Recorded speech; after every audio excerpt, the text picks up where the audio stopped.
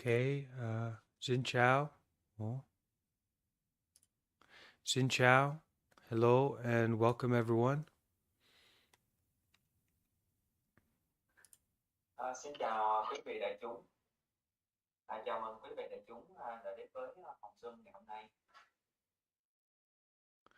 So we're going to start our meditation class in a few moments.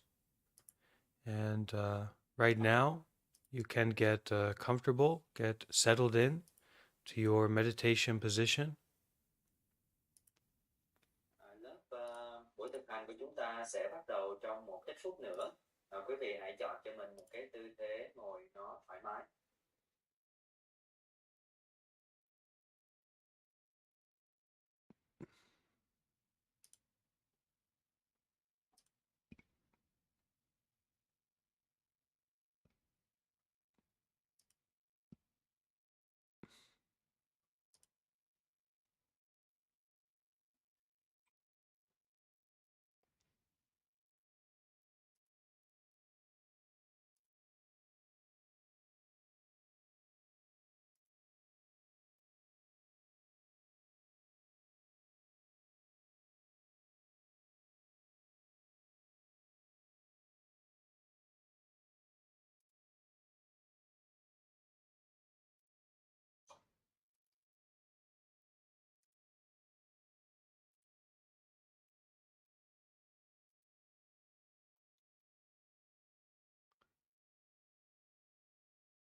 Before we start today, does anyone have any particular question that they would like to ask?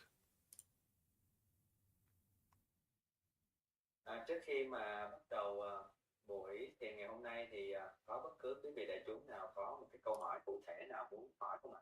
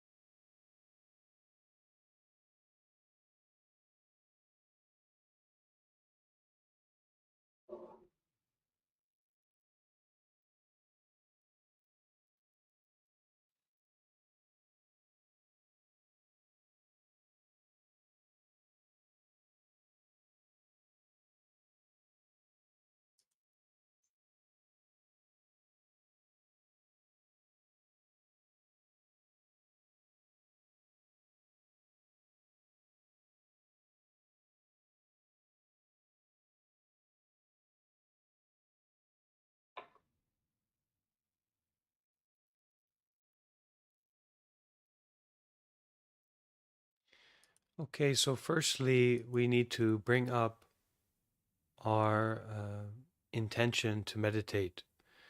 We need to bring up this sincerity and this feeling that we really want to train our mind and that we want to know about the truth.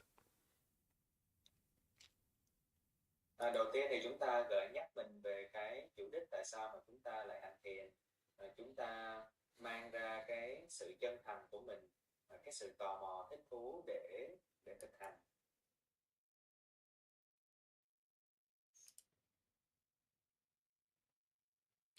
And we need to understand that this truth is not something that we can find outside. We couldn't find it outside of ourselves or outside of this present moment. Đầu tiên thì chúng ta cần hiểu rằng cái chân lý thì nó không không được tìm thấy ở bên ngoài. Chân lý nó không nằm ngoài cái thân thể này và nó cũng không có nằm ở ngoài giây phút hiện tại.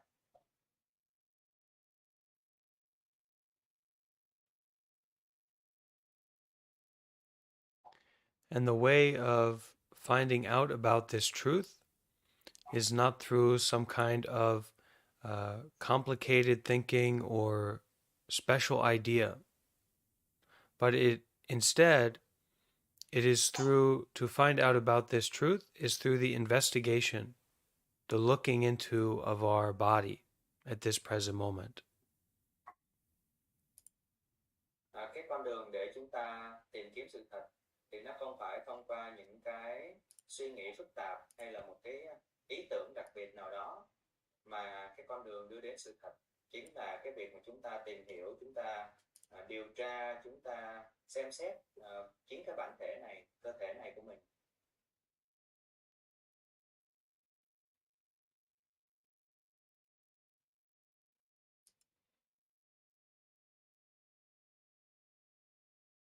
So we don't need so much guidance. We don't need so many kind of special idea to begin this process of investigation, of looking into the truth.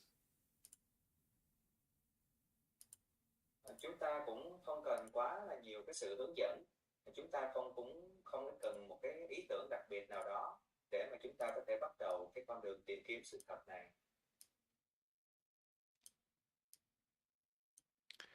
We don't need someone to give us the way to find the truth. Chúng ta không cần một ai đó mà trao chúng ta con đường đi đến sự thật.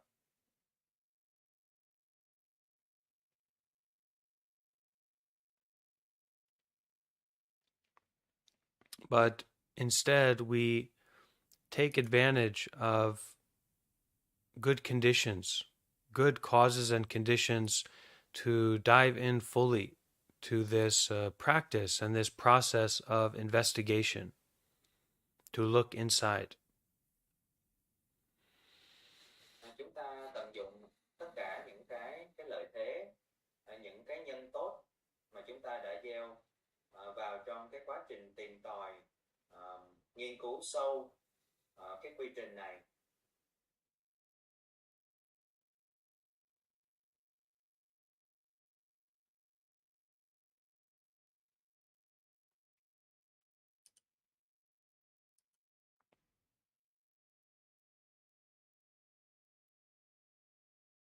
So every moment, the breath is flowing into the body and flowing out. Mỗi giây phút trôi qua thì hơi thở đi vào bên trong rồi lại đi ra.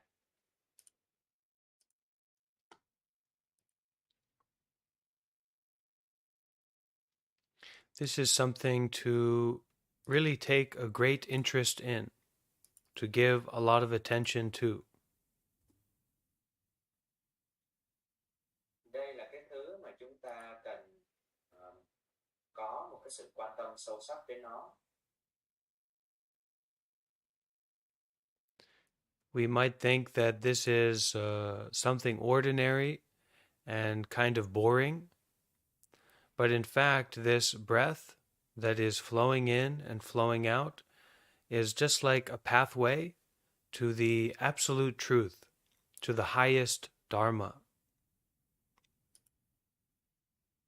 Có thể chúng ta nghĩ rằng là cái hơi thở này nó cũng bình thường thôi, nó cũng xoàng thôi. Nhưng mà không, cái hơi thở đi vào và đi ra này chính là cái con đường đưa chúng ta đến với sự thật tối hậu, cái trí tuệ cao nhất của Pháp.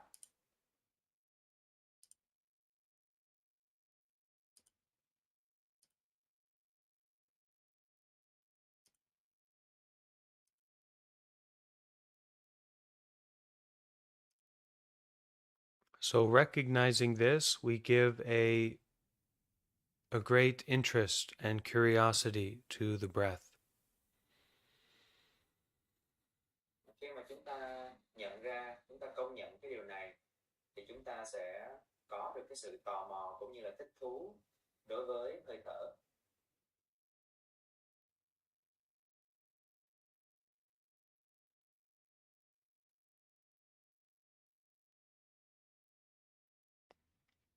And we can breathe as deeply as we need to bring our full attention onto the breath.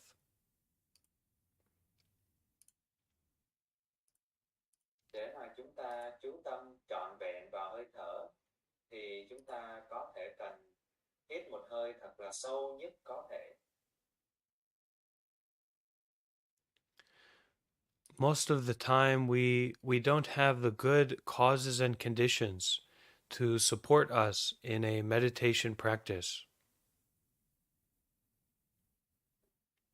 Phần lớn thời gian thì chúng ta không có những cái điều kiện tốt, những cái điều kiện thích hợp để hỗ trợ cho cái việc thực hành thiền. When the good causes and conditions do come about, such as being with a group of meditators together at this present moment, we should put our whole life, our whole heart into the practice.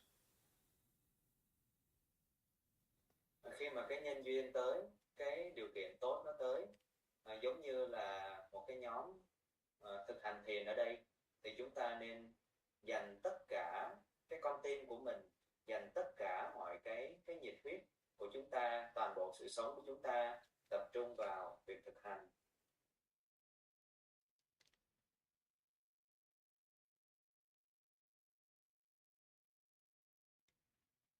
We should detach from, we should abandon everything in the past, everything that could happen in the future. At this moment, we give it up as if it is not real, not true, not to be relied on. Chúng ta hãy buông bỏ, hãy xả ly tất cả những gì thuộc về quá khứ, cũng như những gì thuộc về tương lai, bởi vì đó nó không phải là cái sự thật, nó không có thật, nó cũng không thể là cái thứ mà chúng ta có thể nương tựa vào.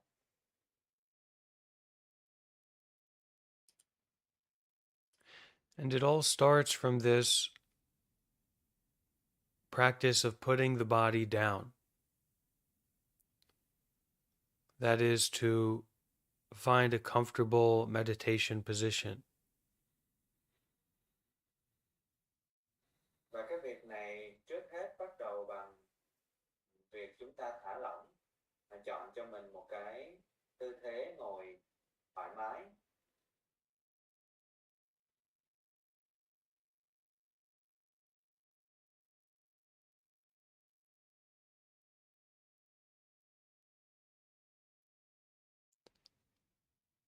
When we usually, most of the time, when we put the body down like this, when we try to find a comfortable position, we either want to go to sleep, fall asleep, or we want to enjoy our senses in some way.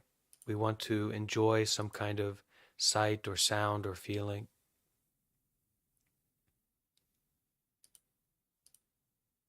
Phần lớn thời gian thì thường khi mà chúng ta thư giãn, khi mà chúng ta tìm cho mình được một cái tư thế ngồi thoải mái rồi thì một là chúng ta sẽ rơi vào cái trạng thái là buồn ngủ, hai là chúng ta sẽ tận hưởng, chúng ta thích thú, chúng ta mê đắm những cái trải nghiệm giác quan của mình. Nó có thể là cảm giác, âm thanh.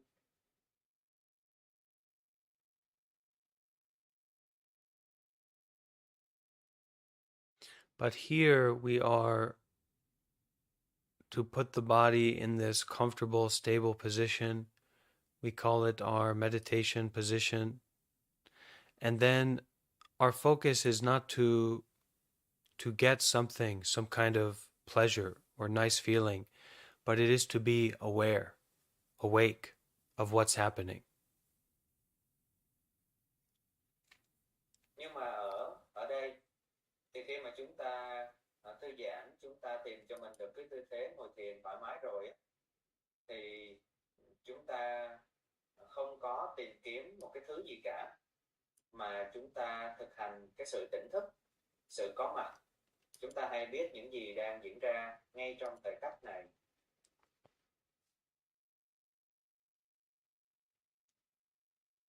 And in this case, in this situation, it doesn't really matter what is happening. What matters is to be aware, to notice. Trong cái trường hợp, cái tình huống này á, thì những gì nó đang diễn ra nó không quan trọng luôn. Cái quan trọng đây là đó là cái sự hay biết của mình, cái sự nhận thức.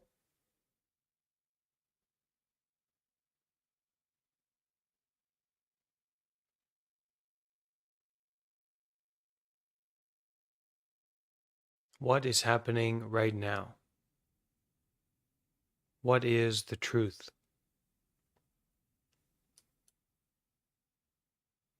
Cái gì đang diễn ra vậy? Cái gì là sự thật, chân lý?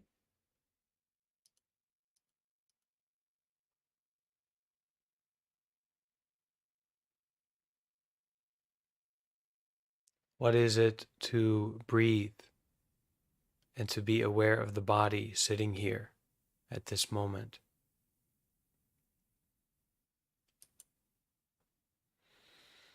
Thở vào và thở ra, hay thức, hay biết về thân thể này. Biết rằng chúng ta đang ngồi.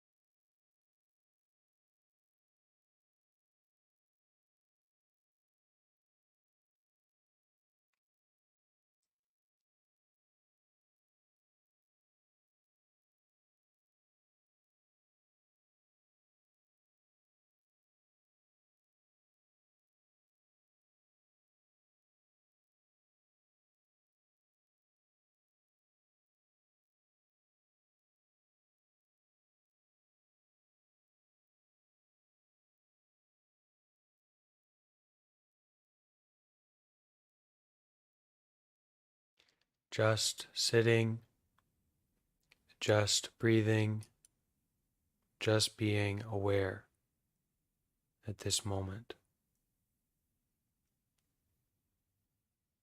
Ngay lúc này, chỉ ngồi mà thôi, chỉ thở mà thôi, chỉ hay biết mà thôi.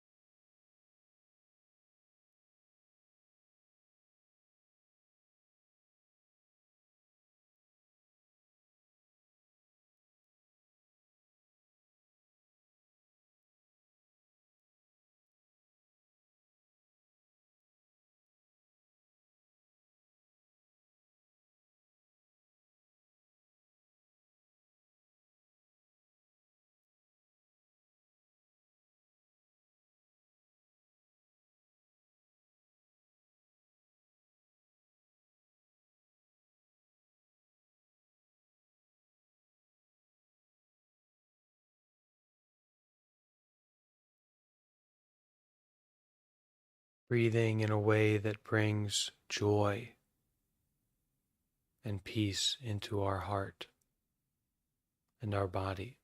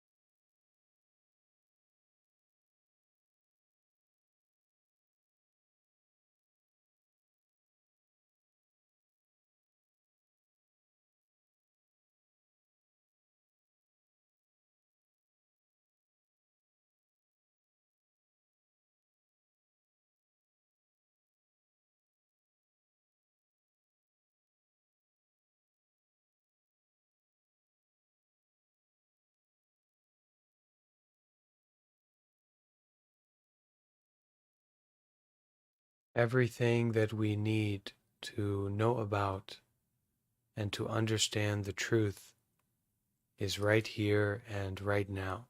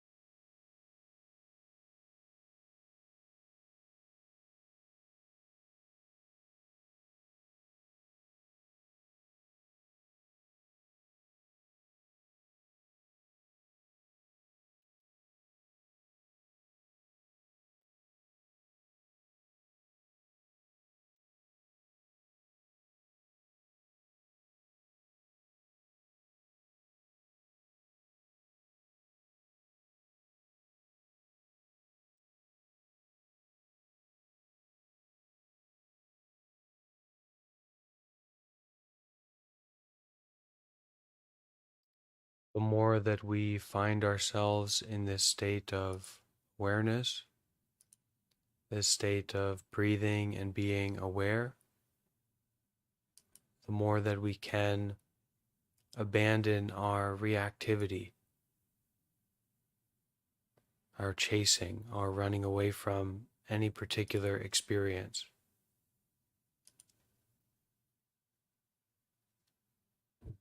Chúng ta không dính mắc vào trải nghiệm nào, cũng như là chúng ta không chối bỏ, chúng ta không đẩy đi bất cứ những cái trải nghiệm nào cả.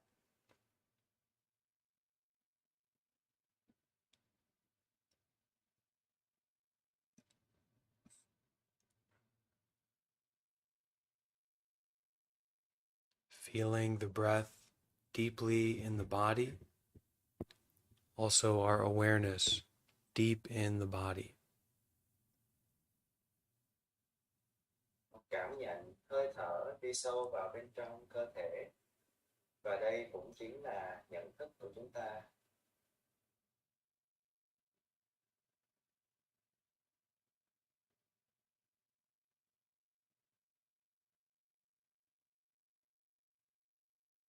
The whole body just sitting here, breathing and being aware.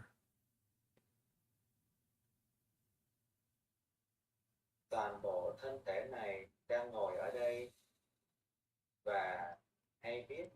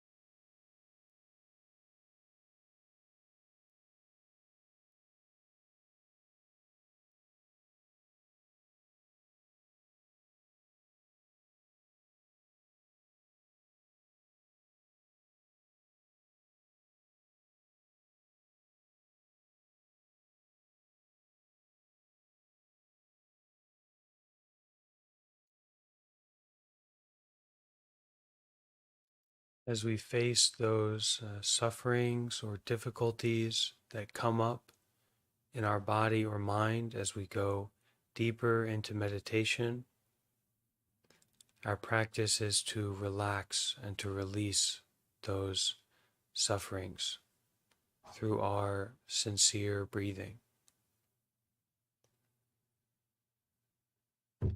Khi mà chúng ta thực hành sâu hơn, thì chúng ta có thể đối mặt với những cái cơn đau hay là cái sự khó khăn nào đó trong tâm trí. Thì đây là lúc chúng ta thực hành sự thư giãn. Hãy buông xả đi cơn đau của mình.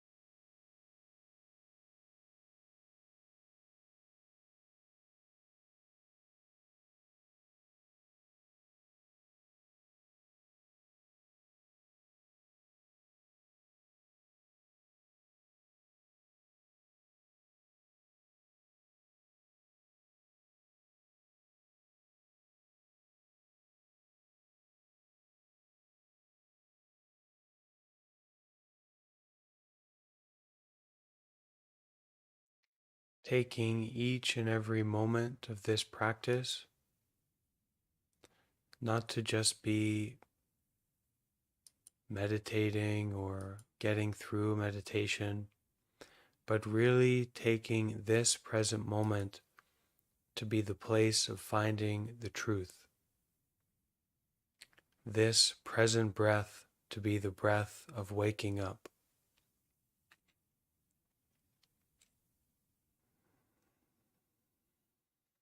Mỗi giây phút trôi qua thì đây không chỉ là thời gian mà chúng ta ngồi thiền hay là cố gắng đi qua cái việc thiền, mà hãy dành nó giống như là một cái con đường mà đang đưa chúng ta đến với sự thật, đưa chúng ta đến với sự tỉnh thức.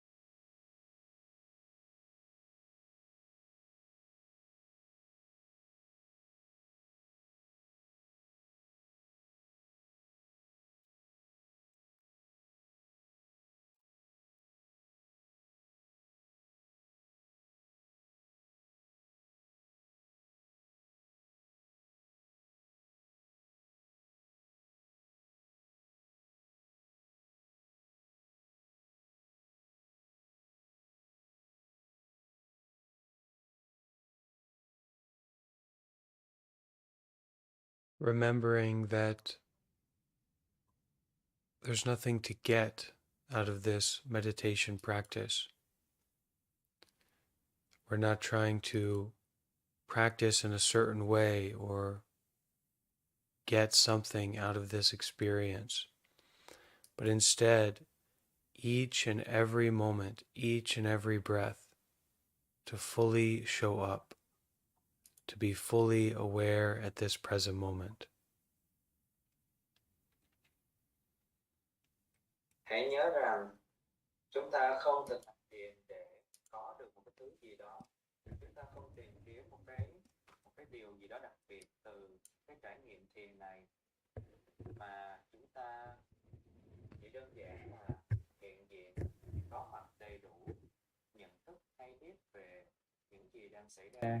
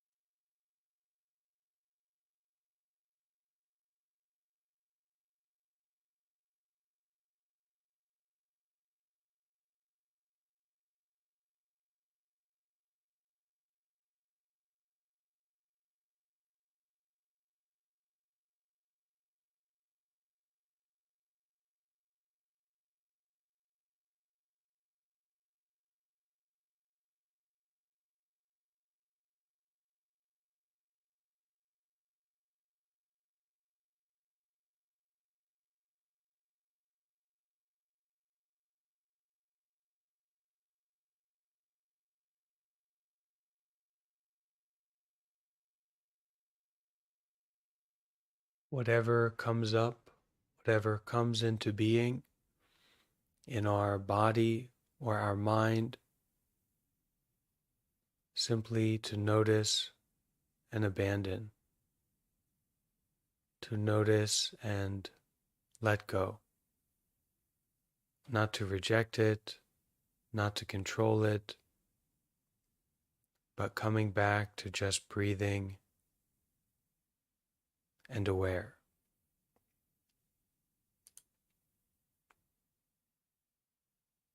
Dù là điều gì, thứ gì xuất hiện ở trên cơ thể, thì chúng ta cũng chỉ đơn giản là hay biết. Chúng ta không chối bỏ, chúng ta không cố gắng kiểm soát, chúng ta không từ chối điều đó. Chỉ đơn giản là quay trở về với việc thở mà thôi, và hay biết. Each and every breath, this moment of coming home, this moment of restarting and refreshing, beginning our lives from here and now. Mỗi hơi thở là chúng ta đang trở về nhà. Chúng ta bắt đầu lại. Chúng ta sống lại trong giây phút hiện tại, bây giờ và ở đây.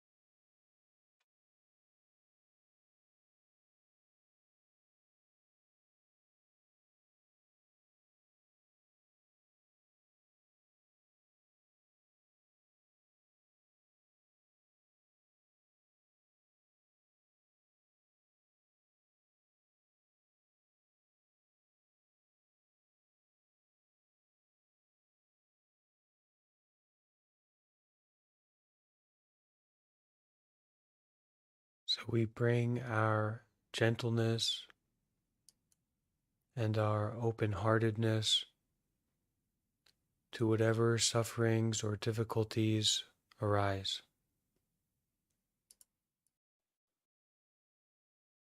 Chúng ta hãy nhẹ nhàng dành cái sự lịch thiệp cũng như là cái trái tim rộng mở để đối xử với những khó khăn xuất hiện.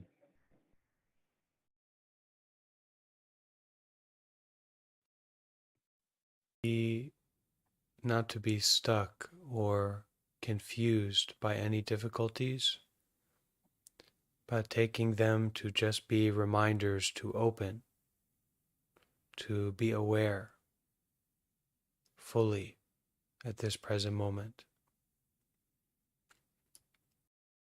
Đừng để bị bối rối hay là mắc kẹt bởi những khó khăn đó, mà hãy xem nó như là một cái cơ hội để chúng ta cởi mở, chúng ta hay biết hơn, đầy đủ hơn, trọn vẹn hơn về giây phút này. And our way of doing that is not some special way of thinking or some idea, but just breathing, just being aware at this moment.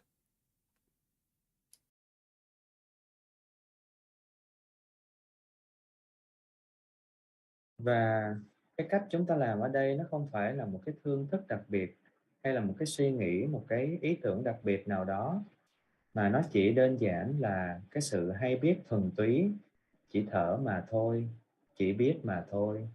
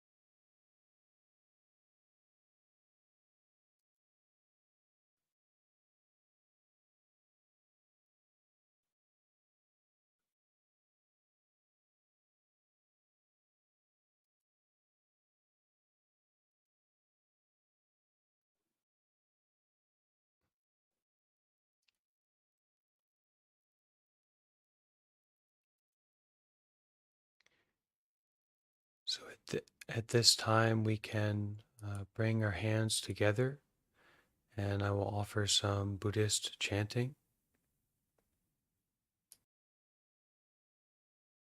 Và quý vị có thể chắp tay lại và tôi sẽ cung cấp một số những cái lời tụng niệm. You can chant along or simply listen deeply. Bạn có thể cùng tụng niệm với tôi hoặc chỉ đơn giản là lắng nghe một cách sâu sắc.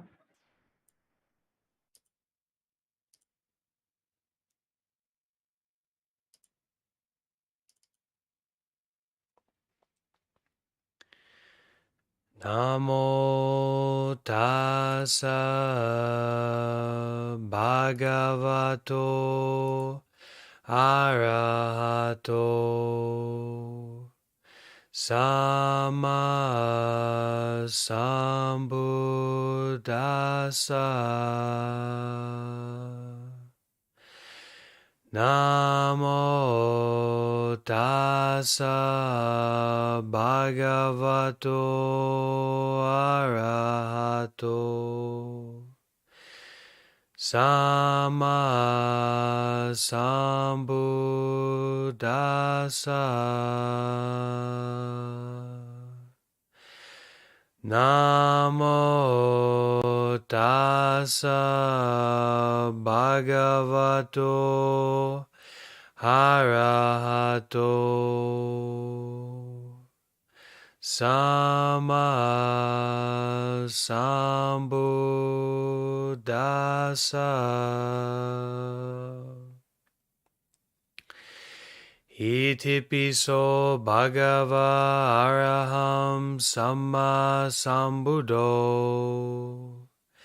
vijacharana sampano sugato lokavidu anuttaro purisa dhammasarati Sata deva manusanam buddho bhagavati svakato bhagavata dhammo sanditiko akaliko ehipassiko opanayiko Pachatam veditabo vinuti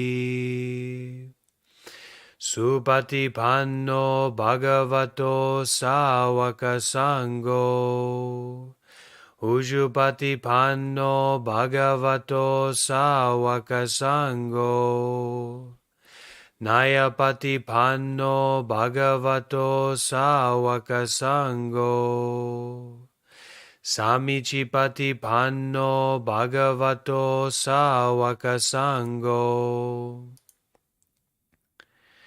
Yadidam chatari parisa yugani Atta parisa pugala Esa bhagavato sawaka sango Ahuneyo pahuneyo dakineyo Anjali karaniyo Anuttaram punyaketam lokasati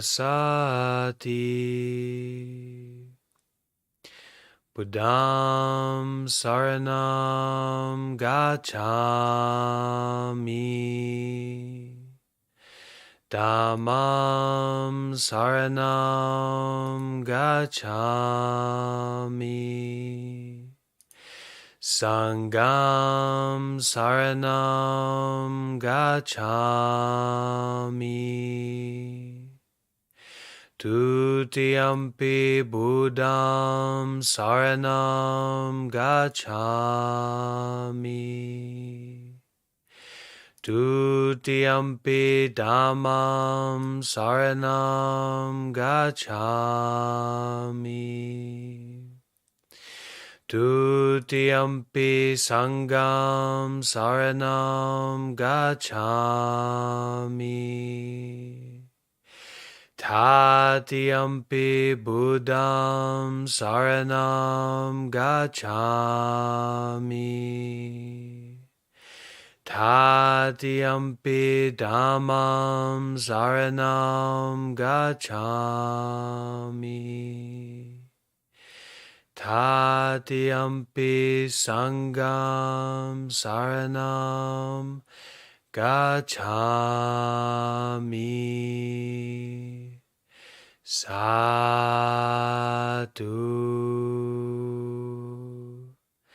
Sadhu.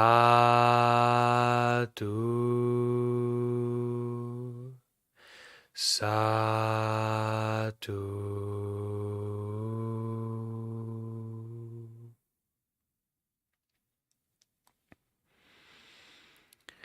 Okay, and we can all make 3 bows.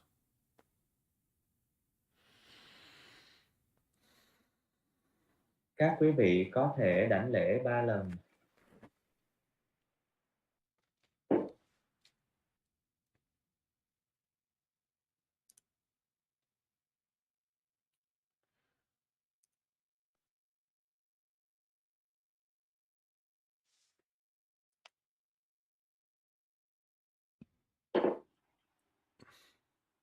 Okay, so it's quite wonderful. We have all spent this time together to practice meditation, to listen to some teachings, and to be together as a community of sincere practitioners on the path. Nó thật là tuyệt vời khi mà chúng ta có cái cơ hội để mà thực hành cùng với nhau, nghe một cái đoạn pháp thoại ngắn. Thật là tuyệt vời khi mà chúng ta có một cái cộng đồng như thế này.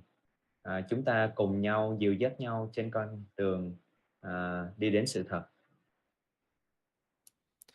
We should consider not only to keep these kind of blessing for ourselves that we get from this practice, but also to do our best to expand out, to bless out, to share out these merits, this goodness that we bring into our life.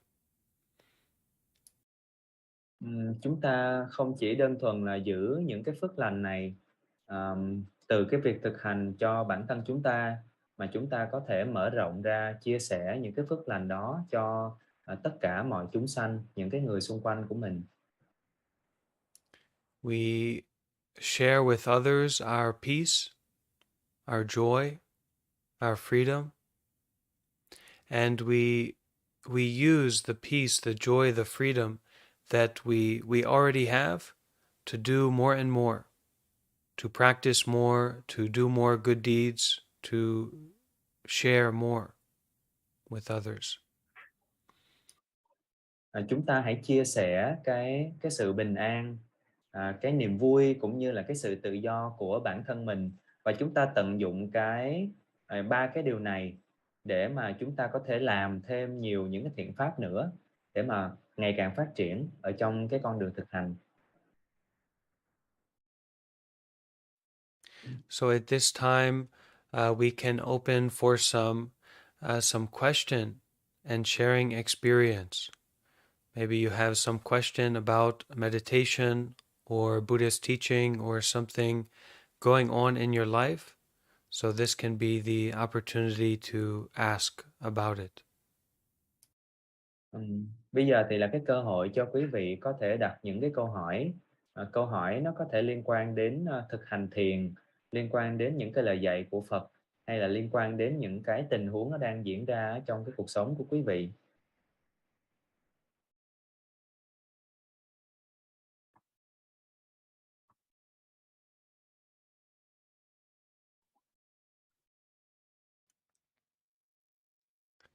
Also, if you are following to me and you are joining for our group meditation class, then I'd like to know about you. So please feel welcome to introduce yourself and share about your experience in your life with Buddhism or meditation. Khi các quý vị là thành viên ở trong nhóm thực hành thiền này thì tôi rất là muốn được biết về các quý vị, thì quý vị có thể giới thiệu hoặc là chia sẻ những cái trải nghiệm trong cái việc thực hành của mình. Actually, one of the most important factor that support us to be inspired and to continue practicing is a feeling of community. Okay, to feel that we not just like a robot showing up to the meditation class together, but that we are human being making the choice to practice together and to learn together. So this inspires us to practice long term and to keep coming back to the practice. Một trong những cái nhân tố quan trọng á, thì đó là các quý vị ở đây cảm thấy như mình thuộc về một cái nơi nào đó. Chúng ta không giống như là những cái con robot mà chúng ta cứ xuất hiện vào những cái buổi thiền rồi chúng ta làm như những cái máy, mà chúng ta đây là những con người, chúng ta kết nối với nhau, chúng ta chia sẻ với nhau và chúng ta cùng giúp đỡ nhau tiến bộ. So how about Duc Bin? Can you introduce yourself? Can you say a little bit about your experience, Duc Bin? Dạ, mà chú Bình ơi, chú Đức Bình, chú có thể giới thiệu bản thân mình cũng như là những cái trải nghiệm của mình không?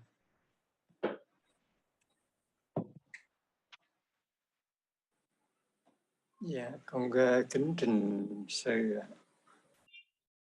Thì trong cuộc sống con cũng có thường ngày thì cũng giữ việc hành thiền cũng gần như được đều đặn, hai thời. Tuy nhiên cái việc tiến bộ thì nó cũng chưa có rõ rệt lắm trong cái cuộc sống hàng ngày, trong cuộc sống đời thường. Ví dụ như khi tâm sân thường là hay bị chi phối bởi con hay bị chi phối bởi cái tâm sân ấy. Khi nó khởi lên thì con cũng nhận diện được, nhưng mà thường là bị chậm. Tức là khi cơn sân đó nó khởi phát lên rồi thì cũng phải là mất những khoảng thời gian sau đó. Khi mà mình phản ứng trở lại thì lúc đó là mới nhận diện được ra là mình đang bị cái tâm sân nó chi phối. Và từ đó thì nó cũng đã được cũng điều chỉnh lại, cũng như để làm mình nhận diện được cái tâm sân ấy. Nhưng chỉ có một điều con khúc mắc như thế này là con không thể nào để mà nhận diện kịp thời cái tâm sân hận của mình nó sanh khởi, để mà cho nó khỏi gây những cái nhân không tốt. Kính trình sư chỉ dặn cho.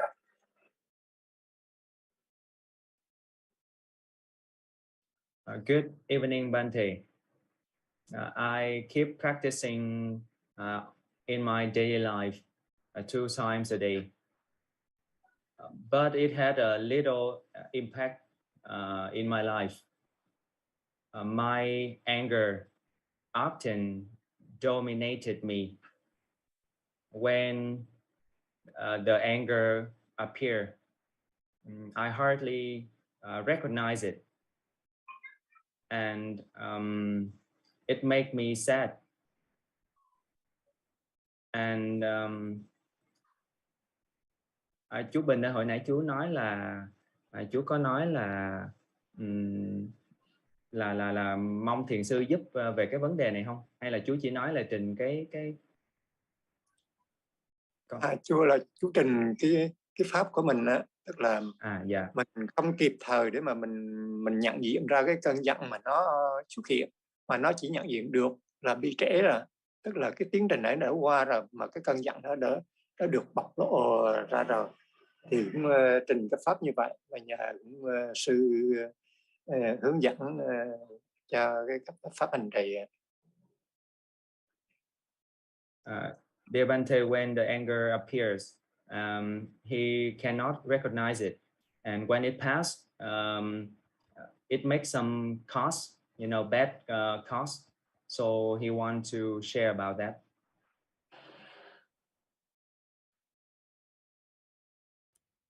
So you should to be gentle with yourself and compassionate with yourself as you are recognizing your anger and start to try to work with it and take care of it? Dạ, chú Bình hãy nhẹ nhàng với lại cái cơn giận của mình thôi. Hãy tập cái cách mà sống cùng với nó, và không có quá nỗ lực là kiểu như là chối bỏ cái cơn giận của mình đó. Hãy sống với nó. Nếu Nhận như diện thế nó. thì mình dễ bị nó lôi cuốn. Làm thế nào để đừng bị nó lôi kéo mình đi á?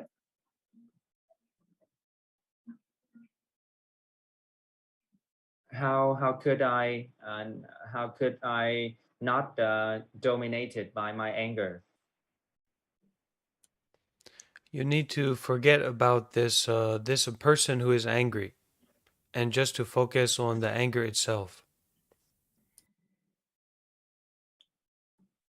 Chú thì đừng có tập trung vào là có một cái người nào đó đang giận dữ, mà mình chỉ tập trung vào cái cơn giận thôi, hay biết cái cơn giận thôi.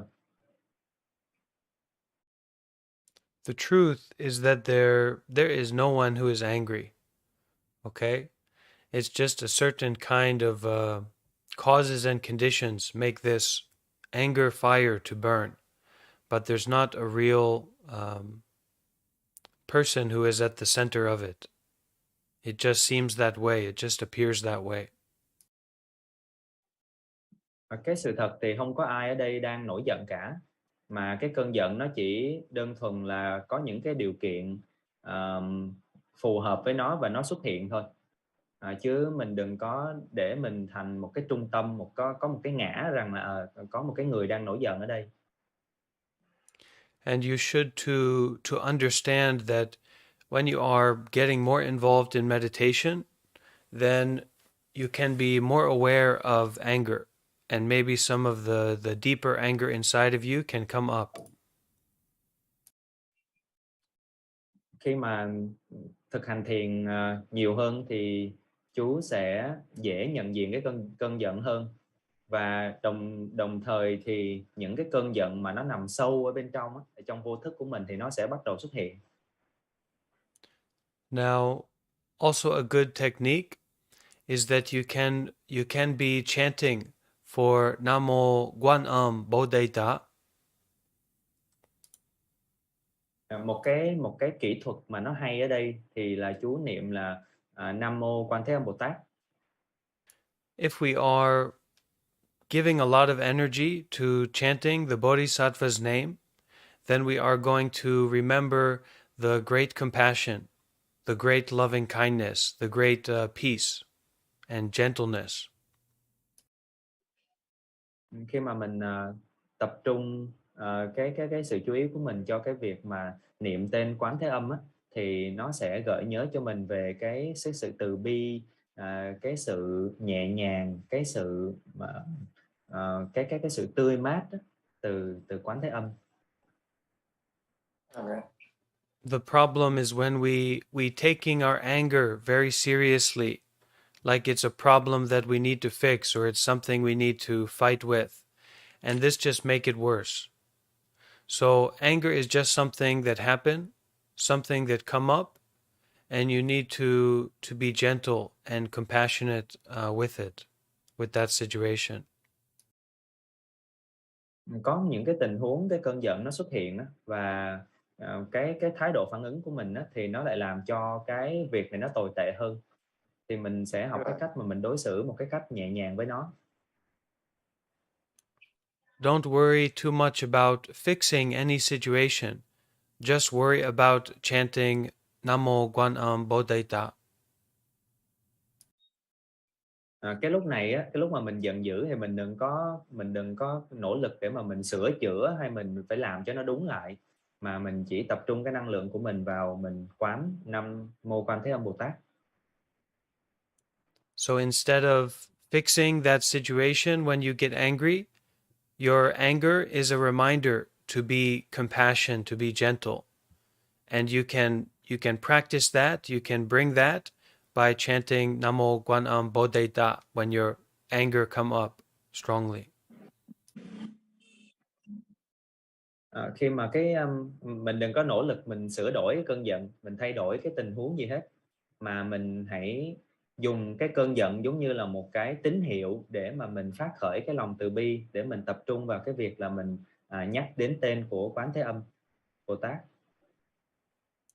It's a simple solution, but if you do it, if you practice it, then it is very powerful and it has a real effect. Tuy cái này là một cái kỹ thuật nó nhỏ thôi, nhưng mà khi mà mình thực hành á, thì mình sẽ thấy là nó có một cái sức mạnh rất là to lớn, nó có một cái sự ảnh hưởng rất là to lớn.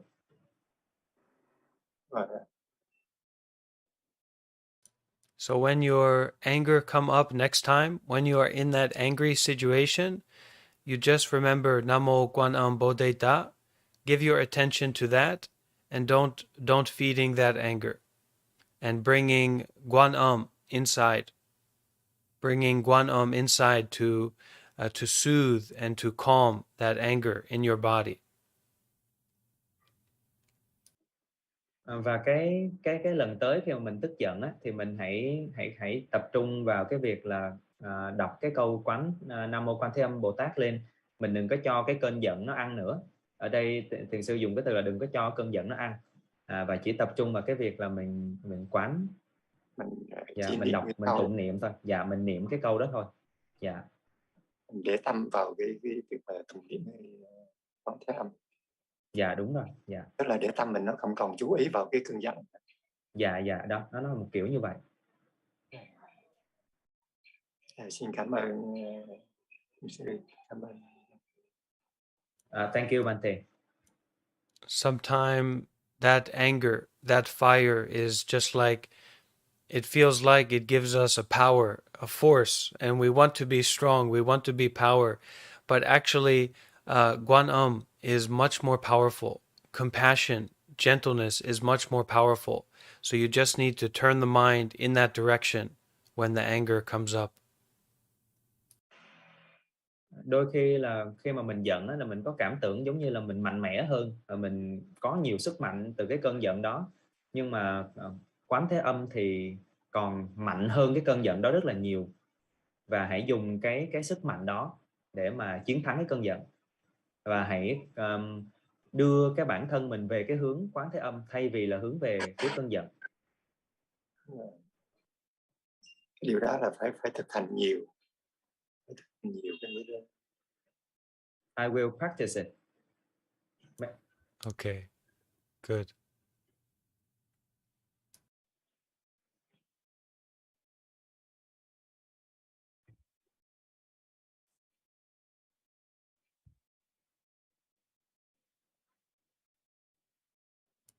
So we have another maybe question. Looks like a long story that Mai wrote. Maybe Mai, you can speak it. You can use your voice. If you are there, Mai. Chị Mai ơi, nếu mà chị có thể nói với thiền sư thì chị có thể nói với thiền sư luôn ạ.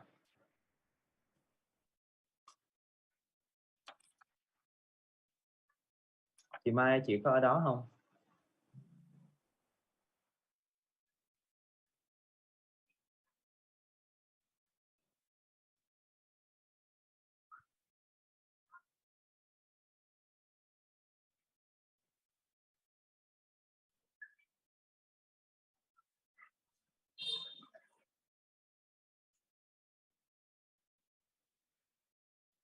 Dạ chị Mai, chị mở cái micro lên. Dạ.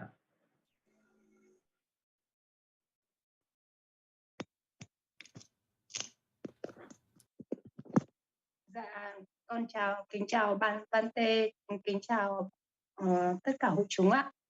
Thưa Bhante, con có một câu hỏi muốn hỏi đã rất lâu rồi ạ.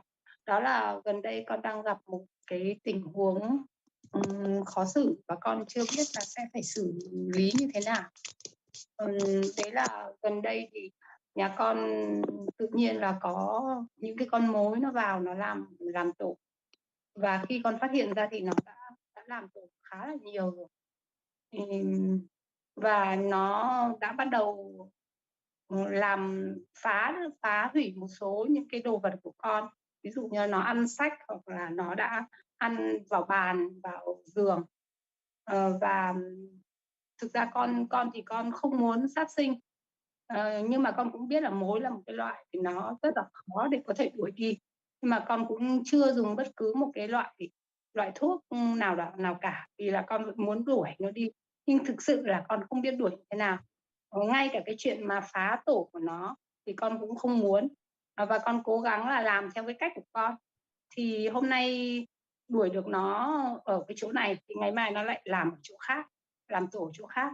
Và nếu mà cứ tình trạng như thế này thì chắc chắn là nhiều cái đồ vật trong gia đình nhà con nó sẽ bị hỏng. Và con cũng không biết là con sẽ kham nhẫn được được đến bao giờ để mà không phạm giới sát sinh ạ. Và con thấy là thực sự cái tình huống này rất là khó. Vâng ạ, con xin Bhante có thể là cho con lời khuyên. Con cảm ơn Bhante ạ. Dear Bhante, may I ask a question? I am in a difficult situation that I don't know how to handle. That is, recently, my house suddenly appeared termites to nest. They began to gnaw and gradually destroy the books and my house as well. I want them out of my house, but I don't want to break the precept to kill. I don't even want to destroy their house, but it's too bad. But I don't know what to do because chasing them all away is really hard. Chase them away and make their nest elsewhere. At that point, they'll damage a lot of things in my house, and I'll have a hard time breaking the precepts.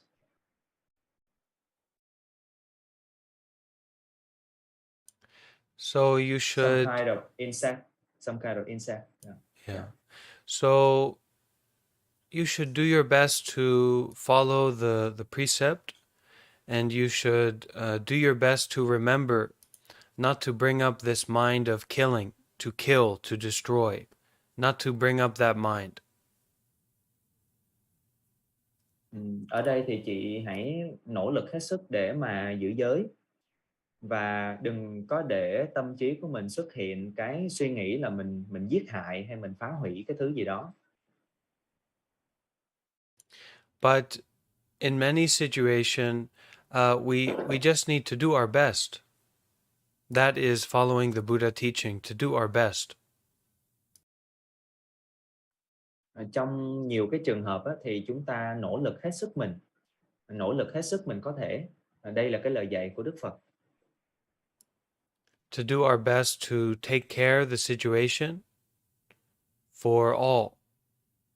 Not only for you, not only for the termite, not only in this place or this time, but for all. Chúng ta làm hết sức để mà có thể xử lý cái tình huống này và nó tốt cho tất cả. Nó không chỉ là tốt cho chị, hay là nó không chỉ tốt cho những cái con mối, mà nó phải là mình cố gắng để mà mình làm cho nó vẹn toàn. So if you are getting stuck in this great attachment and this great worry and this great confusion, then you need to be very careful to relax and release that, not to be so stuck in your mind about this. Khi mà chị đang rất là bối rối, đang bị mắc kẹt hay là đang bị căng thẳng như vậy á, thì cái điều quan trọng ở đây là mình sẽ phải thư giãn, mình xả ly đi những cái suy nghĩ đó. And from that place of sincere, and from that place of a wish to do your best and to end the suffering for all, then you make a skillful action. The best you can do, that's enough. Và với cái sự chân thành, với cái tâm niệm mà mình muốn giải quyết tốt cái tình huống này, mình muốn cái sự đau khổ nó biến mất cho tất cả các bên, thì mình hãy làm một cái việc mà nó tốt nhất có thể của chị, thì ở đây nó là đủ rồi. if you get some kind of virus or you get some kind of parasite in your body, you don't need to be confused about trying to take care of that situation. Okay? You just need to take care of it. Ví dụ như khi mình bị virus hoặc là bị ký sinh trùng ở trong cái cơ thể của mình á, thì mình không có bối rối bởi cái việc là mình sẽ phải xử lý như thế nào, mà mình chỉ đơn thuần là mình xử lý nó thôi.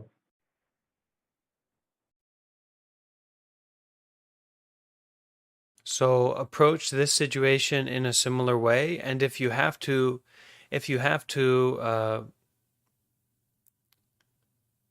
kill a mosquito, or you have to do something that has a possibility to hurt the mosquito in getting them away, or the termite, then if you do that, then you can offer your blessings. Okay, you can offer your merit to those mosquito or those termite. You can to bring in your mind or to offer, do some kind of offering so that in the next life they will be human being, or they will be free from suffering, they will be in a better situation. You can also practice like this. Trong một số những cái tình huống á, thì có muỗi hoặc là mối như vậy á, thì mình có thể đâu đó là mình sẽ làm tổn thương, mình làm chết những cái con đó, thì mình hãy dành thời gian, mình hãy chia sẻ cái công đức của mình nguyện cầu cái công đức của mình cho những cái loài đó, để mà cái kiếp sau á, thì nó có thể trở thành người, nó sẽ được tự do khỏi những cái khổ đau, nó sẽ ở trong một cái tình huống mà nó tốt hơn, một cái hoàn cảnh nó tốt hơn. You have the good intention, you have the compassion in your mind, in your heart. So if you have that, the most important thing is that you don't become stuck. You don't become trapped in someone or something or one situation or one time, but instead you need to step into no situation, no time, just doing your best, being as skillful as you can at this present moment for all.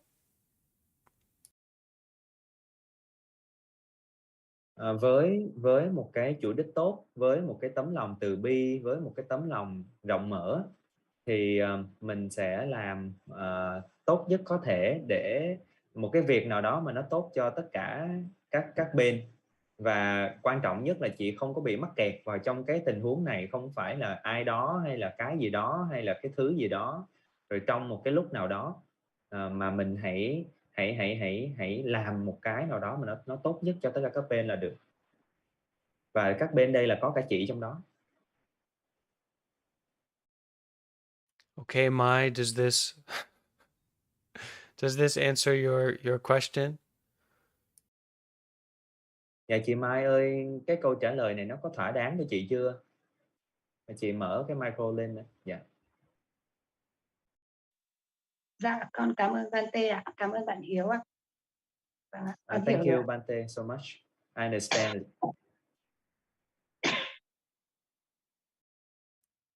Okay, that's great. Does anyone else have a question or want to share or introduce themselves? Dạ, có quý vị nào còn muốn hỏi hay là muốn giới thiệu bản thân mình không ạ?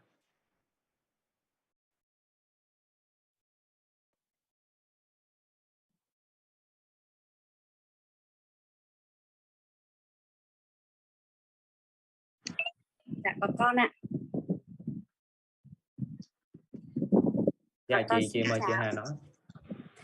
Con xin chào Bhante, con xin chào các cô các bác ở trong lớp ngày hôm nay. Con tên là Hà, năm nay con 46 tuổi, con ở Hà Nội. Con được biết đến Ngài qua lớp thiền online, và trong cái lớp thiền online 10 ngày đó thì con không tham gia đủ, nhưng con rất là nhớ đến một cái lời của Ngài nói là nếu như biết đến thiền Vipassana thì cuộc đời của bạn giống như là trúng xổ số độc đắc. Và câu nói đấy đã khiến cho con đã dành thêm nhiều thời gian để nghe những câu chuyện về Đức Phật, tìm những cuốn sách để đọc thêm.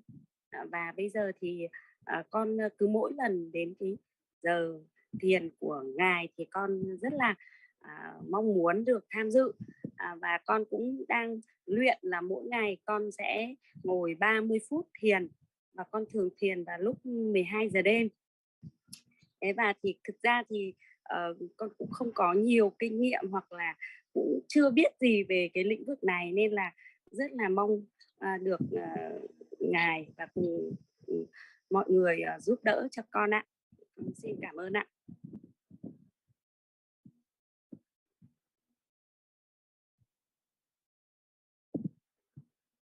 Dear Bhante, good evening, everyone. My name is Ha. I'm from Hanoi. I know this meditation class through the retreat last year. I don't know much about meditation, but last time you said that if you know how to meditate, it's like you win the lottery. It makes me spend more time to read more about Buddhism books, and I practice meditation more often. And I really want to practice, and I practice 30 minutes per day at 12 p.m. I don't have much experience. I hope you and everyone can help me.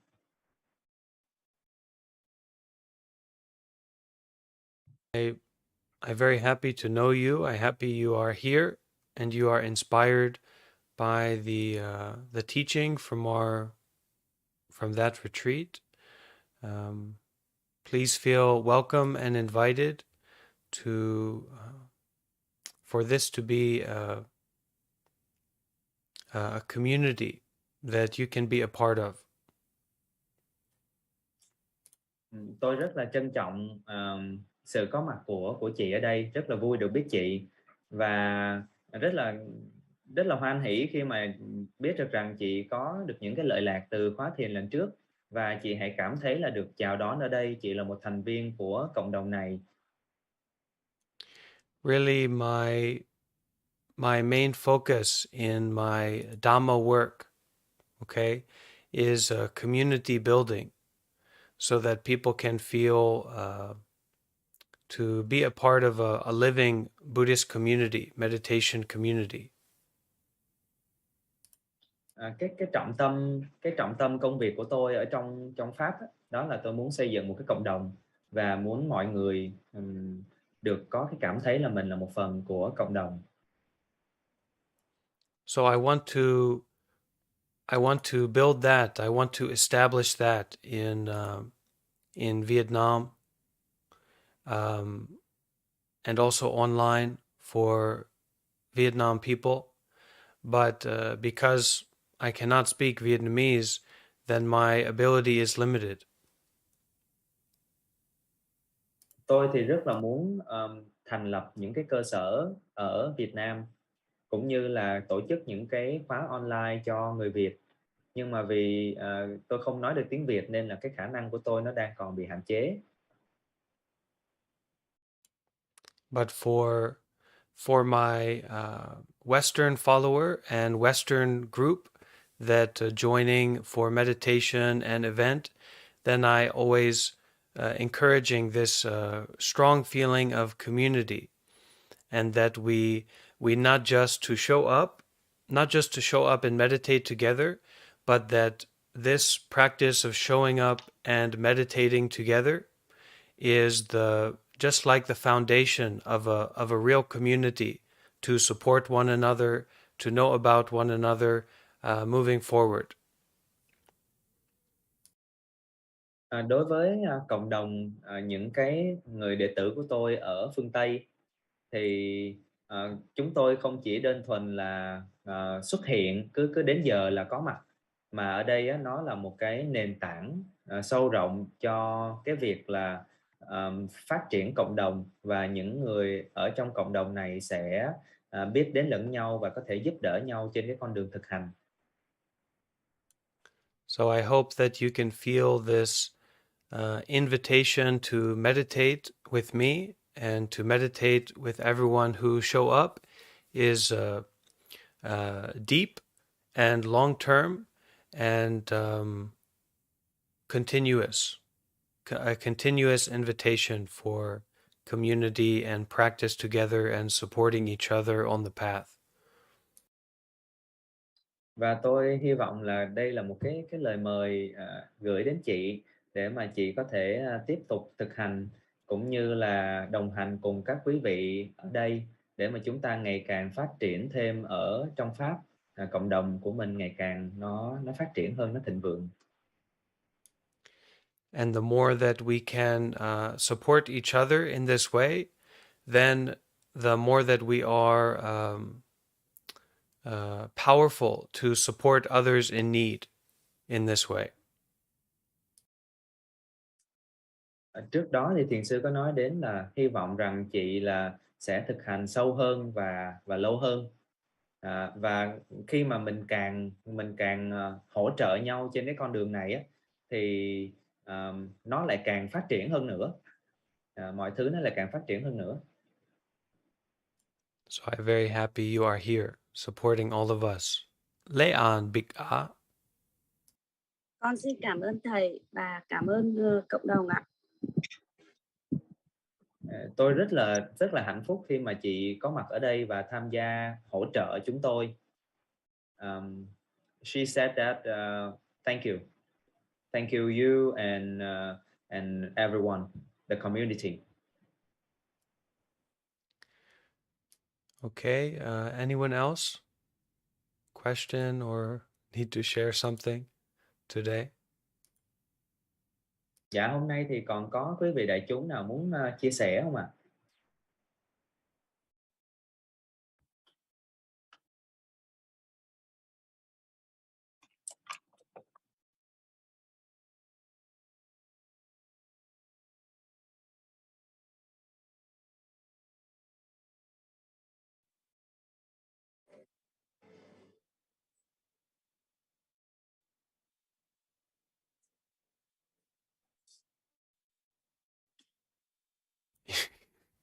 You can speak.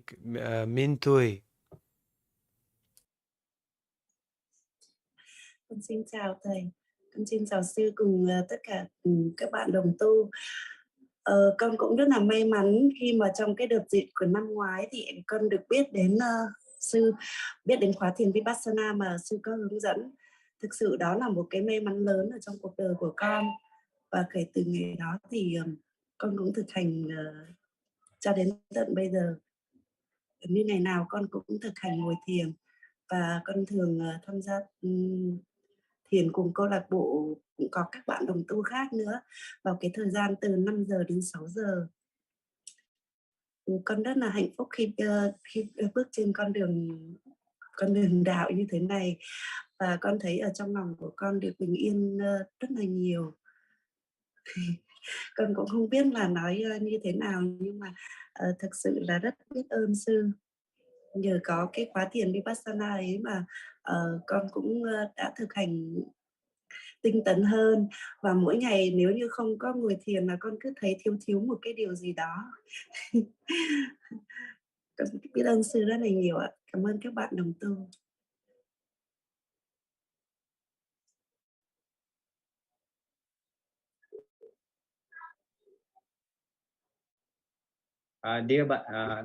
Dear Bhante and the community, I am very lucky to know you, a great fortune in my life.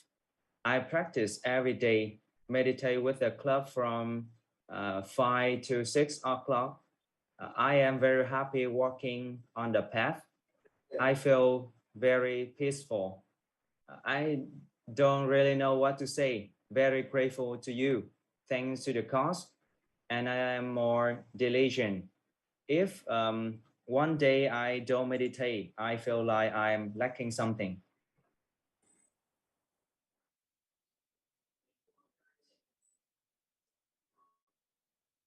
Thank you for sharing. Dạ, cảm ơn chị đã chia sẻ.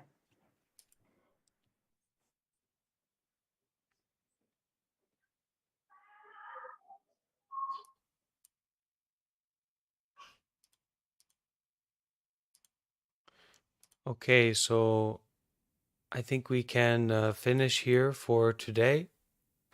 Our next meditation class will be on Friday at the same time. Tôi nghĩ là hôm nay chúng ta có thể kết thúc lớp ở đây và hẹn gặp lại quý vị vào thứ Sáu cũng cùng cái khung giờ này. Okay, thank you all for joining. Be happy, be peaceful, and thank you so much to our dear translator, Hui. Thank you. Chị đã có mặt cùng thực hành ngày hôm nay ở đây. Chúc quý vị hạnh phúc, an lạc. Thank you, Bhante.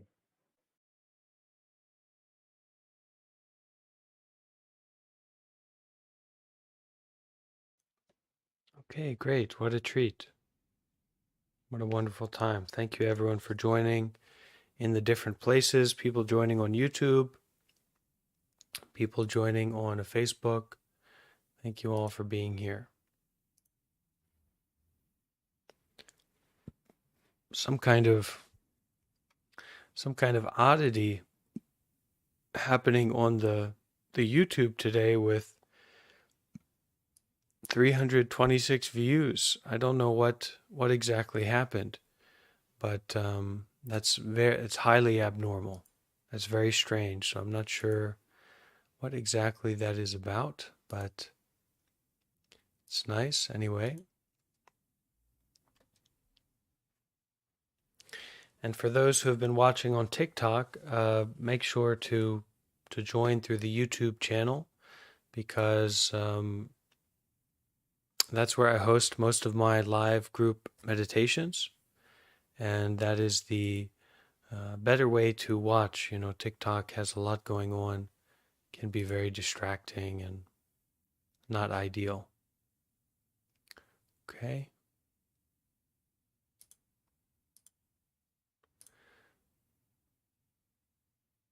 Yeah, maybe people decided they needed some peace or something to do with the YouTube algorithm, maybe.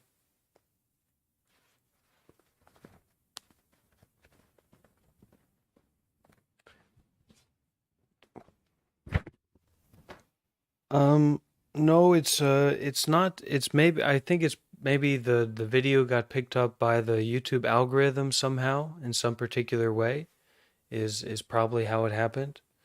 To get so many views on a live stream. But anyway, we're going to continue on the Dharma path. We're going to continue to do good deeds. So if you would like to follow along, this live on YouTube will continue. And we're going to be doing kind of a Q&A opportunity for people to ask questions to the monk. All right? That's what we're going to be doing.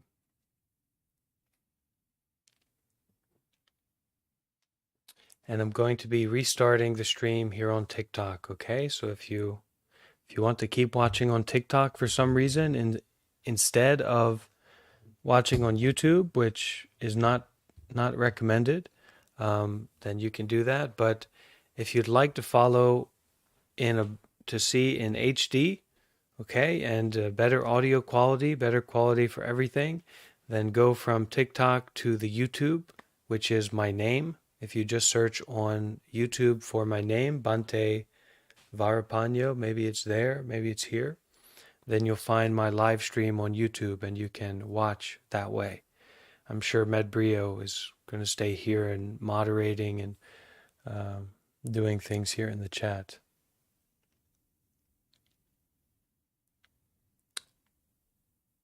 Okay, anyway, I'll add you as a moderator, Medbrio, whatever that means.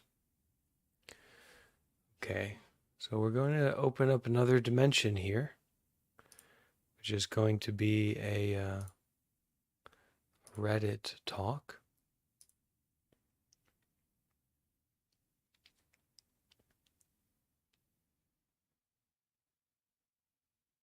Well, we'll take a few minute break, a couple minute break, and then we'll come back. Okay. So the live is going to be on YouTube, and we'll take a break from TikTok. Thank you all for being here.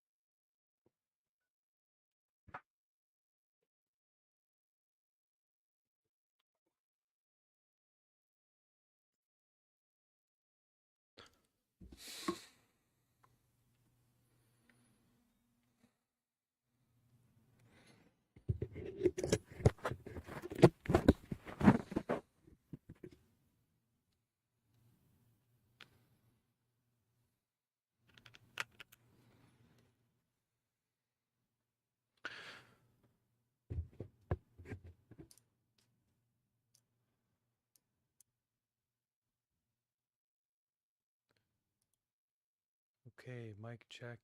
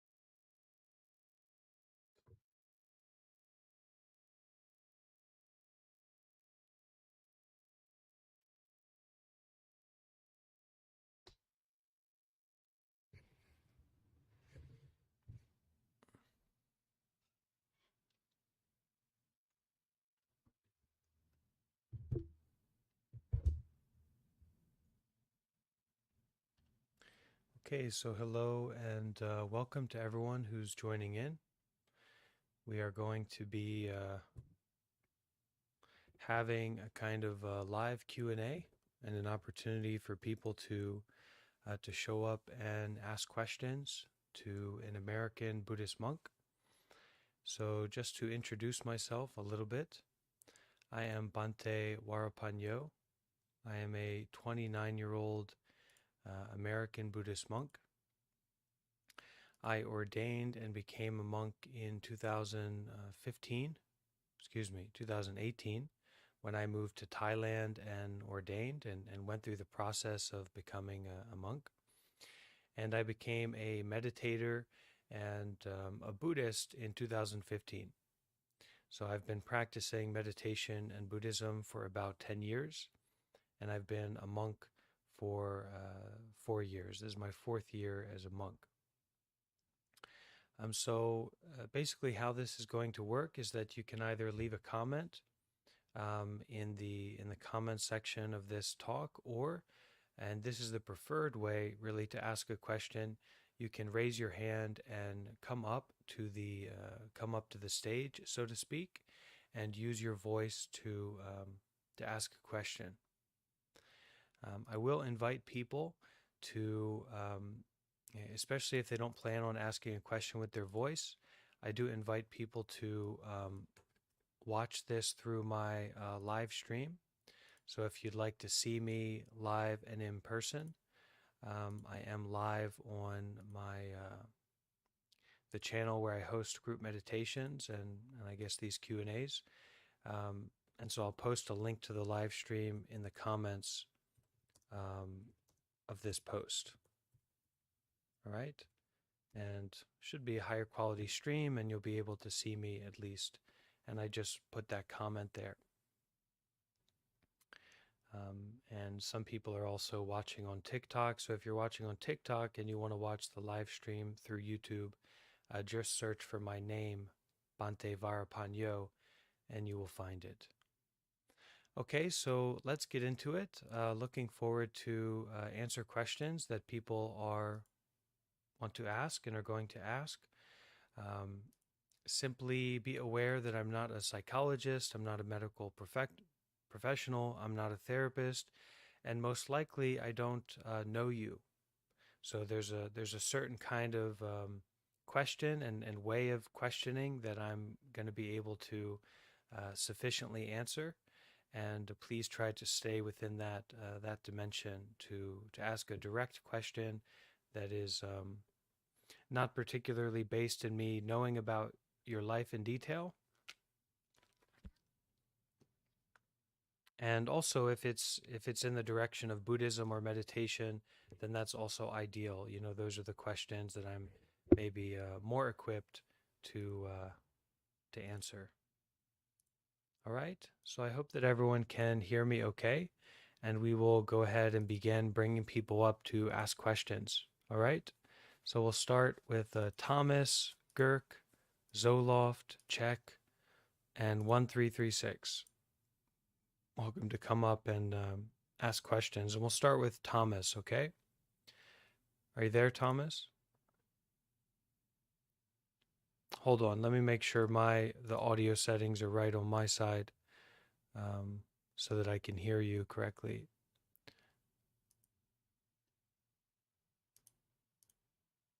What's going on here?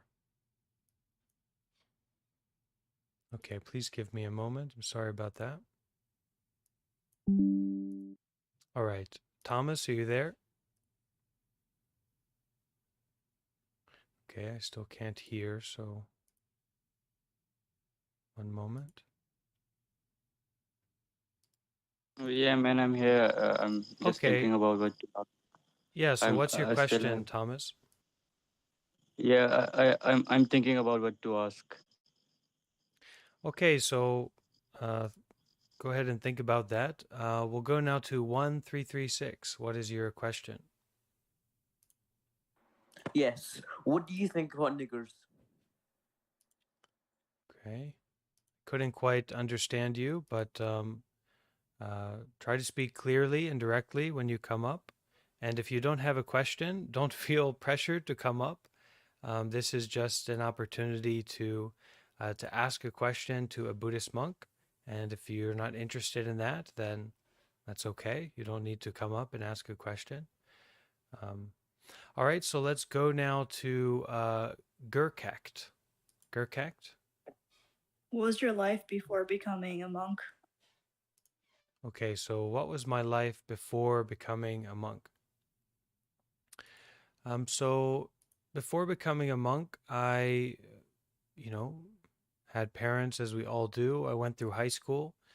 And during that time, I had a lot of suffering inside, emotional and psychological. And after I graduated from high school, I didn't really know what to do with my life. And that led me to kind of seeking a spiritual path as a way to deal with my suffering. And that eventually led me to Buddhism and to meditation and living at a Buddhist meditation center. And then, that eventually led me to ordaining and becoming a monk. But I found that in my life, until I found spirituality, which is like a system or a way of meditation and understanding reality more deeply, until I found that in my life, I just didn't know how to take care of myself. And so I tried to use alcohol or substances or anything, everything, to cover up my suffering, to try and avoid it. And it wasn't until I found Buddhism and meditation that I found a way to kind of face and deal with my suffering in a skillful way, and then become more grounded and rooted in the present moment. And from there, being able to live an overall more skillful life. Okay. But I worked in construction at certain points. I worked in the field of caregiving, supporting elderly people or people with disabilities. I was supporting people in self-direction for a while. So like people with disabilities who self-directed their services and their care. So that's some of the work that I did before I became a monk. I ordained and I became a monk when I was 25. So until that point, I lived, quite a normal life, and had a lot of normal experiences. Okay, relationships, all that kind of stuff. Are you still in a good relationship with family? Sure, I'm visiting my family right now, so I have a fine relationship with them. But as a monk, it's a totally different way of life, and people don't, like, as a Western person, you could never imagine the shift in way of being and lifestyle and position in society that goes along with being a monk if you're involved with Buddhist society and Buddhist country. So like it's in American society or in Western society, there's basically the only classes that exist in our society is not really like an artist or an artisan or a laborer class or a royal class or whatever, but it's just wealth. So either you're a wealthy person or you're not a wealthy person, and that's it. And there are certain ways to show your class of the wealth that you have by, a nice car or certain clothes or a certain way that you carry yourself or certain places that you go that define yourself as being in this, this higher class, this position of wealth. But so the first step that maybe we can easily understand as Western people or American people is in England, they're very similar to us, but there's royalty. There's this thing called royalty. So there's like a royal class of people. And that has really deep meaning in all aspects of society if you are really a royal person. Especially if you're a king or a queen or a prince or a lord. And a lot of that has to do with material wealth, but it's also a position that you hold in society that separates you from the rest of people. Okay? In Buddhist societies, in, I guess, maybe you could say religious societies, but explicitly, specifically in Buddhist societies, um, like in Thailand, for example, they do have royalty, but there's also this priest class or this monk class, this monk group, this monk aspect of society, which is not a normal person. So it's regular for me to hear from like Buddhist people will say something like, "Oh, I'm just a normal person. I'm a normal human. Even I'm not a monk. I'm not something like that." So in these Buddhist societies and Buddhist countries, it's really like being a royal priest. It's a totally different way of being and way of relating to people.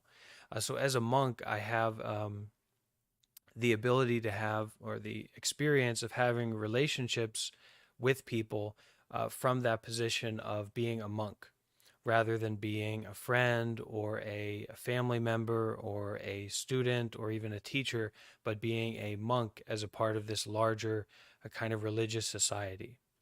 And so that has given me a really different experience from what I had in being a worker in America. And, I enjoy being a monk. I like being a monk. Okay, Gurkekt? Yeah, sounds good. How do you make your money though? Like, well, there's not really any making money. There's not really anything, how do I make my money? I live at the Buddhist temple. I live at the Buddhist monastery. What I eat is food that is offered to me by the Buddhist community. What I wear is just my monk's robes. Okay, where I go is dependent on where I'm invited, or where there's a meaningful reason for me to go there. And if there's a meaningful reason for me to go there, then people are going to take care of me and support me to go there. So a part of this position of being a monk in a Buddhist community or in a Buddhist society is that it is understood and well known by Buddhist people, or at least that it should be this way, that I, as a monk, have given up the life of making money, material development, that there's nothing that I do in my life, there's no energy that I put forth in my life to make money or to develop material power. Okay, so knowing this, Buddhist people, Buddhist society, there's a constant support and a recognition of the need of support for me materially. And so people support me to do what I need to do. And sometimes that's people making donations. Sometimes that is the situation of, like, there's a meaningful reason for me to travel somewhere. And so all kinds of my supporters or followers or whatever, if I brought that up to them, they would support me to do that, because there's a meaningful reason for me to go there, to teach, to learn, to train, to help, in terms of not material. Sometimes it is material, because sometimes monks are involved in social work and things like that. But it's actually the giving up of the household life, or the giving up of the life of material wealth development, is for the sake of developing spiritual wealth. Okay, developing peace, developing happiness, developing wisdom, also insight into the nature of the mind. And so there's a certain quality of mind that is very valuable, that a monk can cultivate and develop, because they have given up, they have renounced, they have abandoned this material desire, this material way of trying to strive to get more wealth and more power materially. And so there's this exchange of the spiritual wealth of the monk and the material wealth of the lay people, the general Buddhist people, and we support each other in that way. So there's no making money for me. It's not something that there's not no effort that I put forth in my life of doing anything to make money. It's just not something that I'm involved with. That makes sense. That's all the questions I got. Thank you. Very nice questions, and I appreciate you sharing. Okay, So how about check yourself? Would you like to ask a question? Yeah. Hey, can you hear me? Okay, thank you. So I've been meditating myself for about a year, and I've come to understand that there are many different techniques and there are many different ways to meditate. I've tried like a couple, and I think most of them stem from Hinduism, but I'm not sure. But I was just wondering, like personally, what kind of techniques do you use? And I was wondering if you could describe sort of how you perform them. So the basis of meditation is the basis of going for a walk. So whatever meditation technique you do is secondary to you showing up to what? To your body, to your mind, to your breath, to reality at this present moment. Whatever meditation technique you have, it doesn't matter what it is, it's secondary to you showing up at this present moment and being with the body, being with the mind in this way of awareness rather than reactivity, okay, or desire-based or fear-based, but this showing up. So the real question in becoming a meditator and getting involved in meditation is, how do I show up? How do I find these supportive conditions? How do I find a teacher or a support structure or some kind of idea, some kind of message that supports me and encourages me and inspires me to show up to my life?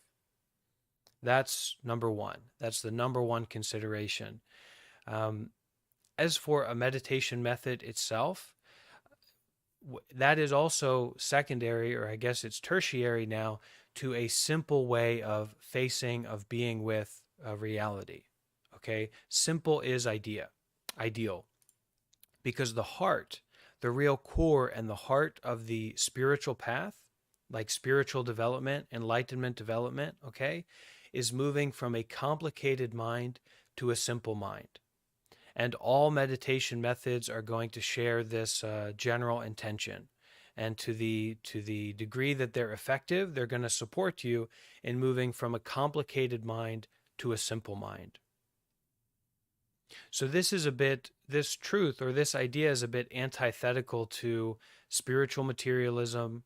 It's a little bit antithetical to selling meditation or selling spirituality, because we tend to like to stimulate and complicate ourselves. That's how we tend to show up in the world. You know, how do I get complicated? How do I get wrapped up in some kind of desire or idea or situation? So the practice of meditation is to simplify and stabilize the mind. And whatever meditation method you use, it is for that purpose to a serious degree. So the question about meditation is, for me, my way of showing up is that I'm a part of a community. All right, I'm a monk, so I'm a part of the larger Buddhist community, but I also run a Discord server online, which is like an online meditation community. And we regularly practice together, you know, every day. We show up together to practice every day. And that being a part of a community of people who also want to practice and also want to get involved in simplifying and stabilizing the mind supports me to show up and practice regularly, you know, every day, regularly. And the methodology that I bring to that is just a matter of finding a comfortable, stable position for the body, to sit the body down, and then becoming aware of breathing, giving attention to breathing, okay?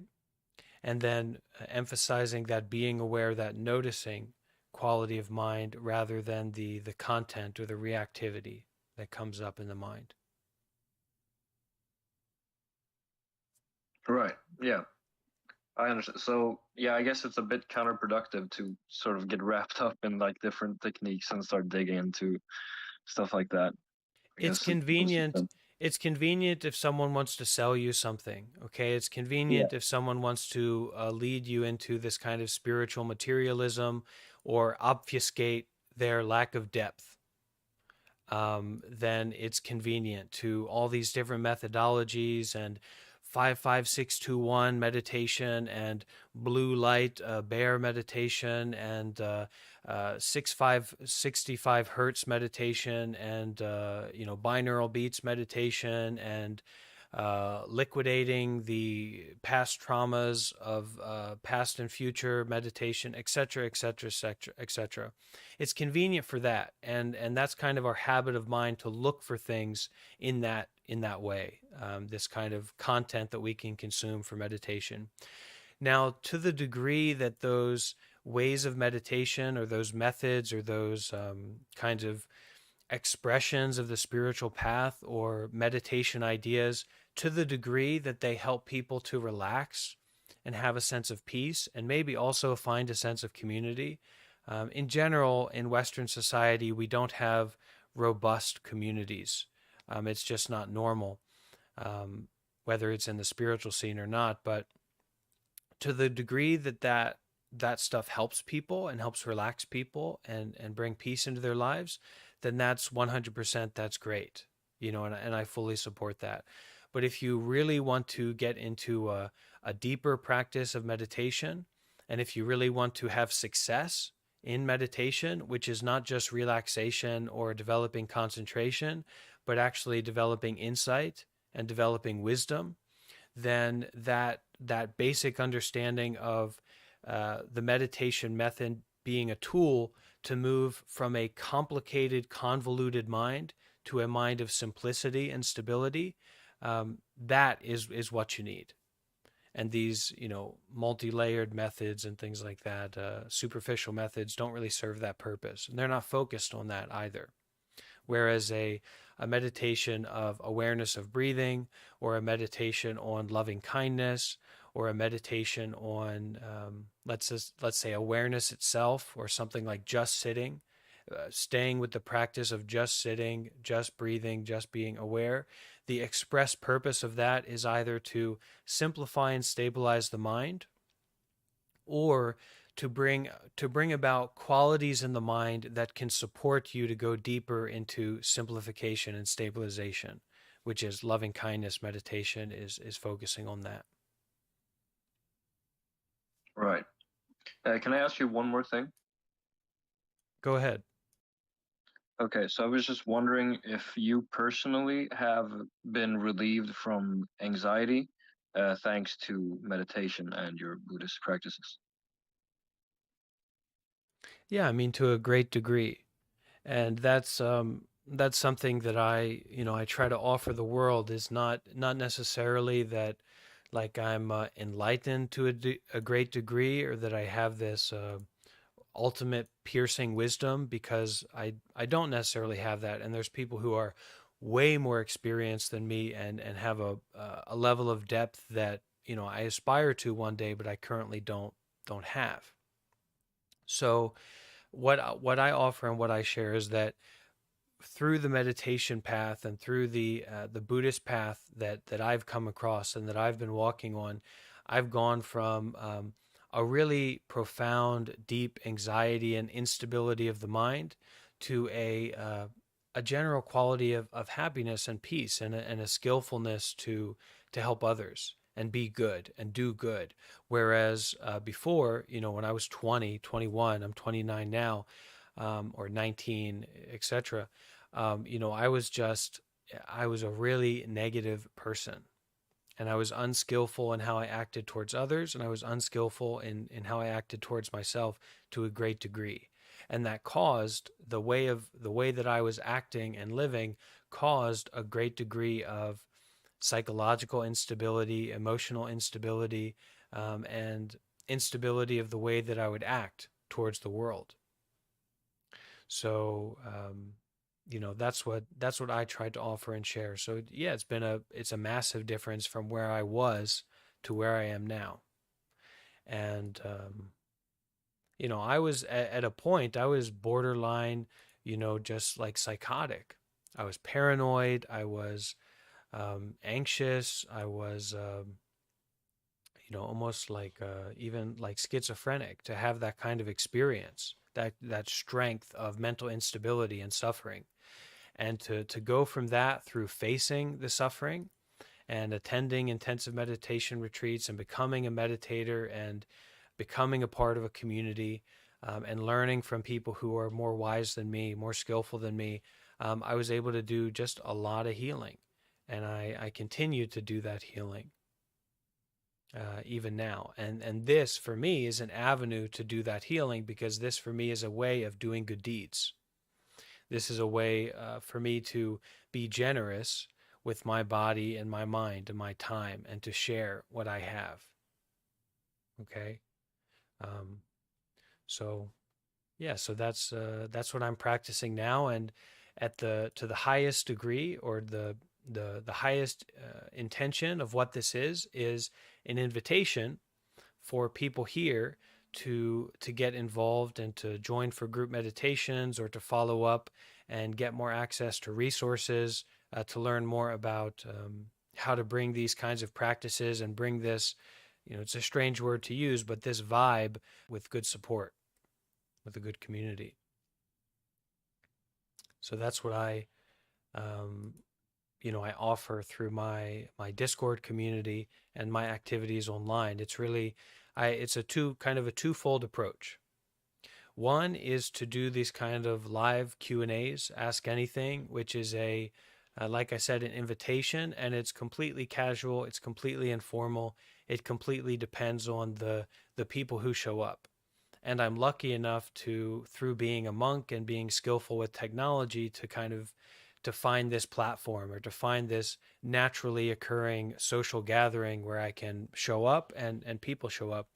So to just like give advice and casually Q&A and answer people's questions and everything.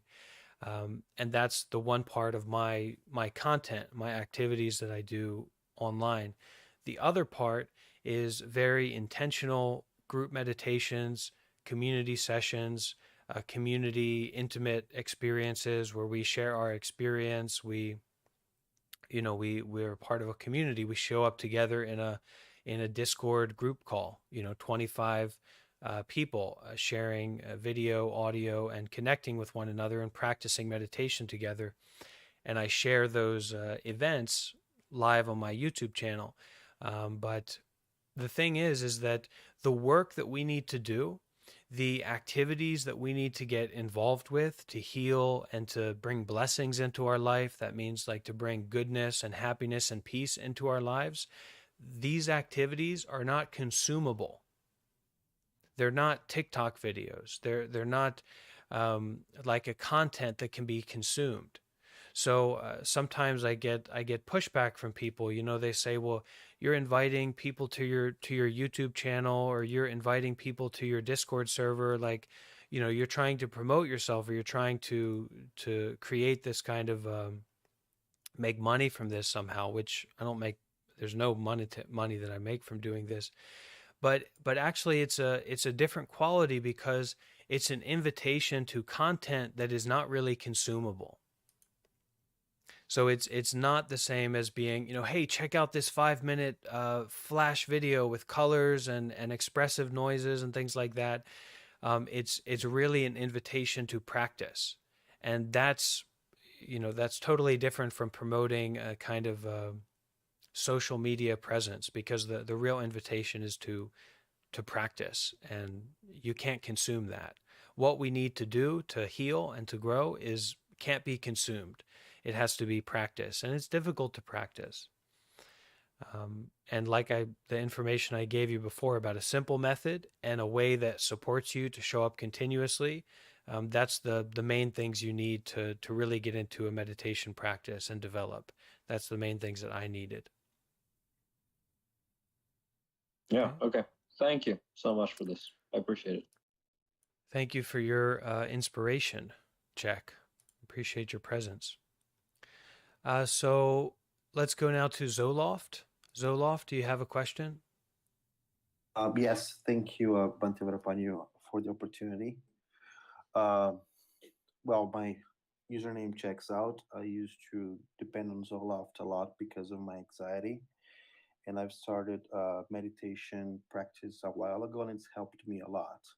So my question to you is, you've spent some time in Thailand living in a meditation practice center, right? When you came back to the West, to the West, what was the main challenge for you in order to keep that meditation practice going? Or it wasn't really a challenge at all? Thank you.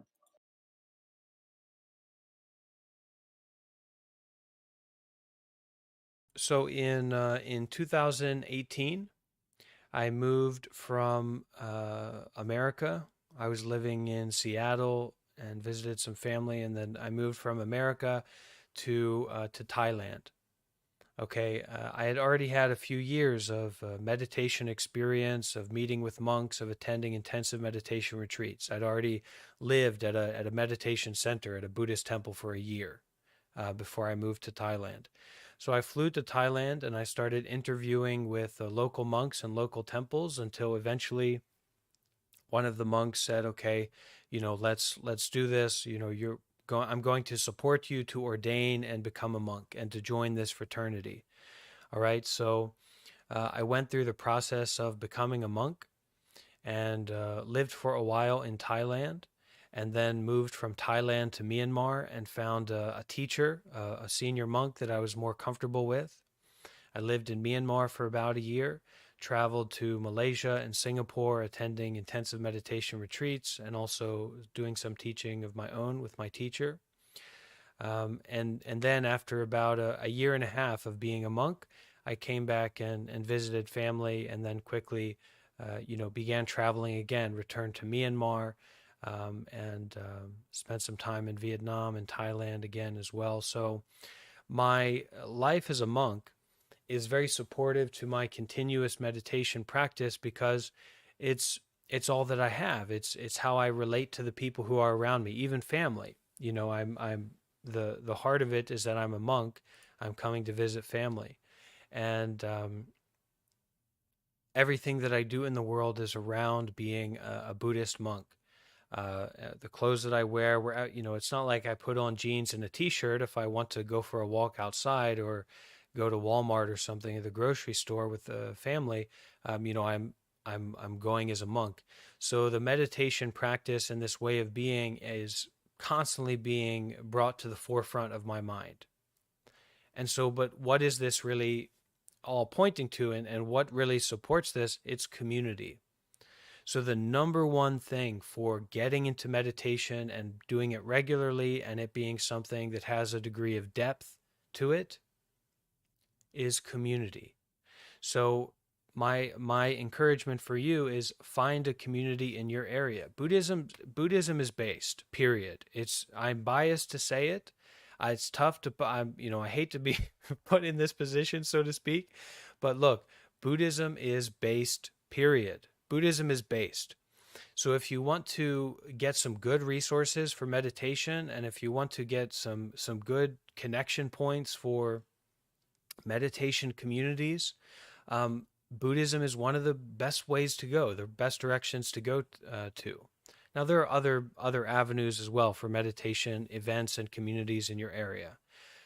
But the point is go out and try to find a community of people who are interested in practicing meditation and studying. If I say Buddhist teachings, it's so taboo here, but studying wisdom teachings, studying these deep ways of thinking, these deep ways of sharing that are focused on opening up the heart and opening up the mind to reality, to healing, to peace, to a way of transforming suffering. And if you can find a community like that, that's what's really going to be supportive for you. And as a monk, ingrained in my robes is that kind of community in a certain kind of way.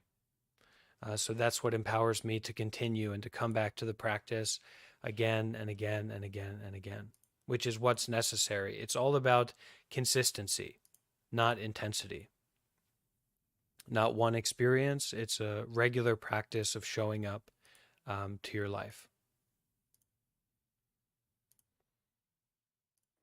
Thank you very much. I appreciate it. Yeah, you're welcome. Okay, so Hello, if we have anybody new here, I am Bhante Varrapanyo. I'm a 29-year-old American Buddhist monk, and this is just like a live Q&A, a live sharing experience session. And anyone here who's listening is invited to come up, to ask questions, to share their experience, and hopefully we can all get some benefit and some wisdom from that. Okay? So we're going to keep bringing people up to the stage to ask questions and get answers, hopefully helpful answers. And if you want to come up and ask a question, you just need to raise your hand, all right? And I'll bring you up. So we'll bring up now Thomas, Bees, No Person, Lion,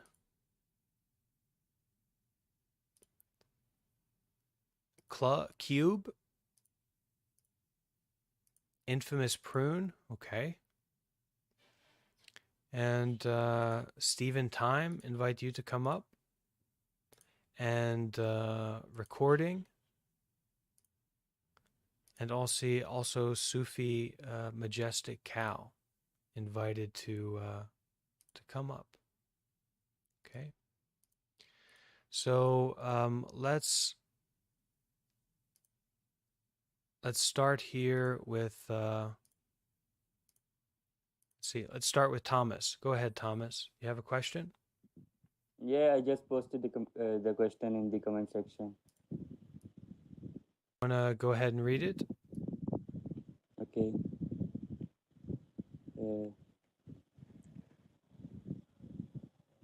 Okay, so like I read this spiritual awakening, and for the first time I actually get to experience myself, what it feels like to sense and be the space of awareness behind your thoughts and feelings. So like I've been in a state of bliss with ups and downs, but now I'm back to the state of feeling and thinking. And probably because when the past pain came to be healed, instead of being aware and feeling the pain, I started to analyze it, thinking about what could be the cause, even though I knew. Now, how do I access that state of consciousness again? Because I feel stuck. Yeah, and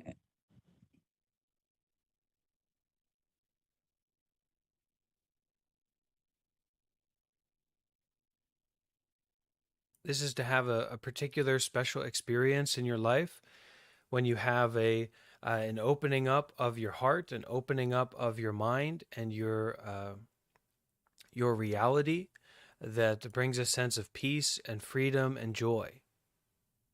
So when this experience happens, hopefully it impacts you in a way that inspires you to practice more. But this idea that chasing after that experience is somehow better or more worthwhile than chasing after another experience is just it's coming from the wrong position of mind. So we need to not focus on being an experiencer, someone who has these experiences, but we need to focus on being a practitioner.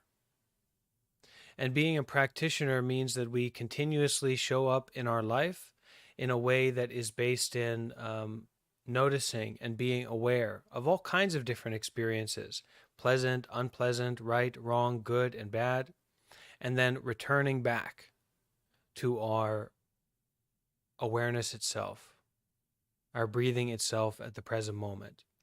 Because the truth of the matter is that there's not a real, true, permanent you. That is, that there's not a real fixed story of your life or story of who you are that's really you. Rather, this you is kind of a present moment happening, a present moment experiencing. And the more that we can touch and look into that present moment experiencing, the more that we can have an open view of our mind and our life and the way of how we carry ourselves. Okay? Thank you, Thomas.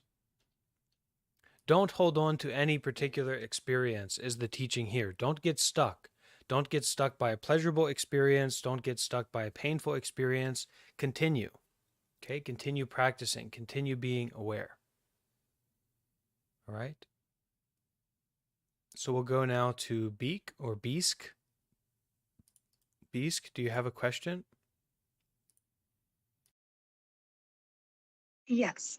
So did you have any physical or personal ailments or addictions that may have had gotten better after you started practicing?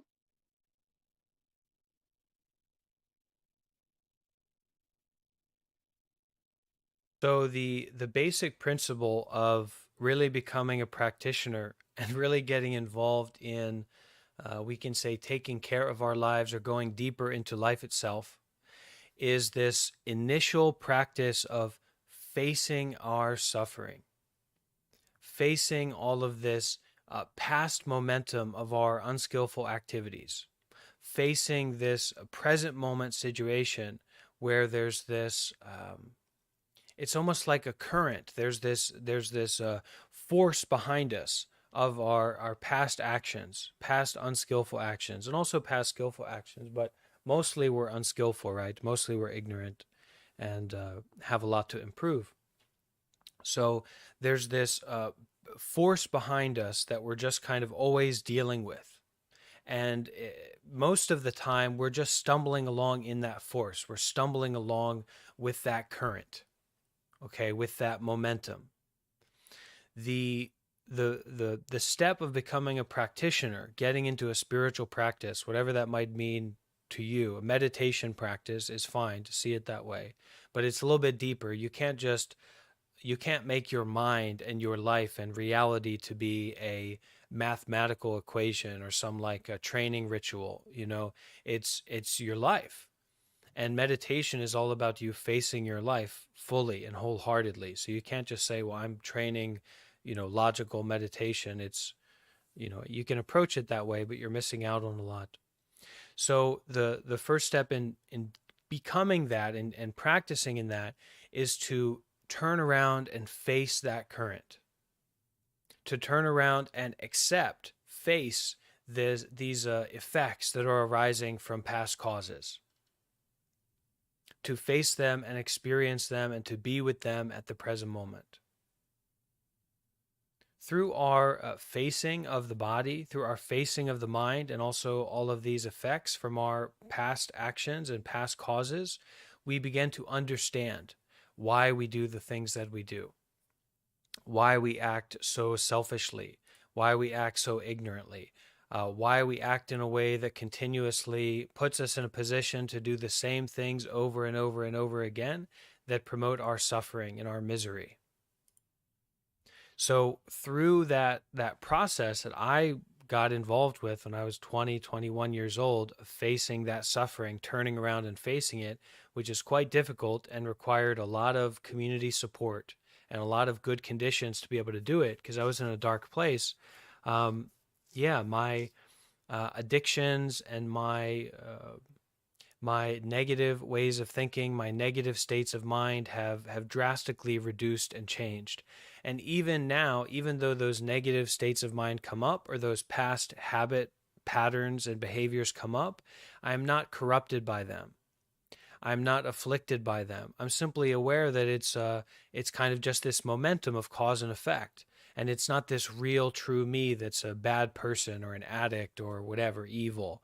And so I don't have to carry all of this extra burden when I do make a mistake or when I do make an unskillful action. I just need to turn around, face that momentum, face that effect from all of these causes, and then take a step back and make a skillful decision. Okay? And one of the most basic, direct, skillful decisions we can make is to do good deeds, to get involved in the business, to get involved in the activity of doing good deeds, of doing acts of generosity. Okay? And that's really at the heart of, where this live talk is being hosted on Are Humans Being Bros. That's the heart of being a bro, is that taking a step back and making the skillful choice to be generous, to help, to be a bro, to take care, to offer. And it works. Trust me, it works for sure. It works. Thank you. I really appreciate that. Yeah, I appreciate you too. And as you know, for people who are dealing with serious addiction and are working to manage that and deal with that, one, go to meetings, go to AA, go to NA, go to whatever meeting, whatever A you can get into, go to it. To be exposed, to be vulnerable, to be intimate with other people who are also dealing with addiction and working to be happy and be peaceful and free themselves from it, go. You need to go to these kinds of meetings. And then secondly, finding a pathway in your life, finding a way in your life of doing good deeds, showing up in your life and doing meaningful activities. This is very, very important, okay, to find a way to show up in our lives where we are doing meaningful activities, where we are doing good deeds, and we are experiencing this ability that we have to help people, to help through generosity. We've got to recognize that generosity, being willing to give up, to share, to let go, is at the heart of our healing. Okay?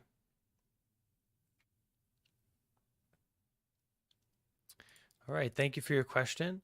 Let's go now to no personality.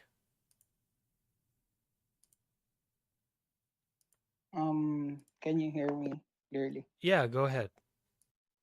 I used to attend a class about world religions, and I have learned that one of the central tenets of Buddhism is the concept of the Four Noble Truths.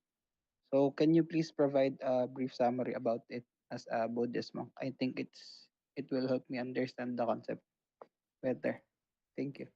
Okay, so the Four Noble Truths are like the foundation of Buddhist philosophy. You know, why we do what we do and our understanding about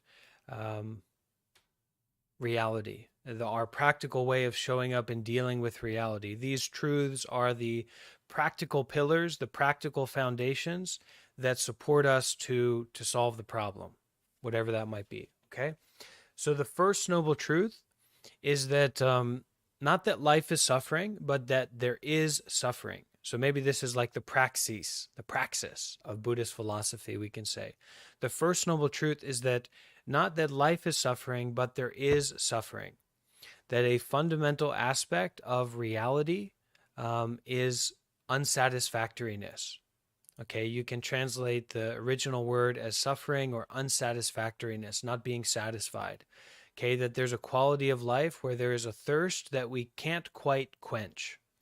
That somehow, no matter what we do regarding our body and mind, we can't quench this thirst. There's this unsatisfactoriness. So the first noble truth in Buddhism is that there is unsatisfactoriness, or there is suffering, or there is a lack of well-being. The second noble truth in Buddhism is that there is a cause. There is a reason. There is a cause and effect. There's a reason for a lack of well-being. There is a reason for not being satisfied. That reason is our desire.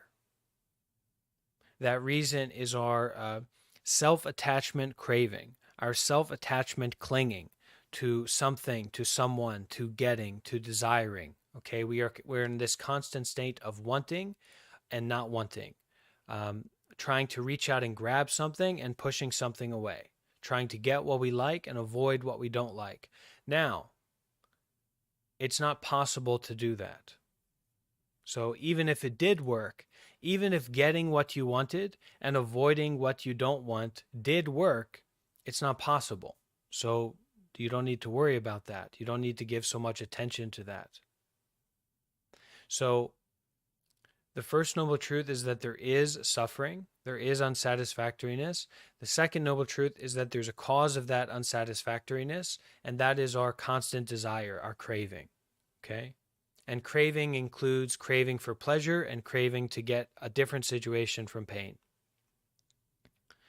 The third noble truth is that there is an ending of suffering. We call it enlightenment.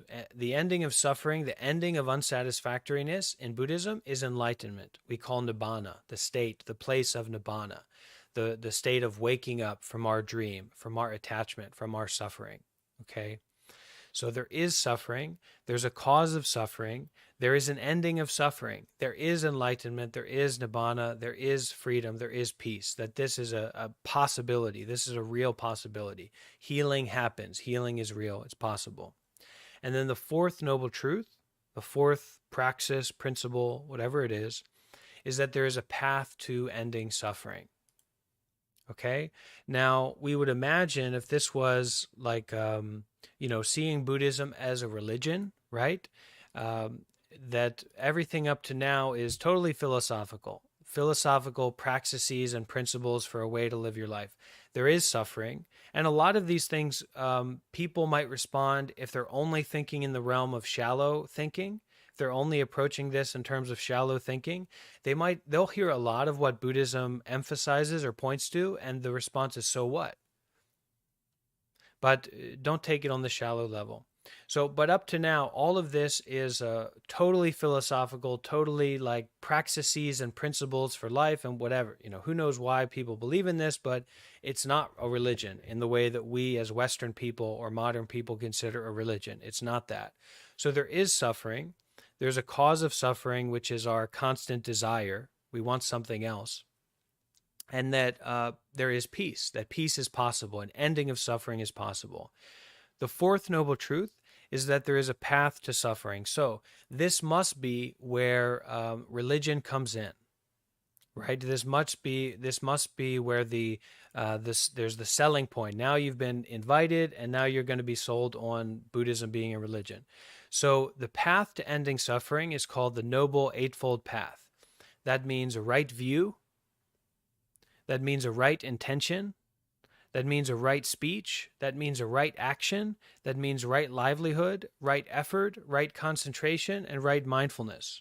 Okay, these 8 principles. And you can change right with skillful.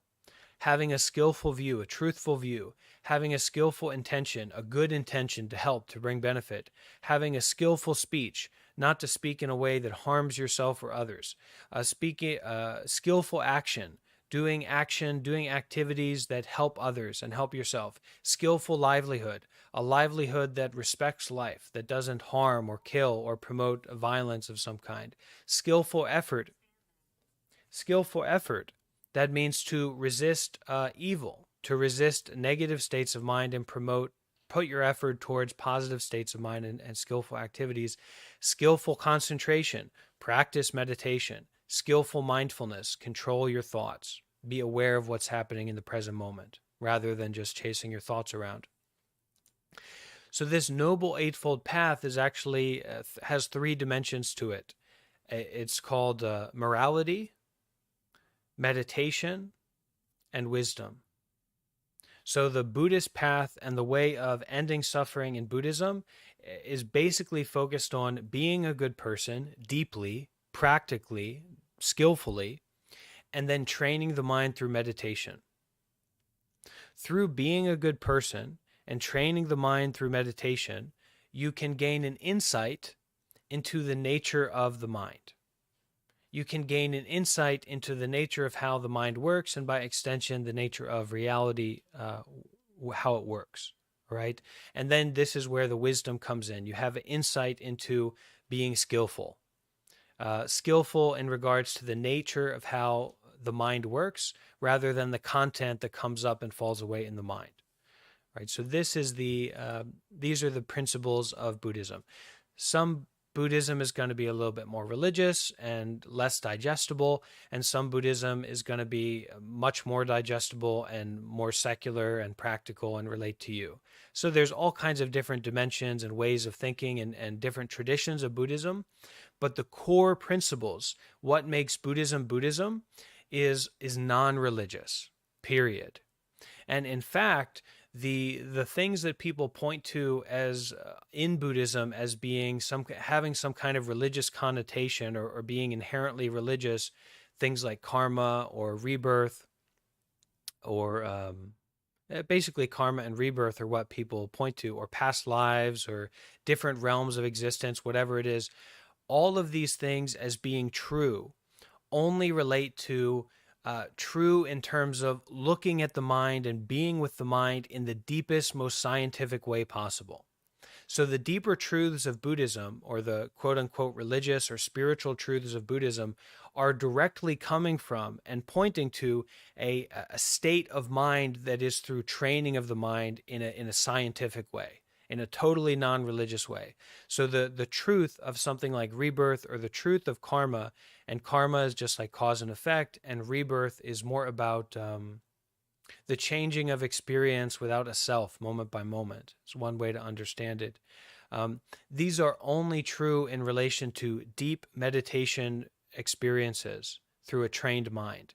They're not true because the Buddha said it, or because there's some like special text that we found that says this is the way that things are. So Buddhism as an institution is certainly very religious, and maybe more religious than any other modern religion. But the basic principles that make Buddhism Buddhism and are shared with all traditions are fundamentally non-religious. So it's a interesting philosophy. It's something worthwhile to look into if you're interested in this kind of stuff. Okay. Thank you for your response. So I used to have this notion before that for I to understand how a Buddhist lives his life, so I need to like lose everything because um but then from your explanation, so if that will compromise me from having, you know, being skillful in all other stuffs, like in the fourth noble truth or the eightfold path, so I think I can do because I'm at times, so you know, I feel so I feel so unhappy, and um I think before that Buddhism teaches that to be happy, so you need to learn how to live with nothing. But then I realized that you need to be skillful in life and also to meditate. So thank you for your response and for explaining it better to me.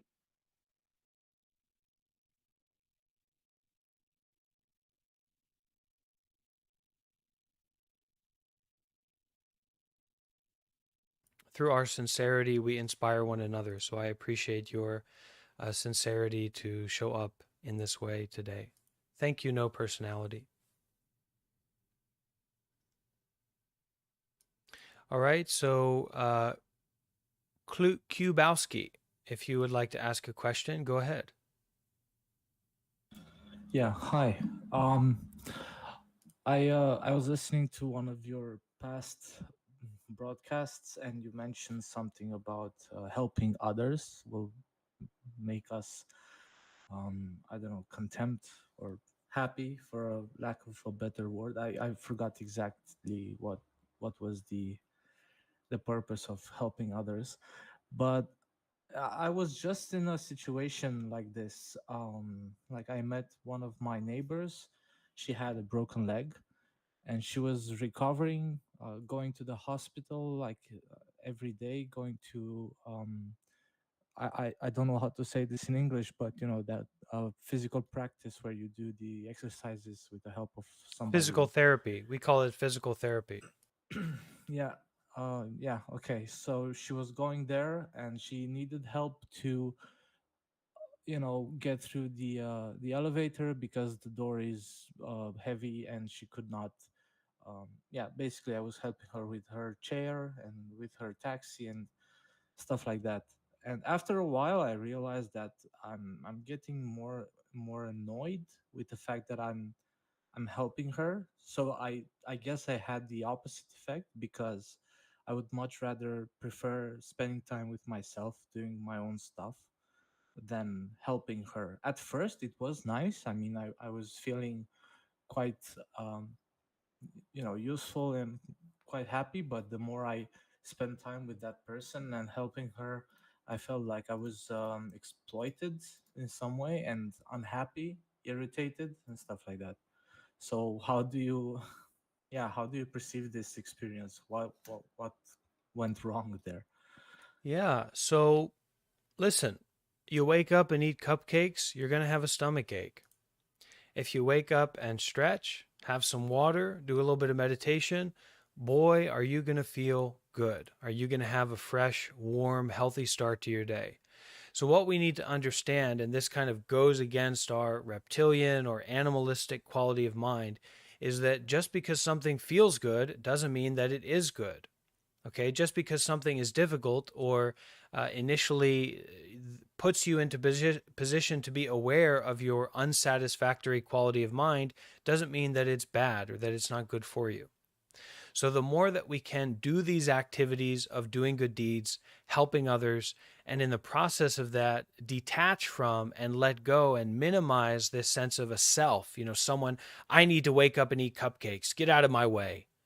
This is what's causing our suffering, that we always want to shove ourselves into a closet and eat cupcakes and watch TikTok and watch YouTube, okay?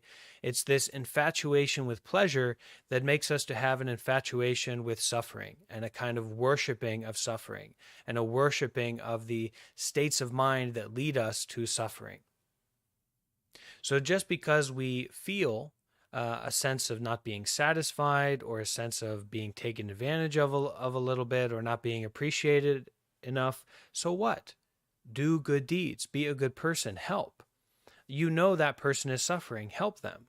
You know that you are suffering with this kind of selfishness. This is a kind of suffering. So help that by doing good, by sharing, by helping, okay, by offering.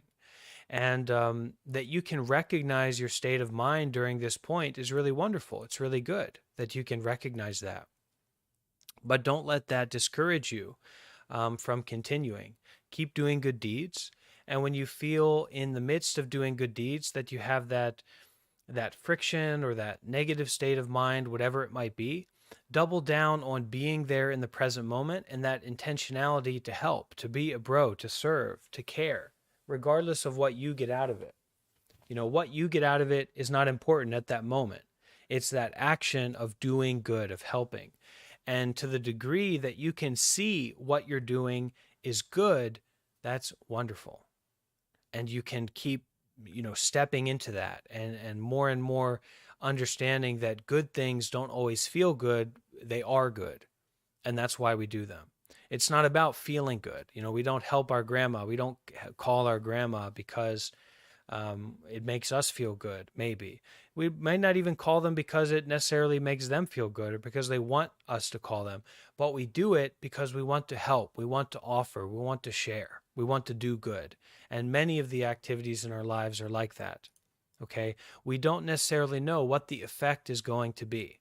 What we know is our intention to do good, to help, to share, to offer. And so we follow through with that and we get the good effects from that, period. Okay? Okay. Yeah, I'll think about this. Thank you. I mean, I'm saying I think about this, that I'm going to try and understand what you told me.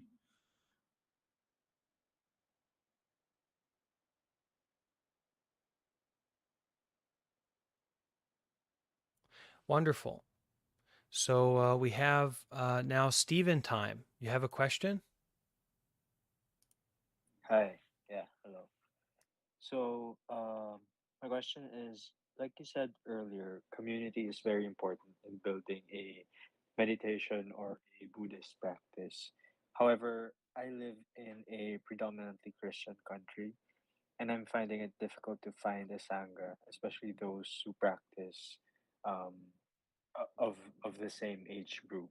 So, do you have any practical advice?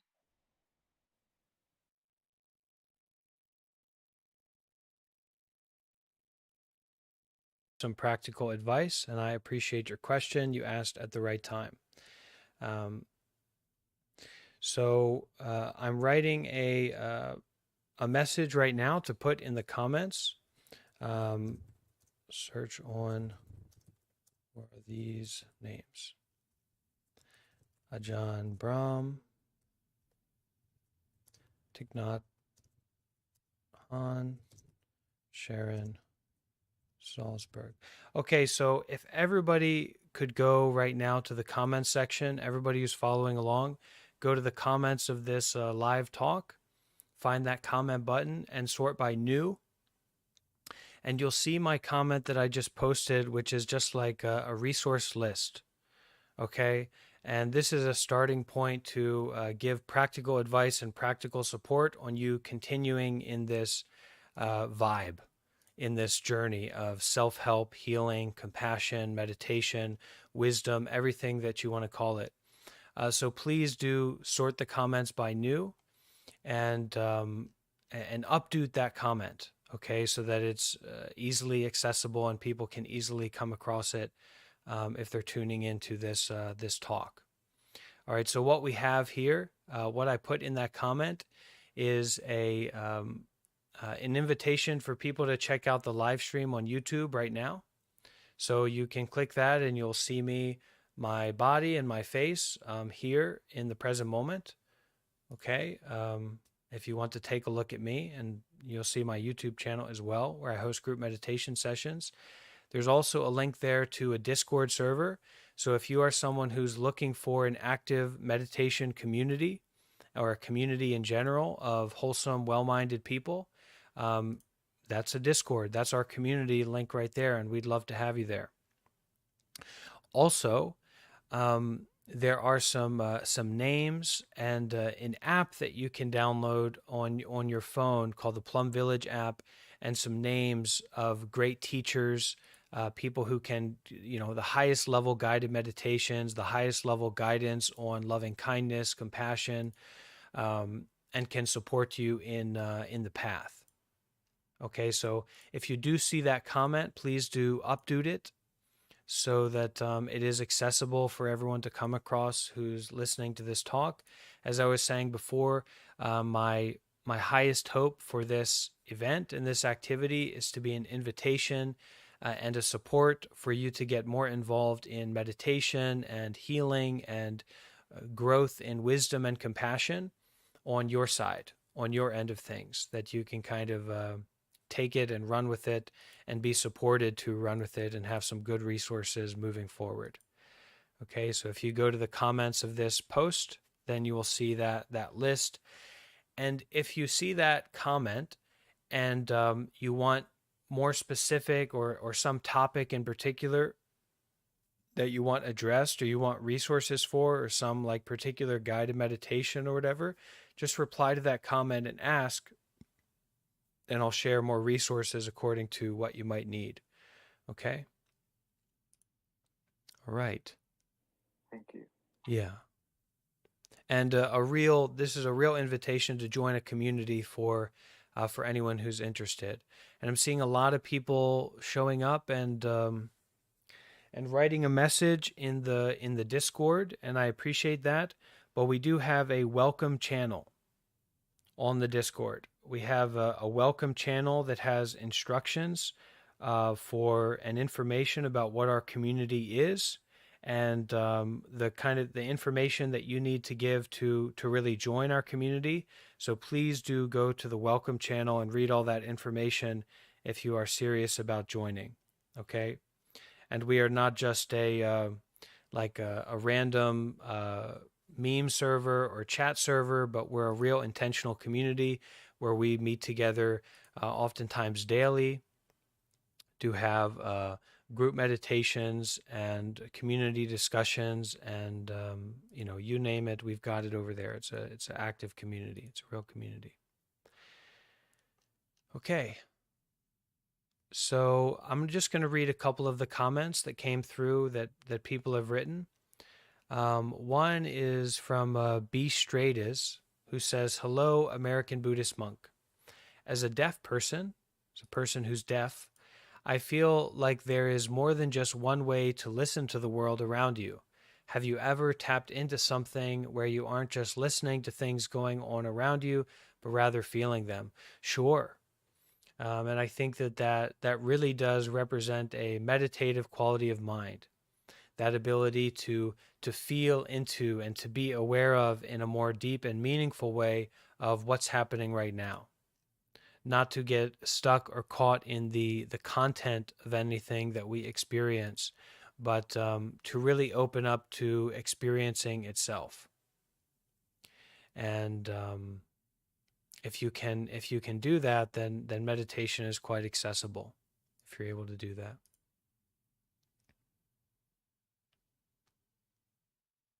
Okay, so let's continue on here with our questions.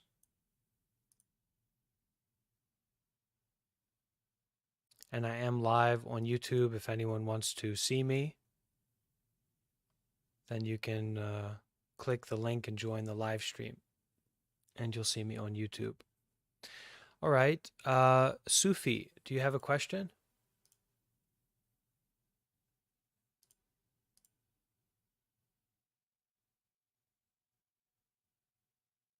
Sufi, are you there? You just need to unmute your mic. Maybe not here anymore. All right, so we'll bring up some more people to ask questions. We'll bring up Unlucky, Road, Infinite, In My Being. Starting to get some spiritual names coming up here. Shadow, Odd,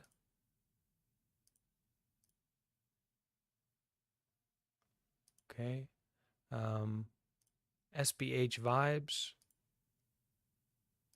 and Worried character. Hopefully not too worried. And we'll bring up Nikki or Nico and Deve and Infinite. You're invited to come up. You need to accept the invitation. All right, so let's start with Unlucky. Unlucky, you have a question? Hi. Hi, I'm calling or talking to you from California. Yeah, I've been starting to meditate more and do things and get more in touch. And I'm noticing that when I walk around, I can kind of feel the presence of the area around me, like shift, like the ground, like it feels like it goes down in certain areas and up in certain areas where I normally wouldn't feel it. And I'm wondering if that's something that you also happens to you too. So the more we get involved in any kind of spiritual practice, any kind of way of showing up to our lives that isn't totally just materialistic or focused on the material. Sorry, do we know who's making that noise? I don't know. Then it's quite normal that we're going to find that there are interesting or strange experiences that come about. And the important practice is to not get stuck or caught on any of these experiences in particular, but actually to take them as this reminder to double down on your practice of generosity, your practice of doing good deeds, your practice of grounding, so coming back to the body, coming back to that place of simplicity and being aware. Because actually these kinds of experiences can get pretty intense, especially when you seriously start getting into meditation, investigating the mind in a certain way. All kinds of things can happen. So we've got to learn how to take them as these opportunities to simplify and stabilize. Come back to the body, come back to the feeling, the contact of your feet in the ground, and just continue your practice in the face of whatever you happen to be experiencing. Don't get caught up on one particular thing, whatever it is. As high as it might be or as low as it might be, don't get caught and just take it as a reminder to continue your practice. Okay. Can I ask one more quick thing kind of about community?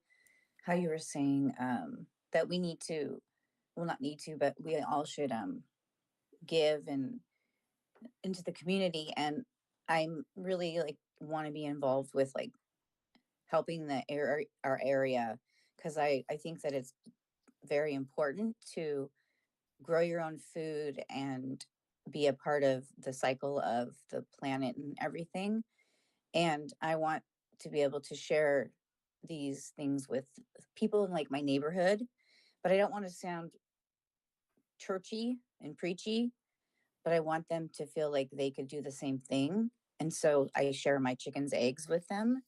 But is there other ways we could do that without sounding like we're going door to door and saying, hey, you know, we should share fruit or something, you know? Does that make sense? Generosity without expectation. The more that you can be generous, the more that that's going to influence other people to be generous. But when you involve your expectation into it, then you're just going to get stuck and you're going to limit yourself. So it's generosity and it's doing good continuously, without any limit, without relying on a person or a place or a particular evolution of what you're doing, but it's just doing continuously. And in that way, your intention will probably show up or not. But it's whatever it is, you just to keep doing good deeds and doubling down on that practice. Every boundary or every barrier or every situation that doesn't turn out exactly the way that you would like it to, a reminder, an invitation to double down on your moment by moment practice. And so we find through looking at it in this way, how we can practice generosity moment by moment in the most subtle ways, in the most direct ways. And the more that you embody it, the more that it's shared out, and the more possible it is to invite other people and inspired other people are to get involved with it. Okay? Yes, that sounds, that's kind of where I was going. I think that's exactly what I was thinking too. Okay. That's awesome. Thank you so much for answering my questions and being here for us. Thank you, Unlucky Chain, and I wish you a lot of luck, all right? Thank you. Road to Liberation. All right. You have a question or something to share? Road to Liberation? Yeah, hi. Am I audible? Yes, go ahead. Yeah, so I have like two small questions. So the question number one is that I have a couple of interviews coming up, and I've been really anxious about it. Even though I've prepared for these interviews, but What are let's you say if saying? my interviews, What are you talking about? my job interviews. Oh, okay. Yeah, so I have like a couple of job interviews coming up, and I've been like really anxious about it. Like always, perceive it in a negative way. Like I might not get the job, even though I've prepared. So Yeah. how do I? Yeah, sorry. Yeah, go ahead. Well, you can die. I give you permission to die. All right? We get stuck on these ideas about, oh, I might get this experience. I might get this position. This thing might happen. You're not going to get that. You're going to die. Period. Okay? You dying is much more reliable than you getting that job or not getting that job. One or the other. You dying is much more reliable and likely to happen than you getting that job or not getting that job. Okay? Because you dying is for sure. And you don't need to be anxious about dying because it's normal. It's according to cause and effect. So rather than hyper-focusing on the possibility of having this gain or hyper-focusing on the possibility of having this loss, try to focus on breathing at this present moment and being aware. Okay, and being open-hearted to what you are experiencing right now. We take ourselves too seriously. We take our thoughts too seriously. Enough. Okay? There are people who are starving. There are people who don't have access to clean water. There are people who don't have access to kindness, to gentleness, to love, to generosity. So what we really need to emphasize is not any particular thing that we're going to get, but rather the activity, the action of doing good deeds. And what goes along with that is knowing that what you're really looking for, peace, happiness, freedom, this kind of self-actualization, is not going to be found in some job, not going to be found in either getting it or not getting it, but rather that in this experience of what's happening right now, we can find that peace, we can find that actualization, that truth, that reality. So we should look to the present and not look to the future. The future isn't real, okay? It's just a dream. Thank you so much. Can I ask you one more question? Go ahead. Yeah. What I was wondering about was, can I meditate lying down, or can I use like a guided meditation to, get the process done a little easier? Because I think when I meditate without any guided meditation, I think I wander into thoughts that are not really productive. So yeah, that's my question. So you can use Sadhguru. You can listen to guided meditation by Sadhguru. You know, he has a lot of wisdom. He has a lot of power, and also the comment that I put in this live talk. If you go to the comments, it is the top comment. There's an app you can download, and there's some names that I shared. Ajahn Brahm, Thich Nhat Hanh, Sharon Salzberg. So you can search those names and guided meditation, and you'll find a good support. What I would recommend, though, don't combine it. Don't combine laying down and listening to guided meditations unless it's a serious situation. Okay, if it's a serious situation, do whatever you have to do. But laying down and practicing meditation means that the moment you start to really relax, which is important, you're going to fall asleep. So that's a real issue. That's a major problem, okay?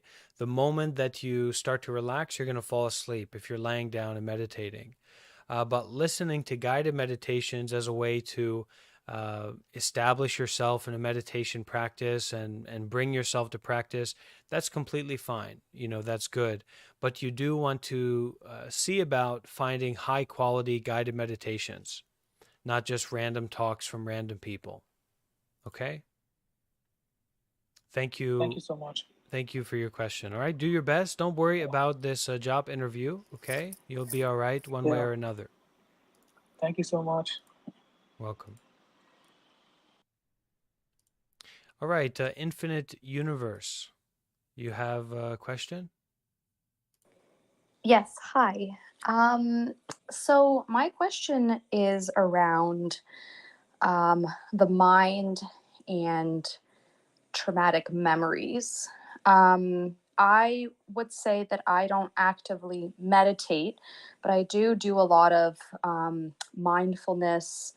I read like kind of the concepts to understand it, and I realize that's not the same as meditation. And after listening to today, I think that's part of, a big step is actively meditating. But my question is, when we meditate or when we're mindful or when we've cleared our mind and intrusive, like memories of trauma come up, how do we not get tangled up in the thought? Because in the past, I feel like, because I've had experiences, I feel like I had healed from them, and then events come back up because I have to see the person who's caused this pain.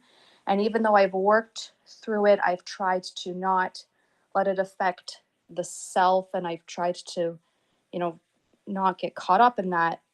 These memories still come up. And I feel like if I let them completely dissolve into oblivion, which is the goal, does that kind of, the person who hurt me, does it let them off the hook? I feel like if I forget everything, if I forgive everything, then this person who has never had to atone for their sins or be held accountable, they're just going to get away with all the hurt that they've caused. Yeah. Thank you. So the hook that you are describing about the other person and that you don't want to let them off of that hook, that's the hook that you're on. That's your hook. Okay. Okay. So learning to forgive someone else means that we learn to free ourselves. We untangle ourselves from that situation. Forgiveness untangles the knot that gives that person power. Okay? And the more that we involve and fixate on that anger, that animosity, that distrust, that just as you described it, you disempower yourself to be free from that situation. Okay? The more that we have any quality of wanting someone else to be on the hook is the more that we have ourselves on the hook, period. So we need to learn how to take the hook out of our own mouth. And it's all about you, because it's scientifically, right? It's your mind, it's your brain. We're not sharing, we're not borrowing anyone else's brain. We're not neurally linking to someone else and kind of, we have to be responsible for their mind or their brain. It's your brain. So that person as you know them, that situation as you know it, is your situation, is a aspect of you. So don't let that person off the hook. That's not the right way to think about it. But forgive that person. Forgive that situation and take the hook out of your own mouth. You're being hooked into the continual reality of that situation, or the continued attachment to that situation. Okay? In reality, things aren't the way that we imagine them to be. Things aren't the way that we appear for them to be.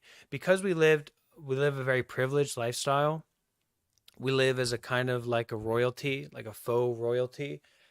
We have hot water on demand. We keep our bodies clean all the time. We're using nice fabrics. We're enjoying wine and TV and ways of travel and all of this stuff.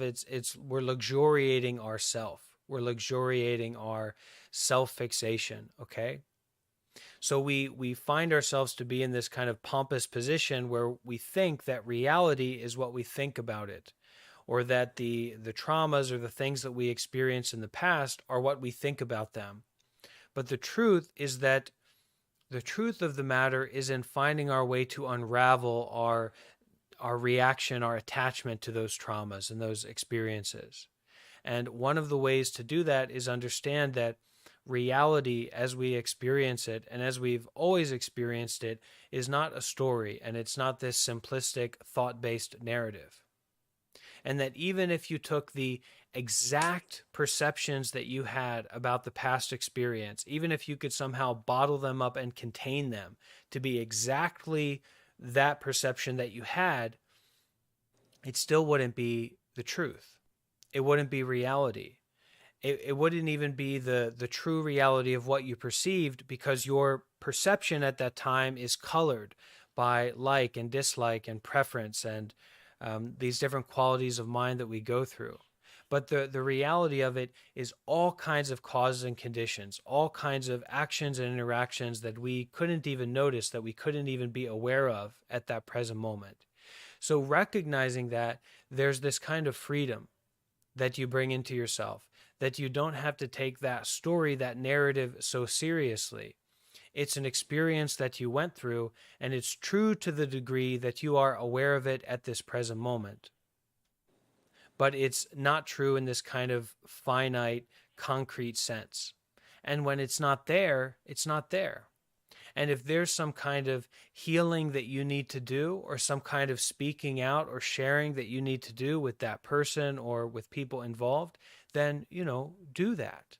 But do it not from this place of being on the hook or trying to put someone else on the hook, ideally, but speaking out and letting people know about your experience and your heart and where you're at and what you need to say and what you need to share.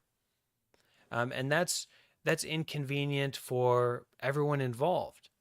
But sometimes what's inconvenient is really helpful and really skillful and helps us to unravel this knot that we've tied ourselves up into.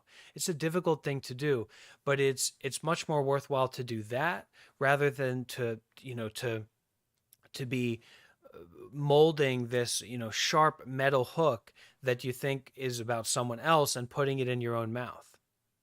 Because that is just a really unhappy way to live, and you're never going to free yourself from that situation if you're always hooking yourself back into it by thinking about what someone else needs to do, or what you need to do to change that or to fix that.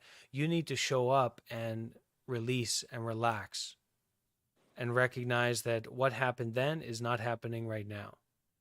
And that what happened then also is not your story of what happened then or your perception of what happened then, but it's kind of an expression of reality, this infinite universe, this infinite reality, with all its different cause and effects and interrelationships. And it's not just locked into your story or your movie.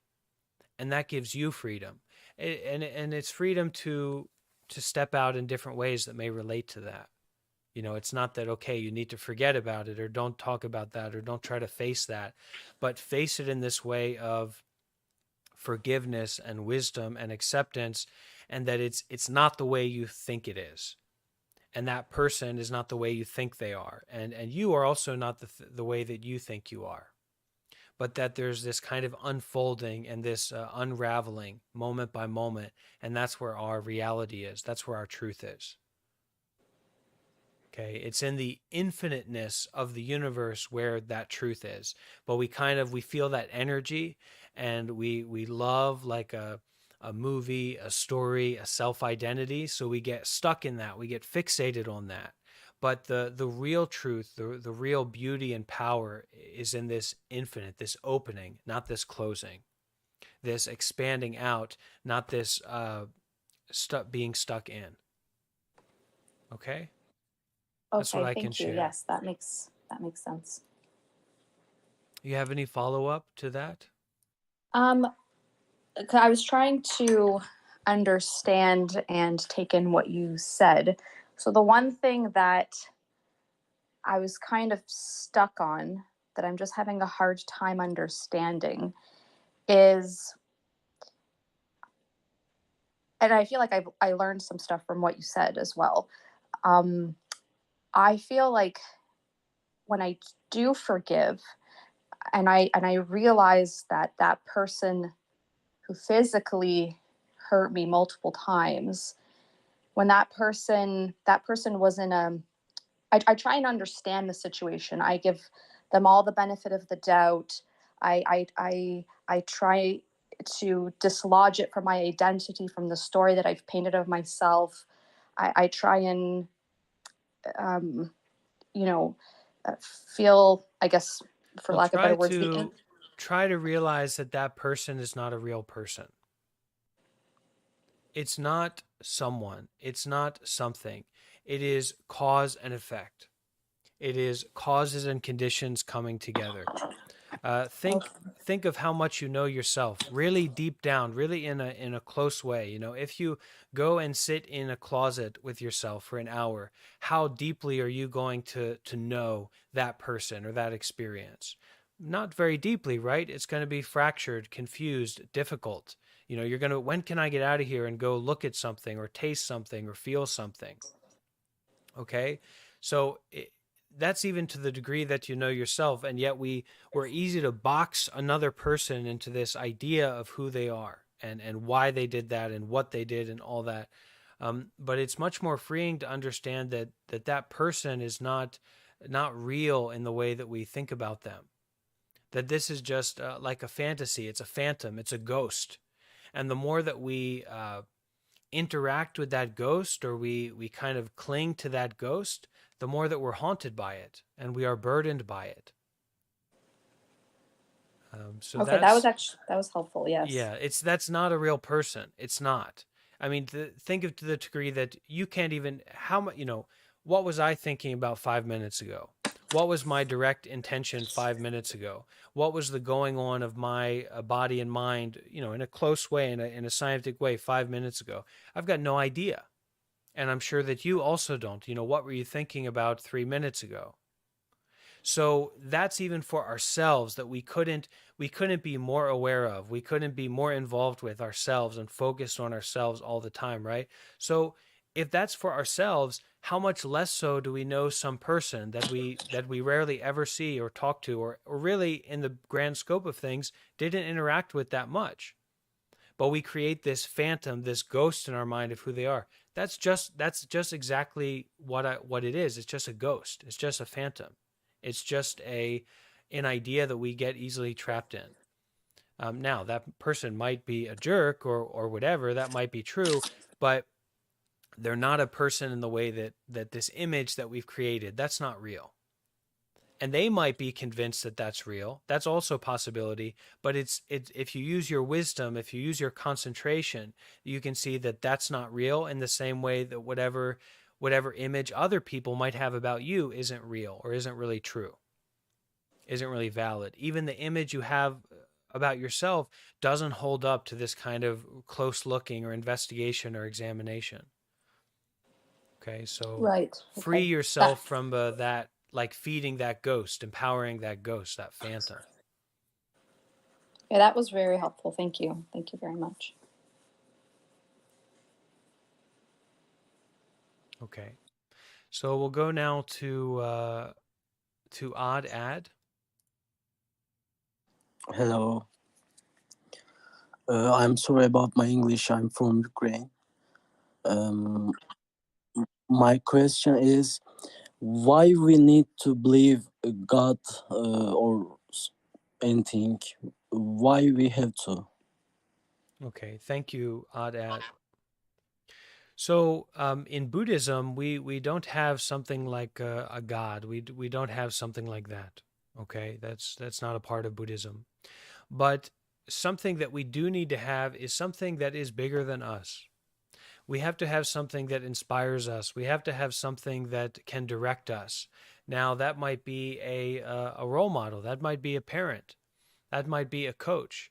That might be someone who comes in our lives and we develop a relationship with, and they support and inspire us to go deeper into happiness and peace and freedom, okay? But Yes, I if we get it. only have our small self, if all that we know about is this small, selfish, greedy, angry, negative self that we have, that we deal with all the time, right? Then how are we going to be empowered or supported to go beyond that? So we don't need to believe in a God necessarily, but we do need to have this quality of understanding that our small-minded self-attachment is not the whole world. What we see through our through the slivers of our ignorance and our closed-mindedness is not the whole world. There's a lot of people in the modern world who are confident about ignorance. It's a common theme that people will be confident about the fact that they are ignorant about something. And it's a really problematic thing. So if we can understand that what we know about is not the whole world and the whole universe, or what we experience, our sickness is not the case for everyone else, then there are a lot more possibilities in the way that we can live our lives. Okay? If we know that there is a great wise teacher, then we know that we can also be great and wise. If we know that it's just like if you grew up in a society where everyone was malnourished and weak, and then somehow by chance someone walked by or someone came into town who was fit and healthy and strong. Now what happens?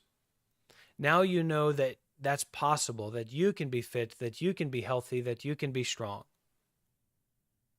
In the same way about compassion or peace or kindness or love or freedom or healing. Okay, so having these examples that can be set for us are very meaningful and very good. So we shouldn't be hyper critical or hyper judgmental about, well, these people believe in God, or these people have this archetype that they focus on. If it's helping them to live a happy and peaceful and good life, then that's wonderful. And if we don't have something that inspires us, if we don't have something that supports us, and empowers us, we need to find it. You know, that's really important. Okay? Thanks so much. Thanks so much. Okay, so we've got through all of our questions up to now. If anybody is new here, I am Bhante Varrapanyo. I'm a 29-year-old American Buddhist monk, and this is something like a live Q&A, an opportunity for people to ask questions to a monk, a Buddhist monk, if they're interested in that. If you go to the comments of this live stream, there is a comment that I posted with the link to my live on YouTube. So if you want to see me, you can click on that and see me in the flesh. And I also have a Discord server that I run, which is a large meditation community. And there's some recommendations for teachers and resources you can utilize moving forward if you take this as a kind of inspiration or reminder to get involved in your spiritual path or your meditation path, okay?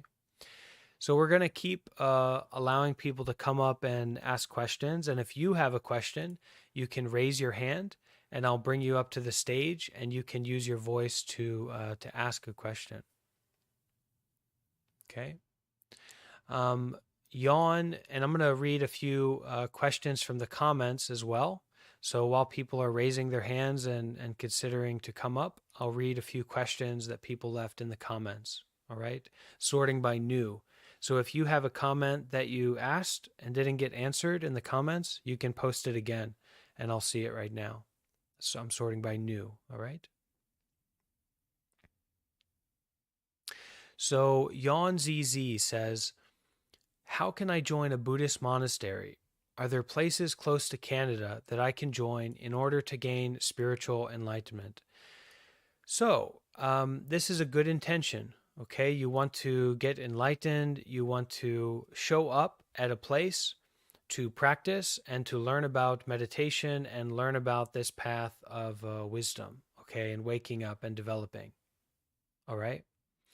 If you have that intention, you can use Google Maps, you can search in your area for Buddhist or temple, but even more practically, I invite you to join my Discord server that I run, okay? And that's like an online monastery or online meditation center where you can join, show up, and practice meditation. It's important to understand that the basis of the spiritual path, the basis of becoming enlightened, is moving from a complicated mind to a simple mind. So if that's what you're interested in doing, then it's possible. You can join the Discord, you can join group meditations with a lot of different people, and you'll be able to practice with us and join us on the path, okay, and learn about what meditation is, what enlightenment is. But you need to be humble and sincere and willing to try and willing to show up. That's at the heart of it. And if you have those qualities, then sure, you can become a meditator. You can learn about Buddhism or meditation, okay? Captain Relic said, what do you think about how monks are portrayed in popular culture, such as Zenyatta from Overwatch or monks from Dungeons and Dragons and other things? And you said that Buddhism isn't always religious. Does that mean atheist Buddhists exist or can exist? Well, all Buddhists are atheists because there's not a God in Buddhism. Buddha isn't a God. There's not a creation story in Buddhism. There's not a Buddhist Bible. There's not a destruction story in Buddhism. There's not a absolute morality in Buddhism. So, people really have great misunderstandings about what Buddhism is. It's a system of philosophy, really, is a most accurate way to describe it.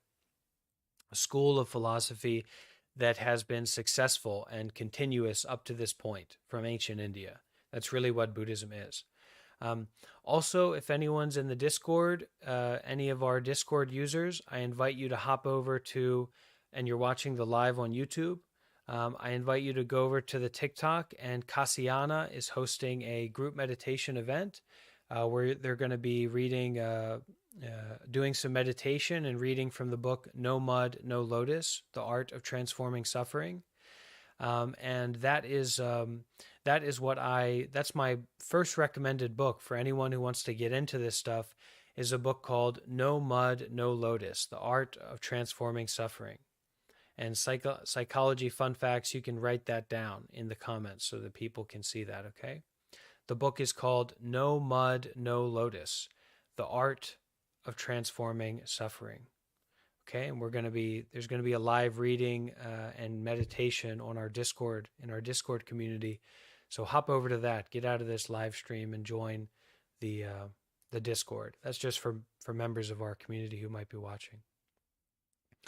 So yeah, Buddhism is more atheistic than it is religious in like Christianity or Islam or whatever. Okay. What do I think about how monks are portrayed in popular culture? I don't have any problem with it. It's not really Western people have no idea about what a monk is or what it means to be a monk in modern society. That's for sure.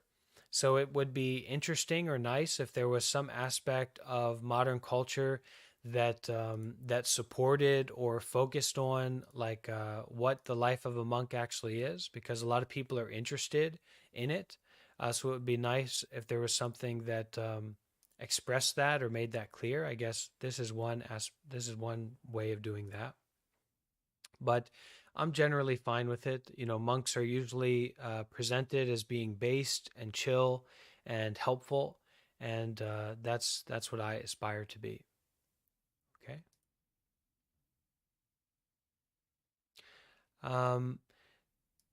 Vaskul says, I am somehow not able to consistently practice. How can I change this?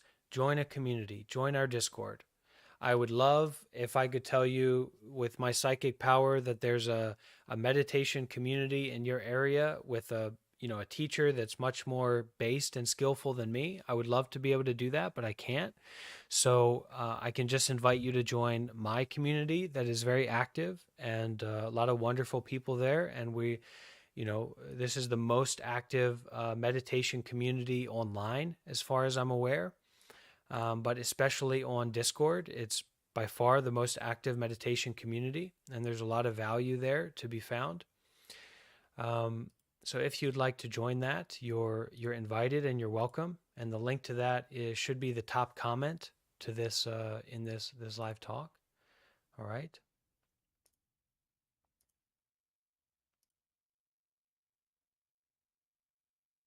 So that's the biggest help for me has been joining a community to have a consistent practice. All right. Alan Watts is a really good person for inviting people to get involved in meditation and spirituality.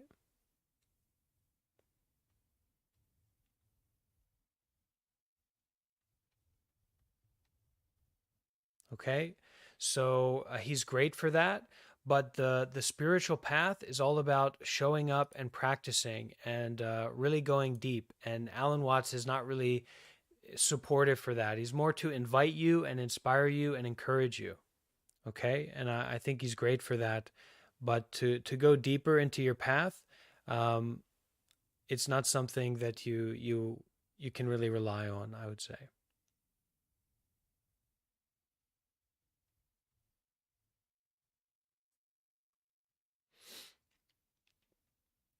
And I'll also share the link to the Discord on the YouTube live.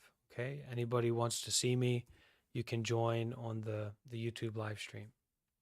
And it's something to keep in mind that there are really a lot of wise and compassionate and skillful meditation teachers and people in the world.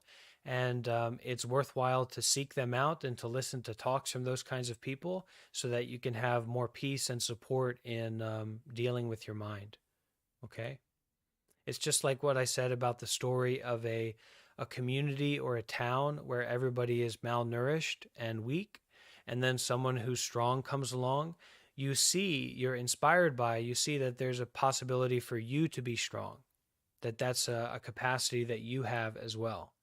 And when we listen to talks from great meditation teachers or compassionate people, it also opens up that side of our life and our heart. Okay.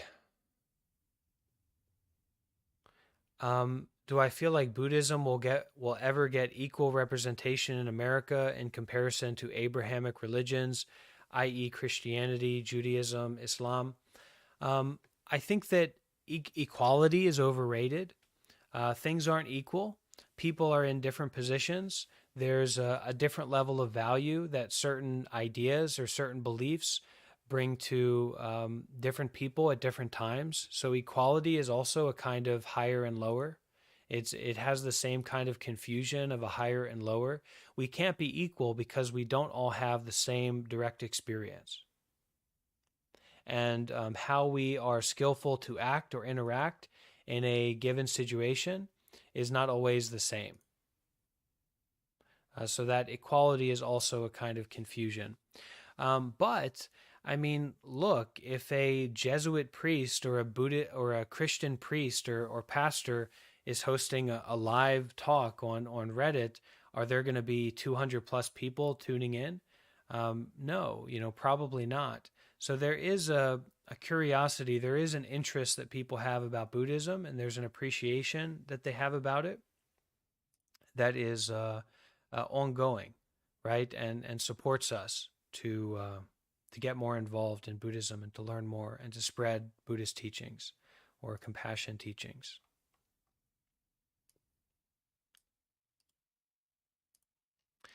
If you're joining the Discord, please understand there is a welcome channel. There is an information channel that you need to read before you try to introduce yourself.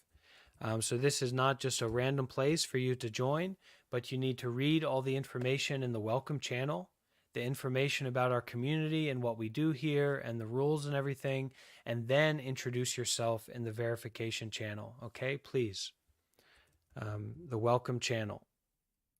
Please read everything there and maybe wait until this live talk is over if you still want to if you're still interested in this live talk, wait until it's over and then you can read the welcome channel and introduce yourself, okay?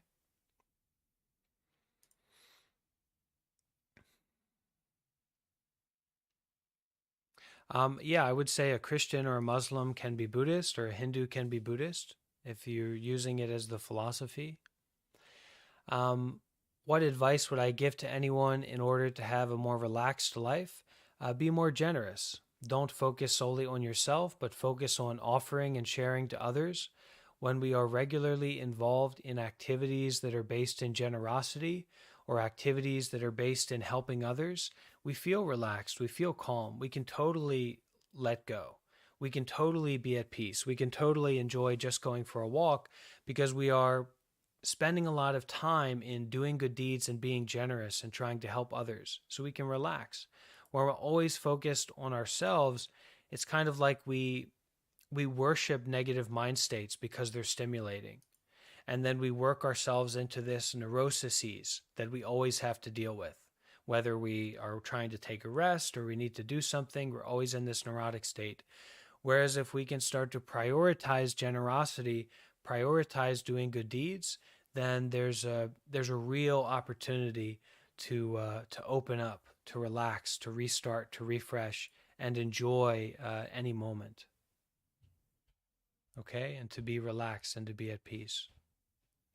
So we're going to take a quick mindful break. So just a couple minutes to maybe you'd like to go and get a cup of tea or take a few moments to stretch. And then we will come back and continue answering questions, and we'll bring people up to the stage to ask a question with their voice, okay? So we're just going to take a short mindful break. And during that mindful break, we'll play a little bit of Buddhist music, okay?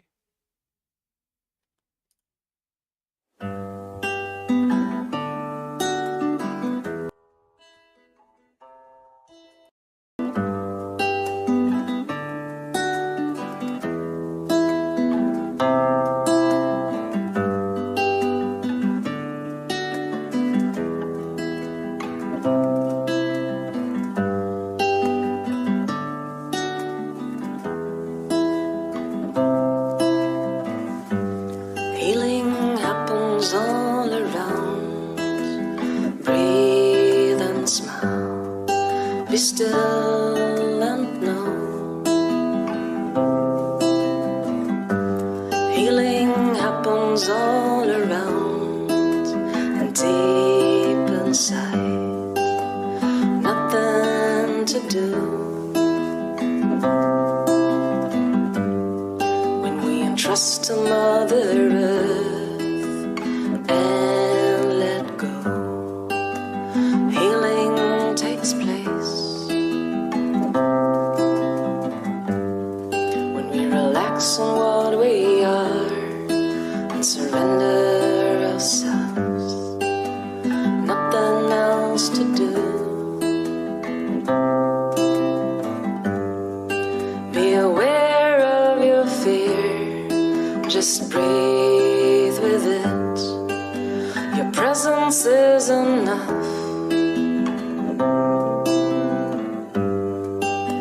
Invite your love to be there with you. Let yourself be embraced. Healing happens all around. Breathe and smile. Be still and know. Healing happens all around and deep inside. Nothing to do. When we entrust to Mother Earth and let go, healing takes place. When we relax on what we are and surrender ourselves, nothing else to do. Be aware of your doubt, just breathe with it. Your presence is enough. Invite your love to be there with you. Let yourself be embraced. Healing happens all around. Breathe and smile.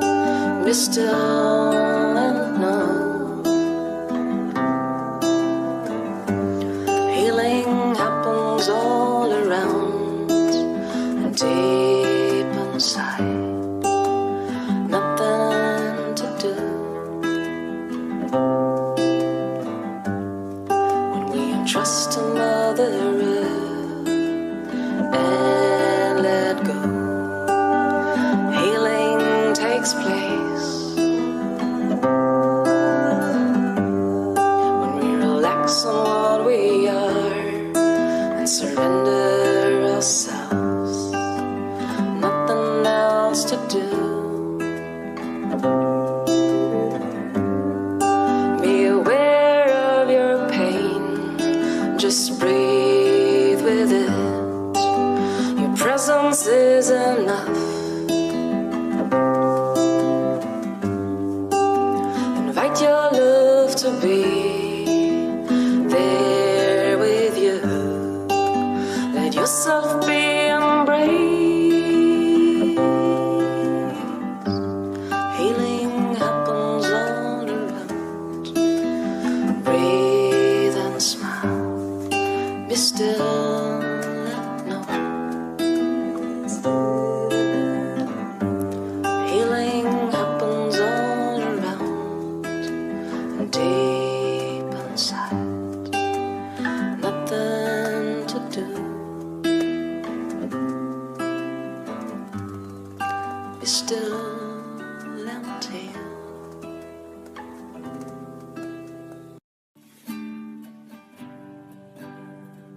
Breathe out, breathe in, breathe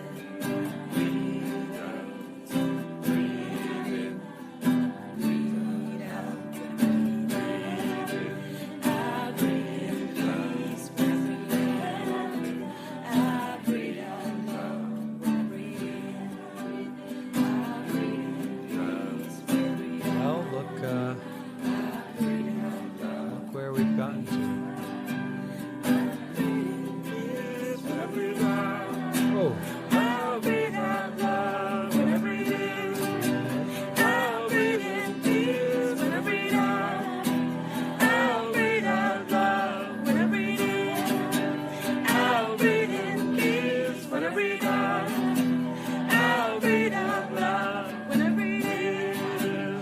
I'll breathe in peace when I breathe out.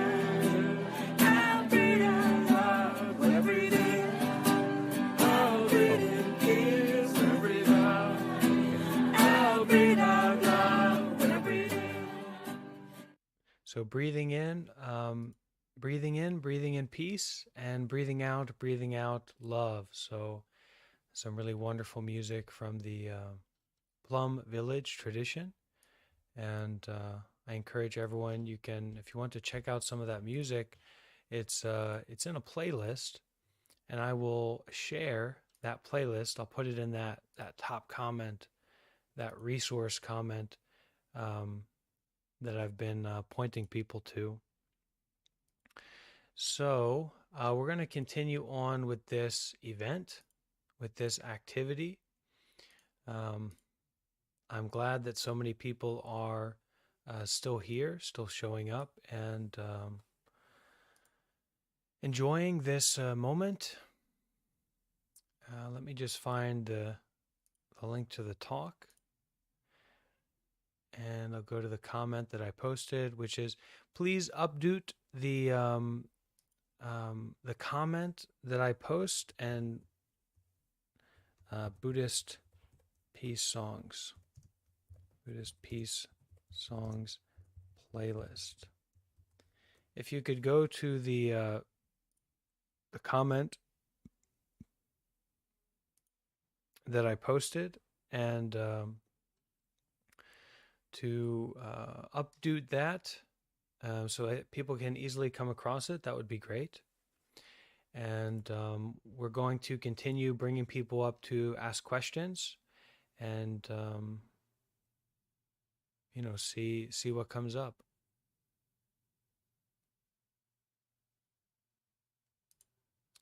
All right, so we're now going to bring up AA the Dude, Suklante, In My Being, SBH Vibes, RR Magician, and Coach, get on up here. And Maesra Liam, and Fickle, and no philosophy. Okay, bringing everyone up to the stage here.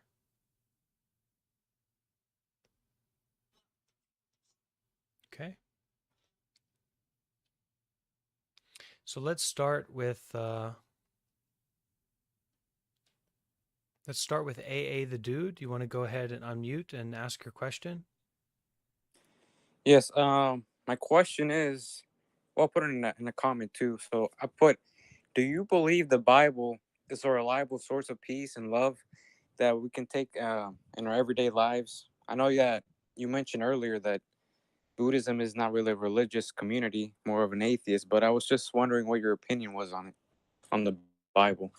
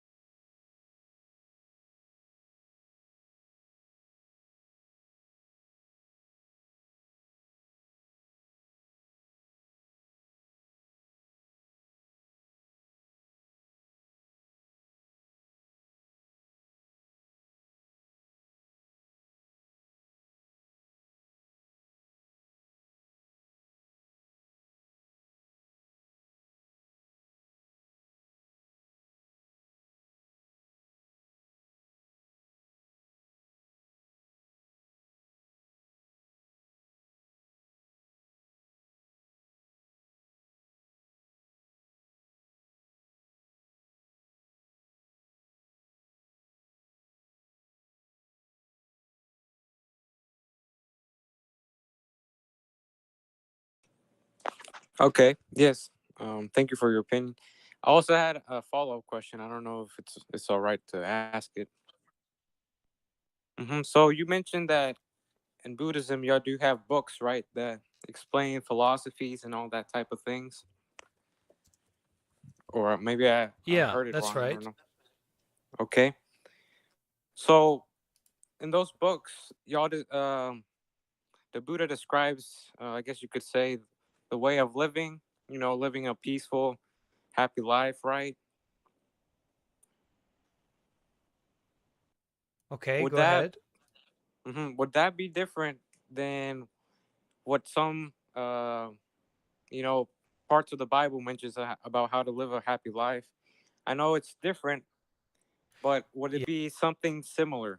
Yeah, so what I want to point out here is that so Christian means a follower of Christ, right? And we can say a Buddhist means a follower of the Buddha.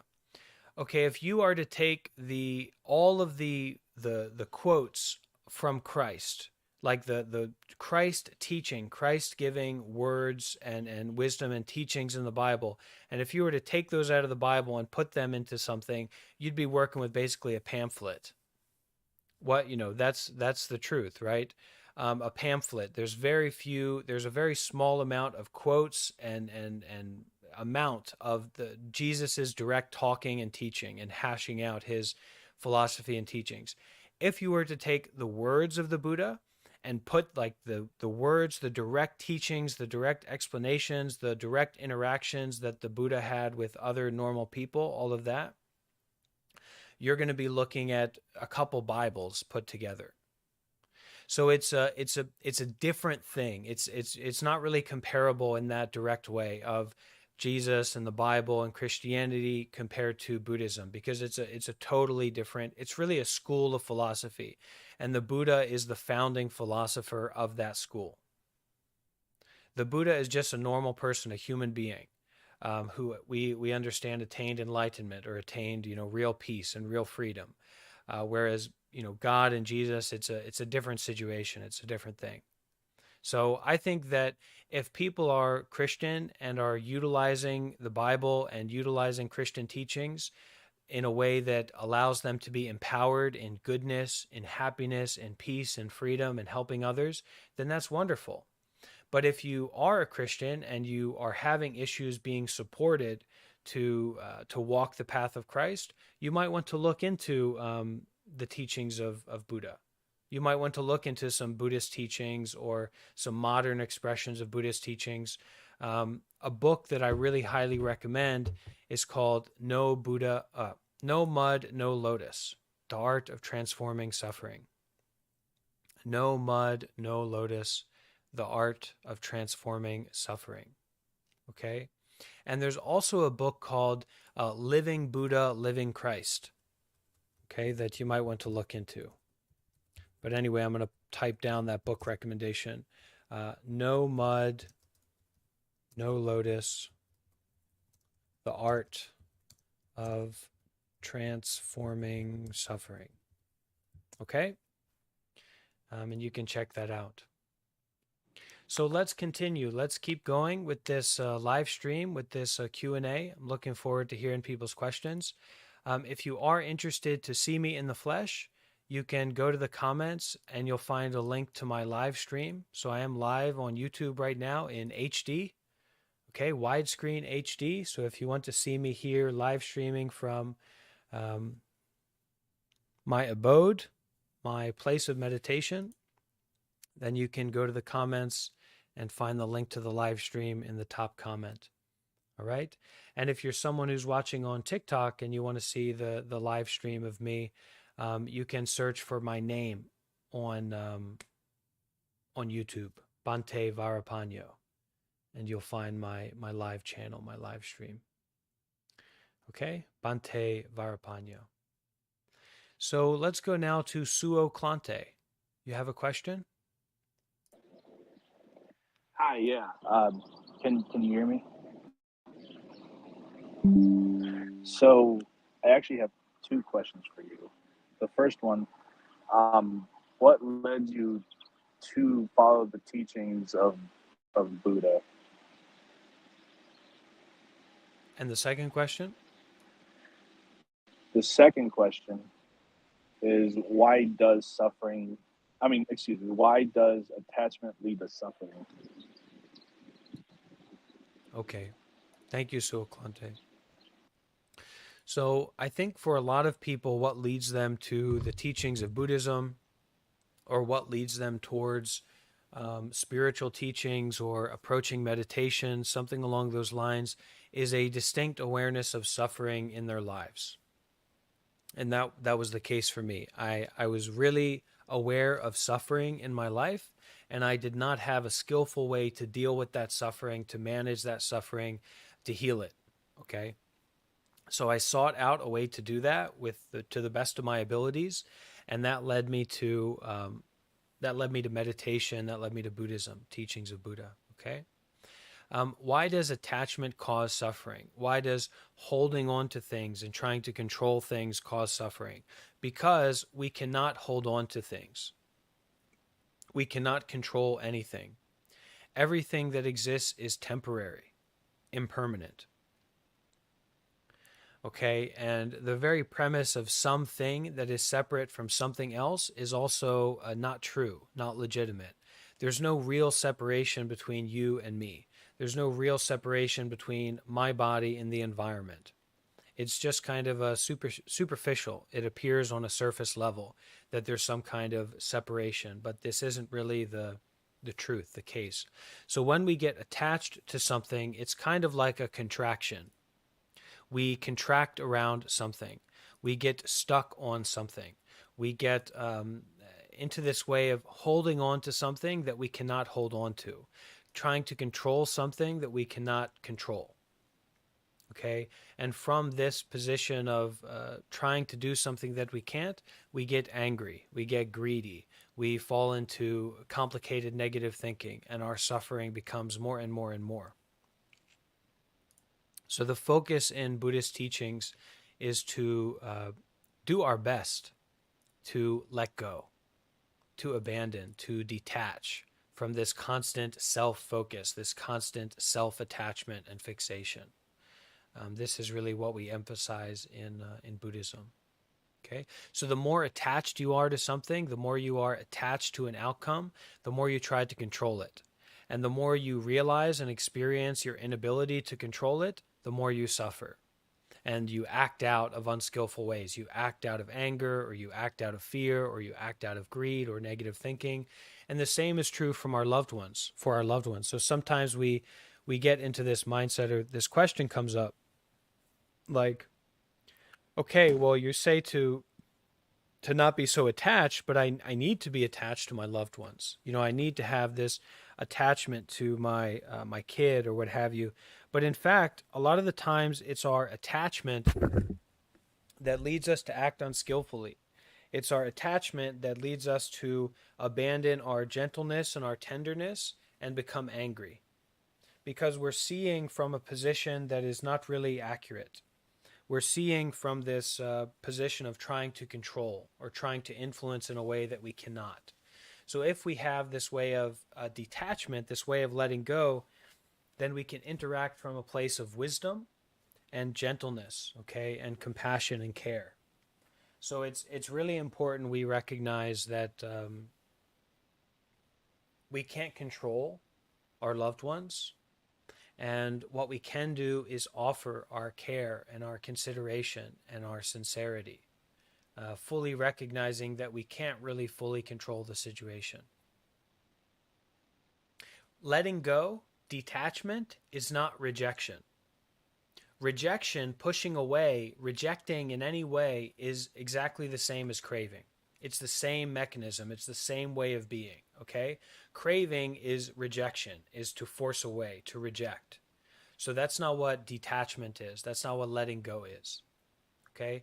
It's the difference between holding something in your hand and letting it go versus pushing something away or trying to grab something, okay, or squeezing around what you have or throwing what you have. It's releasing the hand. And wisdom in this way, this wisdom of letting go, is recognizing that it doesn't matter what you do. It doesn't matter how much force you use. It doesn't matter how much power or concentration or money or whatever you use. You cannot hold on to what's in your hand.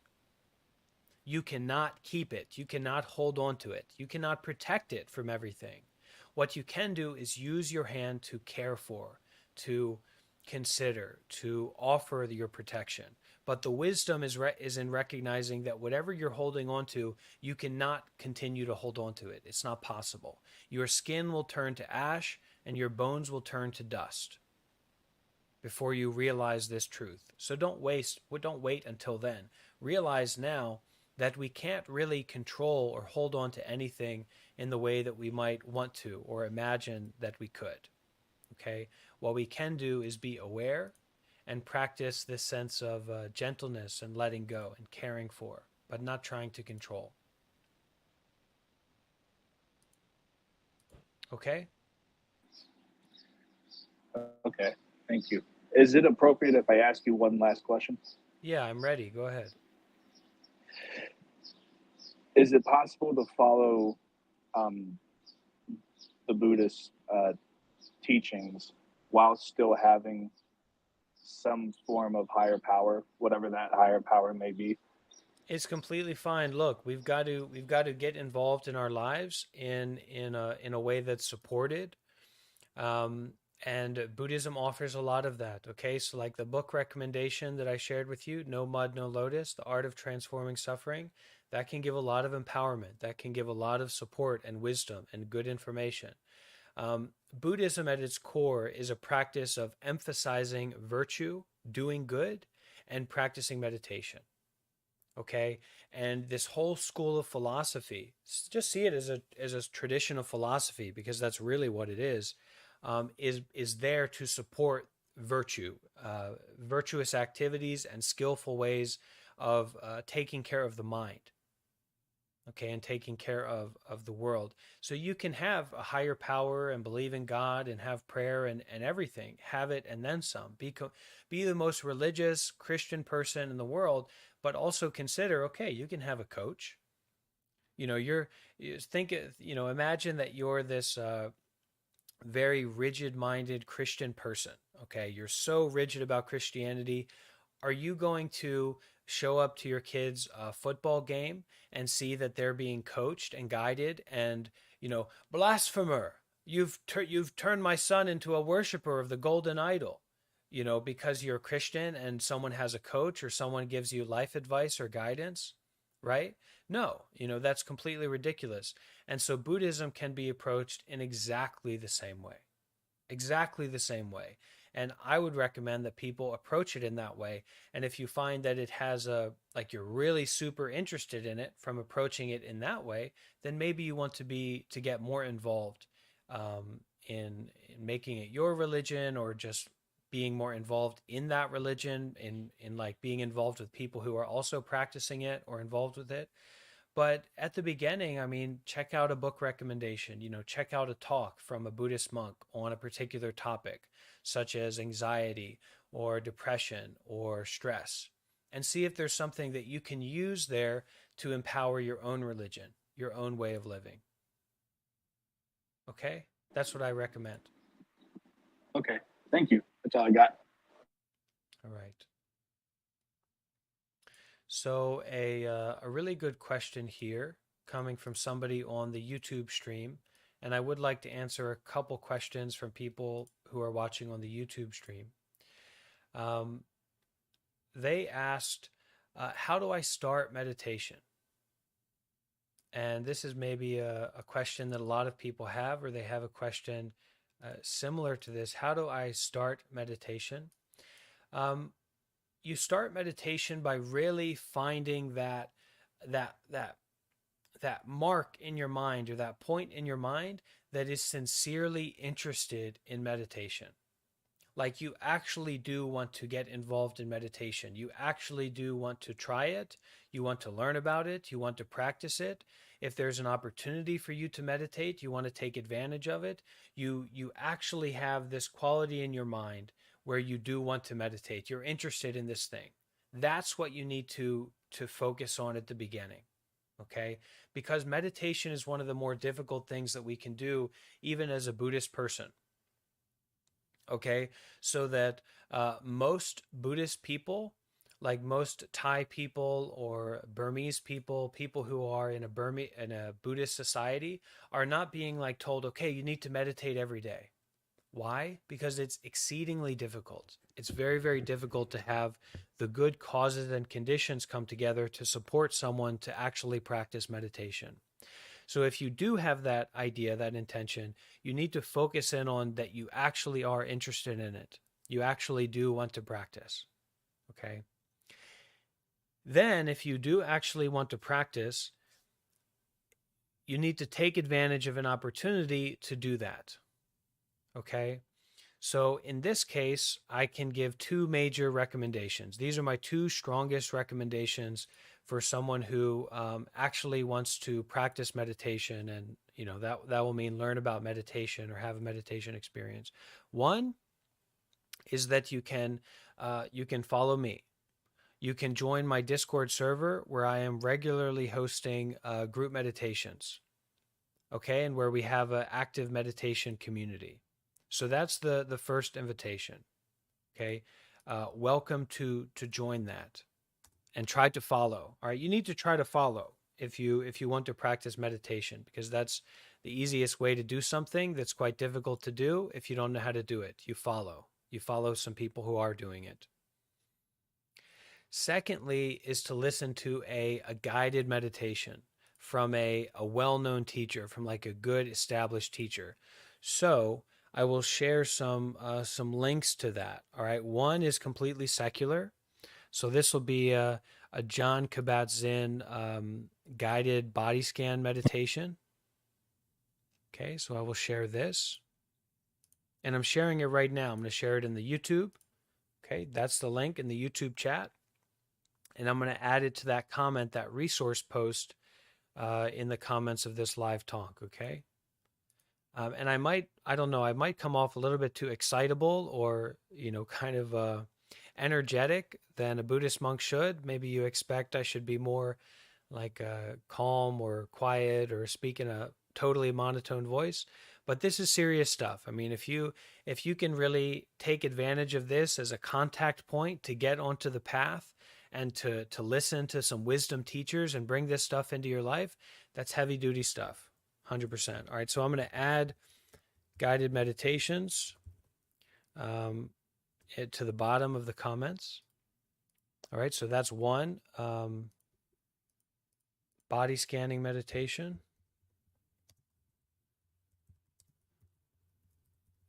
And then I'll add another that is from a Buddhist monk, but is also not really religious. Okay, so the one I like is Ajahn Brahm, guided meditation for beginner.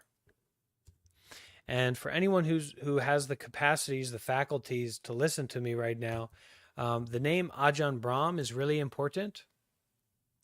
You can search on YouTube for Ajahn Brahm and any particular topic that you might be interested in.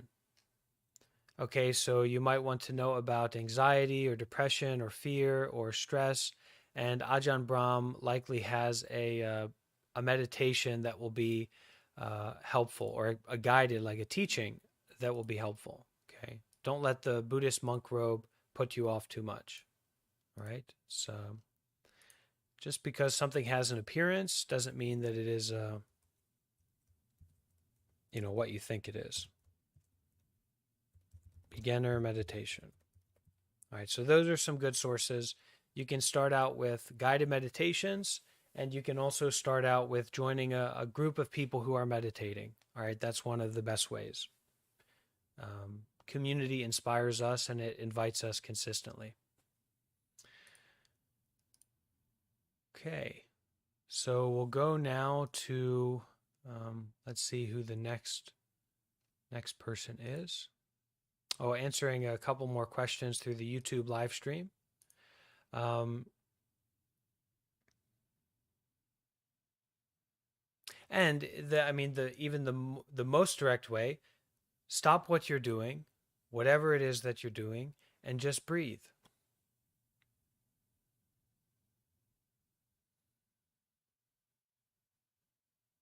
Just breathe and be aware at this present moment. Okay?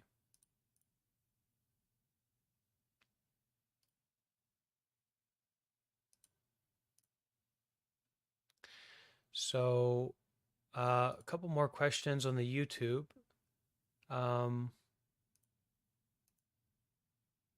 Do you ever get any form of depression? I deal with a lot of depression, and it is very hard for me to get out of that mindset.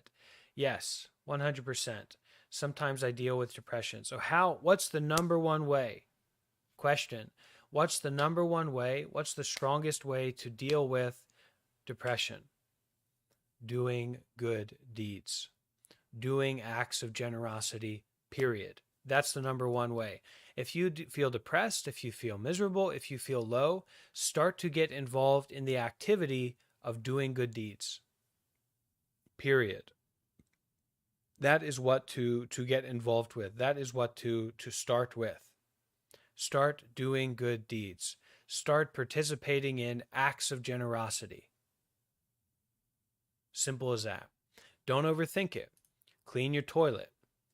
Call up somebody who might need who might appreciate your presence or your consideration. Volunteer. Find a way to volunteer at a homeless shelter. Find a way to do something in this realm of doing good, from this intention of doing good, from this intention to help, to offer. Okay? That's the real practice that quickly cuts through our depression. There's three main principles of practice that my teacher emphasizes, okay? That is mindfulness,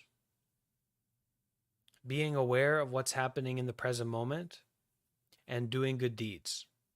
Doing good deeds, practicing mindfulness, and then also practicing detachment, which is like this willingness to let go. All right, having this willingness to let go of whatever you might be experiencing at this present moment, whether it's positive, whether it's negative, whether you like it or whether you don't like it, this willingness to be aware of what's happening and then to let it go.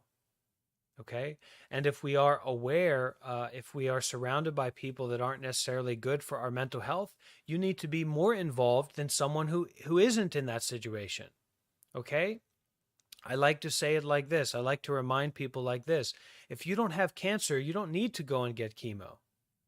If you don't have this complex suffering and neuroses and anxiety and depression, etc., you don't need to get involved with your life if that's your position.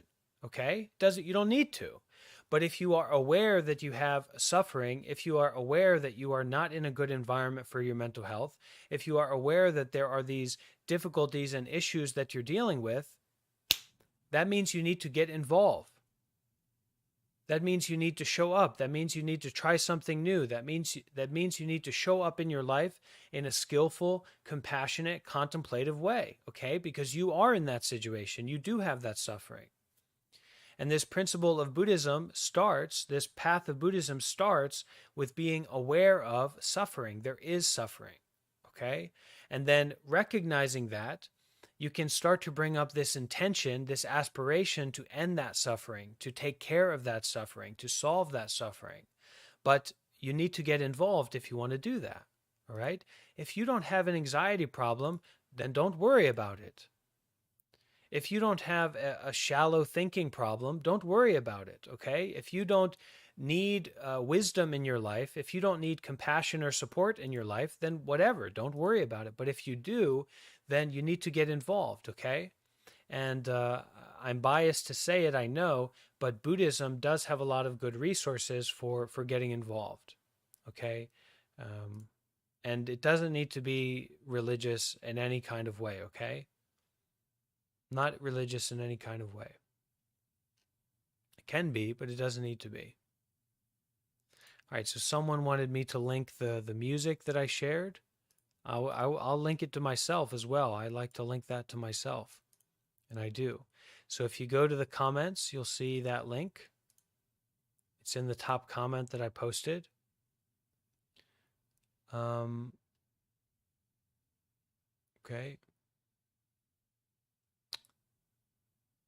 How relevant is the Blue Cliff record in modern Buddhism? It's not relevant. not in the way that we would speak about normally. Okay. So the next person who's going to ask a question is SBH Vibes. Go ahead, SBH Vibes. What would you like to ask? Yes, hi there.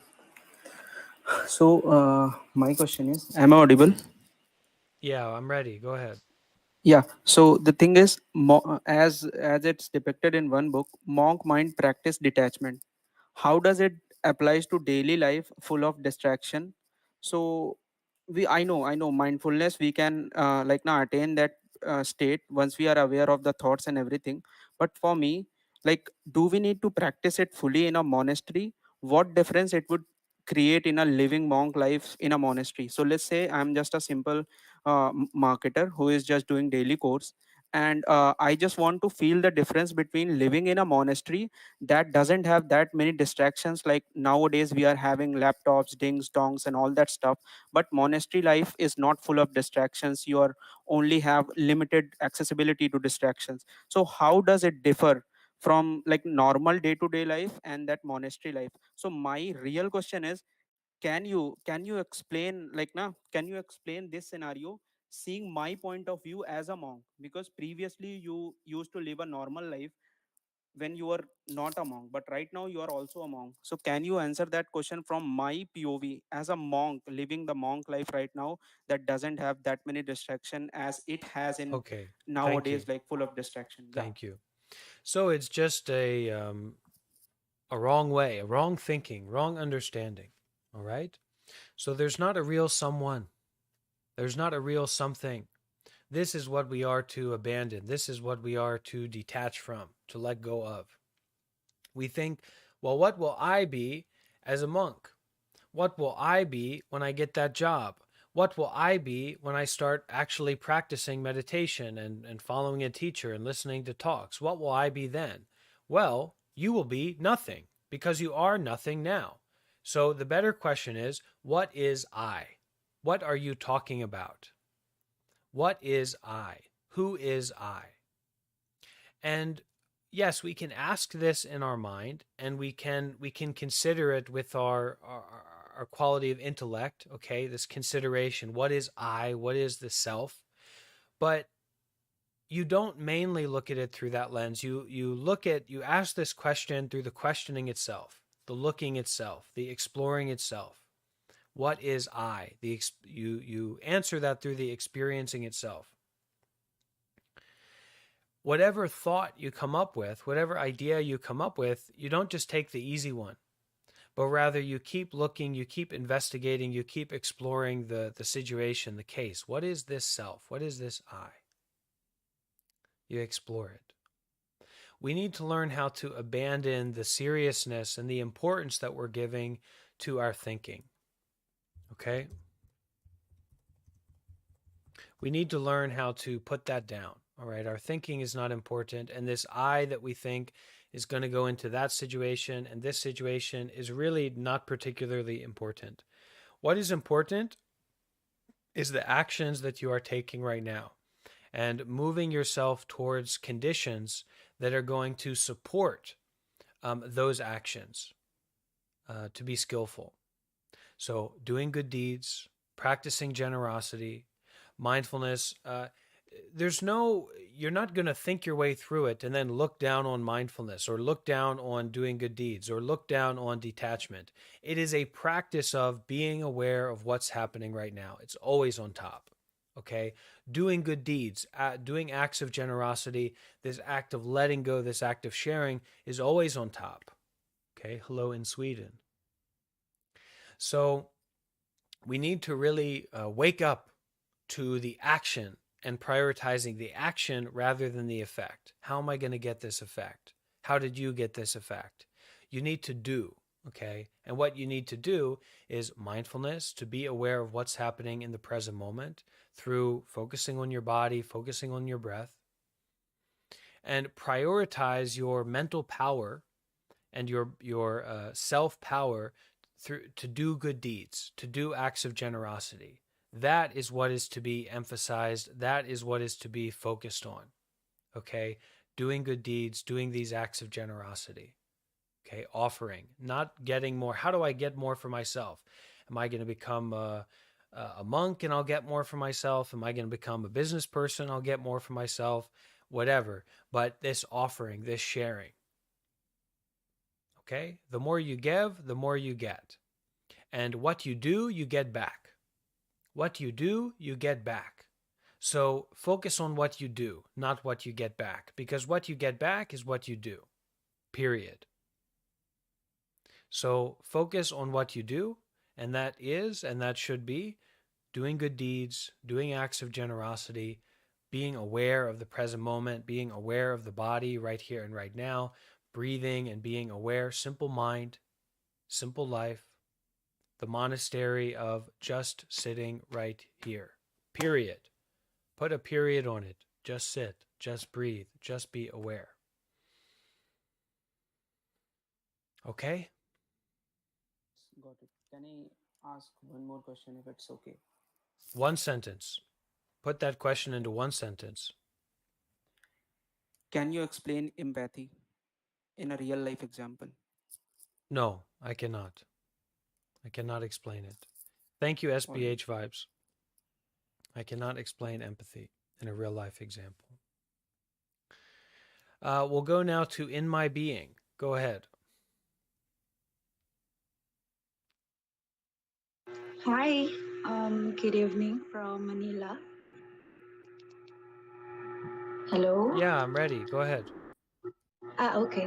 I've heard so many things about my question right now, actually, but I still want to ask, do you have any tips or techniques practicing focus and concentration, being mindful, being present all the time? Because I'm still having a hard time focusing on one thing at a time, especially when I'm meditating or doing work. My mind wanders a lot. It depends sometimes in the hormones or when I'm really anxious. Yeah, that's the question. I mean, any tips or techniques that you can share with us about focus and concentration, Okay. doing one thing at a time. Okay, Thank you. Yeah, thank you so much. So,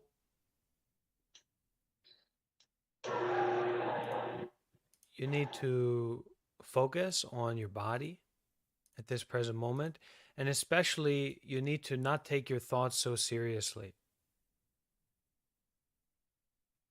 You need to not take effects so seriously, okay? But rather take the noticing, the looking seriously. And to do that, you need to find supportive conditions to look, to investigate, to notice, to be aware. Our strong habit is always to fixate on and to constantly focus on the effects.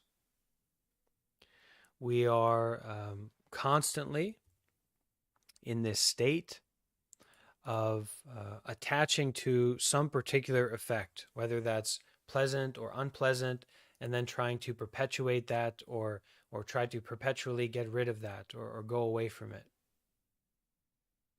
So what I recommend is that you listen to talks, you listen to talk from Sadhguru, listen to talks from good teachers, and focus on your body. You know, there's no shortcut. There's no easy way to do this.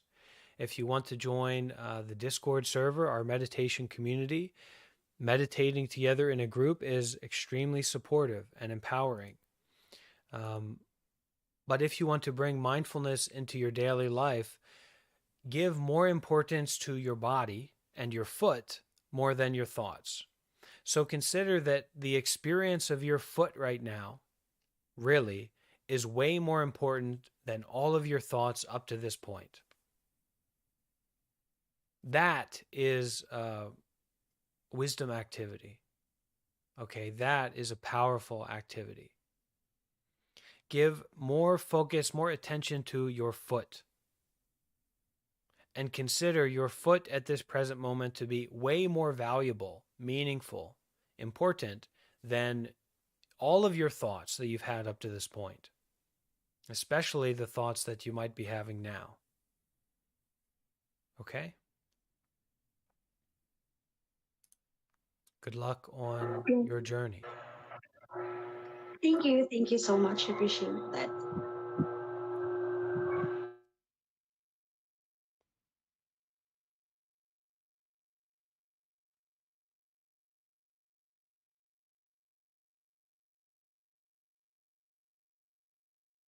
Breathing at this present moment, being aware of the heart, being aware of the body.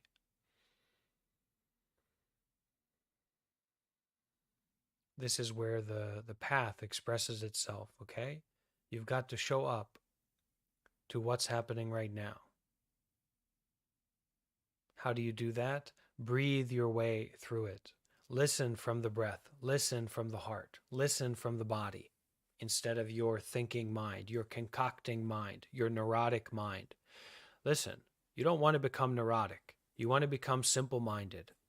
The happiest people in the universe are simple-minded people. Okay? So how do you go from a complicated mind to a simple mind? Prioritize generosity, prioritize doing good deeds, prioritize being aware of the body at this present moment and giving attention to that, and prioritize being willing to let go of any thought, any experience in the body, pleasurable or not. Be willing to let go at this present moment of what you are experiencing. To fall into nothingness, to fall into emptiness, to fall into not knowing. Just breathing and being aware. Okay? So let's go now to the magician. RR Magician, you have a question?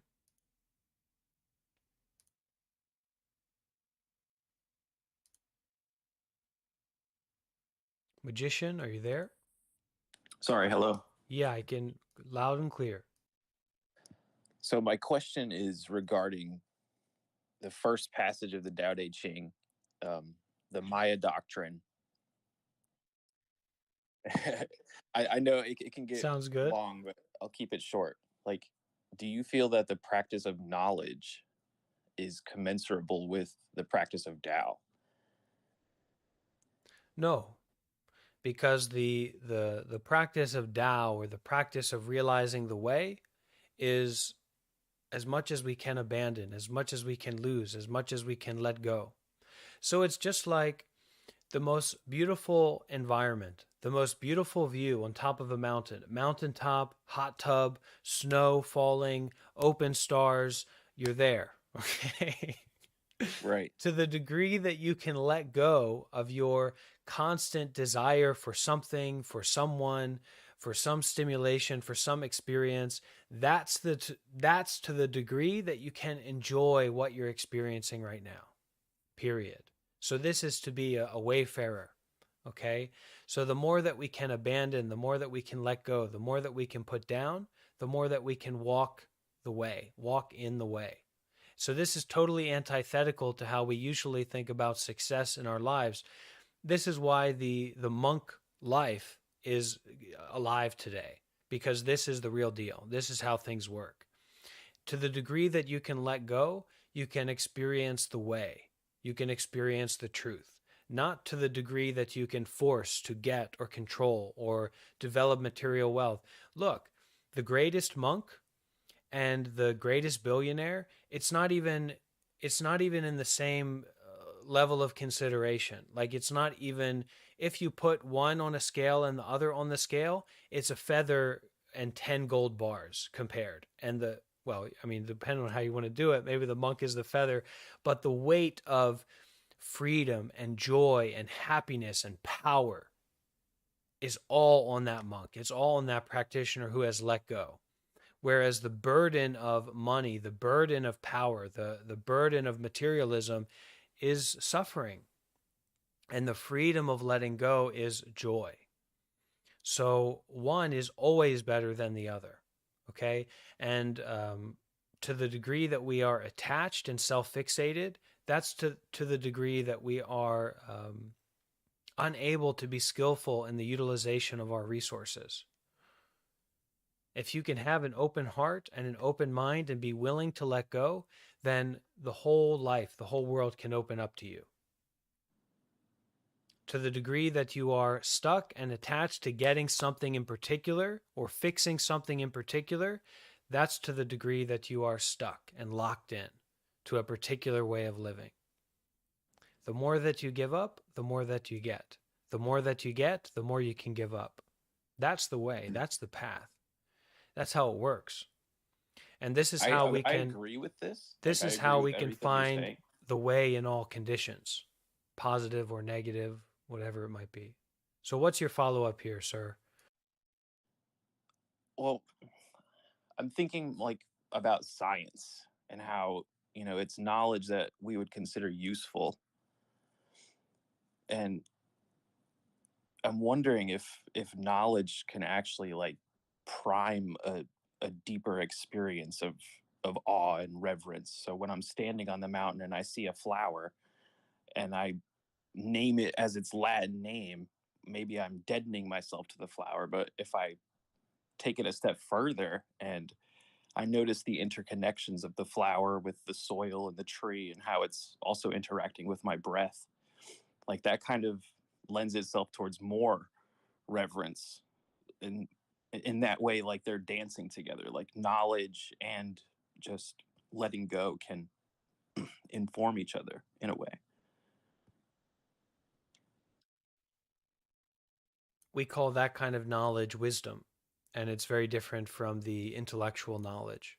So look, I mean, there's no real debate about, yeah, we're all more people than ever are living like kings and queens, like royalty.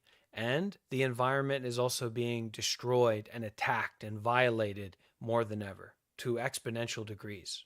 Okay? Very true. So the real peace, the real joy, the real freedom is in the heart, is in the mind, is in opening, not contracting. So the kind of intelligence that leads us to a deeper appreciation and happiness and freedom, that's what we will call wisdom or insight. And it's not exclusive. It's not exclusive of this field of science or that field of science or that way of doing things. It's all inclusive. It contains everything. So this kind of understanding is very flexible, and it can be brought to any time. It doesn't mean that you need to become a monk. It doesn't mean that you need to reject anything. It means that you should try to show up to your life at this moment in a way that is like a mountain, like the wind, like the stars, like a flower. And in that way, you'll get the most out of whatever experience you find yourself to be in. Okay, thank you. Thank you.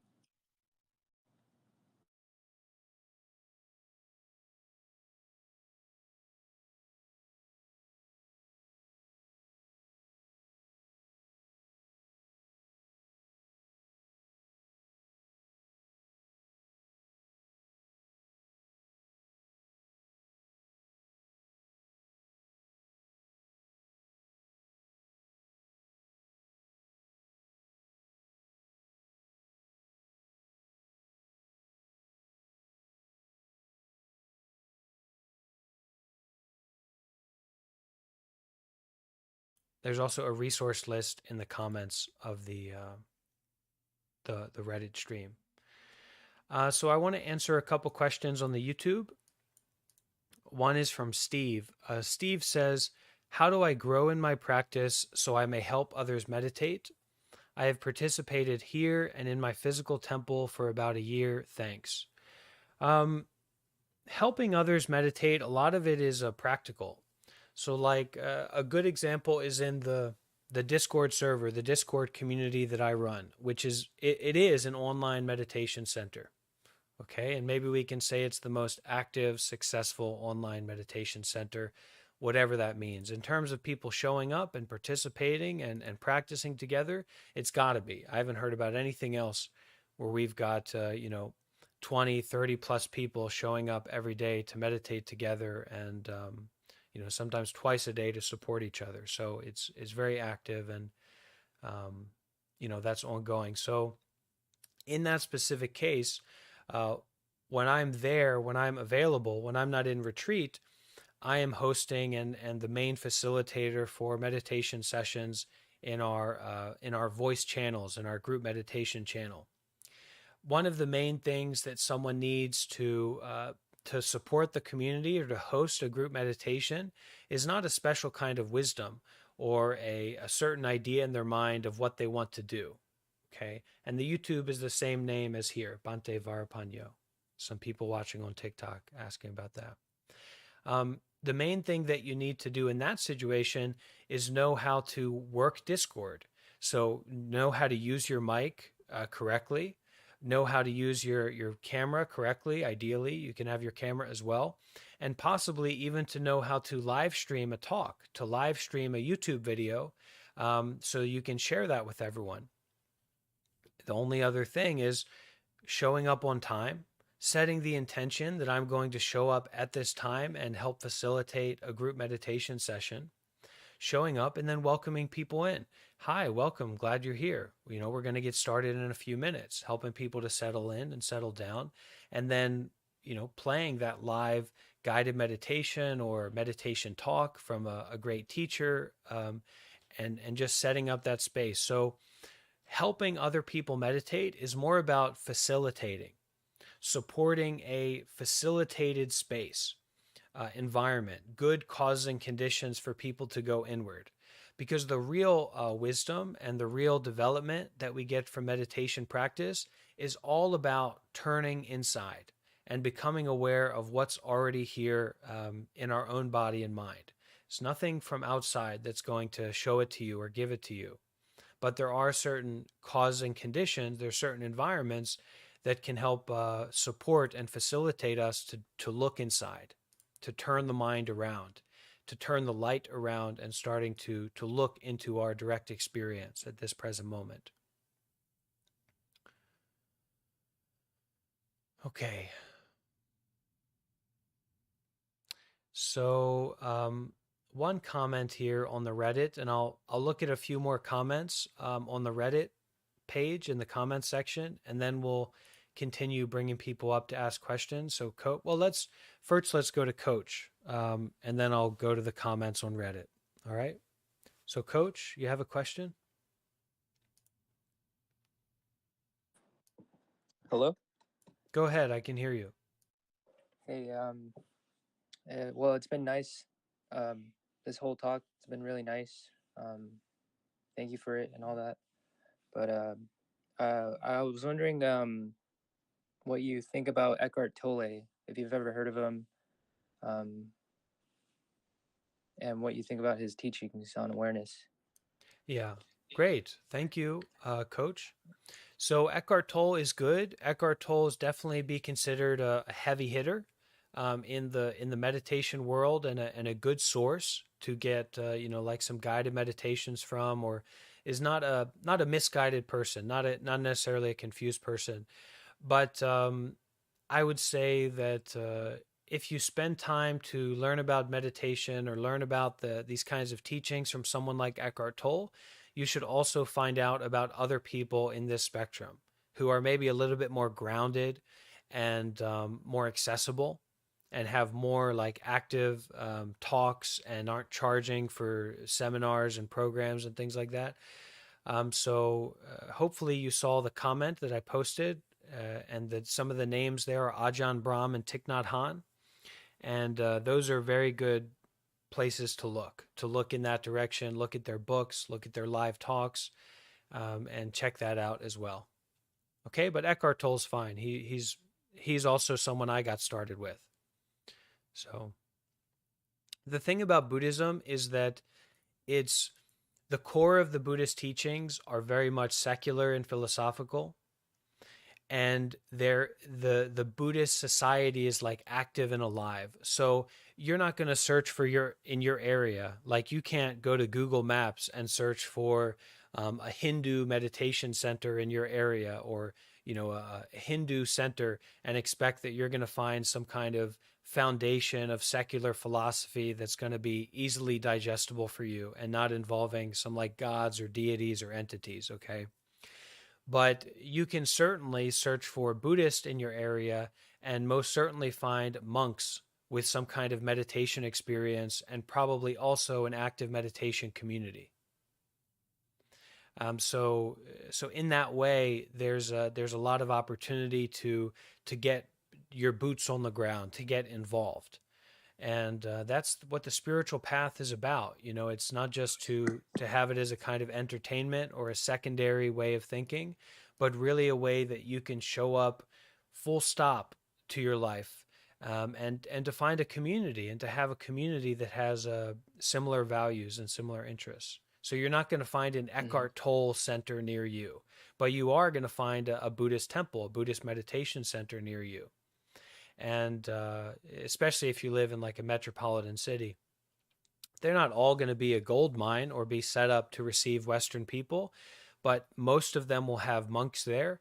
And a monk is very likely going to be trained in meditation that is secular in nature.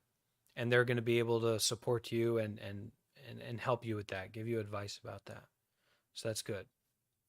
All right. You have a Also, follow-up? You have a follow-up to what you said? yeah, he talks a lot about like the source, like God being the source and of all life. And I was wondering like what you think about that. It's just a way of speaking. And Okay. it's the profundity of a word like God. And he tells you what he means by God right there: the source of all life, the source of all arising, the unborn. God, the way that he's using on God is talking about the unborn, the unmanifested, the uncontrived, the non-contrived, the essence, the all-expansive, inclusive nature of the source of reality. You can call it all kinds of different things, but that's what he's referring to when he says a God. Okay. And sorry, I have a lot, but this will be the last. He also says that there's like heaven is inside you, and there's been times where I felt like, I don't know, I've let go of a lot, like thinking and stuff, and I felt like I was in a different reality, kind of like just more grounded, more peace, and I don't know. Have you ever felt that? Anything like that? You got to keep showing up to the plate, bud. I mean, if you get into the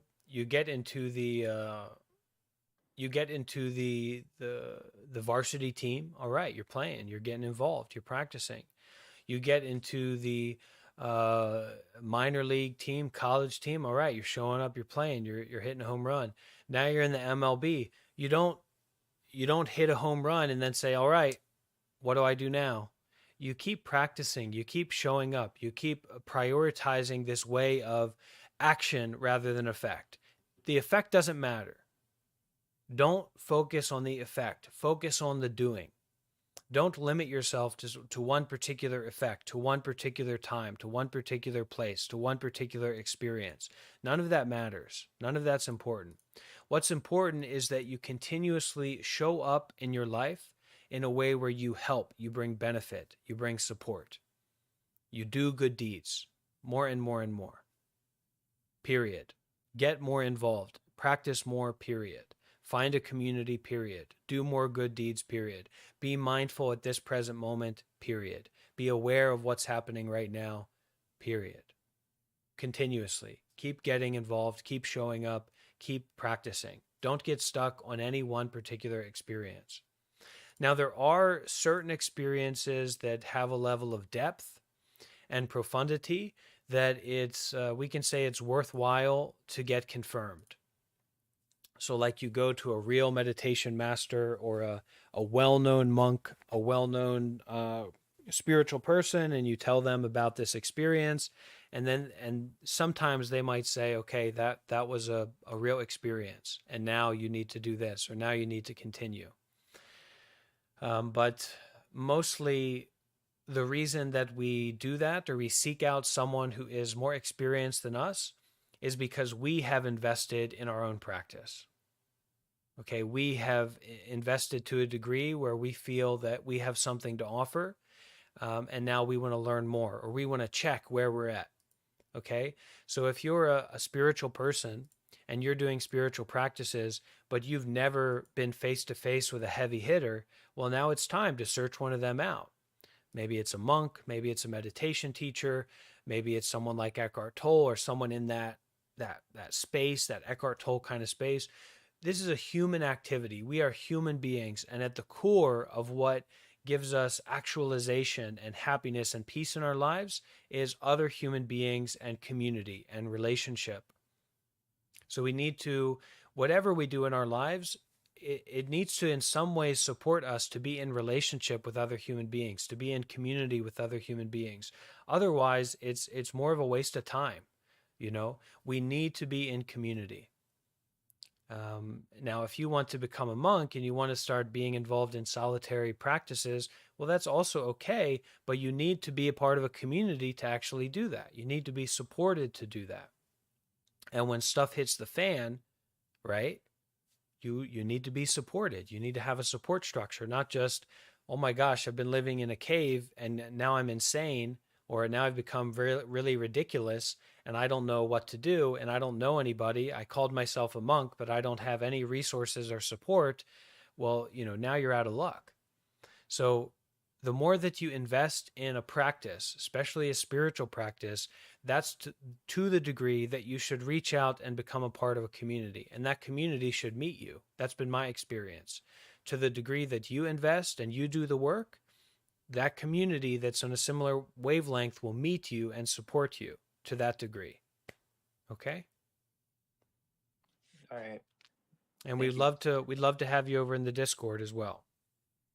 I already joined. Okay. All right. Thanks. Okay, how about Fickle? Are you there, Fickle? Yes, hi. Hello. So I kind of want to gauge your thoughts on this feeling that I've been carrying around for a while, and that's that I feel like I have to be the one in most settings that involve others to make those others feel more comfortable. I guess I can kind of describe it as putting others' wants in front of my own. And it's caused me to generally feel anxious or stressed. I've had people tell me that I'm being a people pleaser, or that I have the inability to say no. I've been asked, you know, why do you have to feel like you're the one to take on this burden when it's not your problem? And I truly don't have an answer, but I've noticed too that I've been building feelings of resentment towards others because I would generally not receive the same kind of consideration in return that I would, you know, kind of instinctively give them. And so I'm kind of just curious about your response to that, and if you have any suggestions on how to deal with resentment. Okay. Thank you, Fickle. I can relate in some ways to what you're sharing. So all of this energy around your consideration for others and all this, it's really good. You know, it's great and it's commendable. It should be appreciated, I think.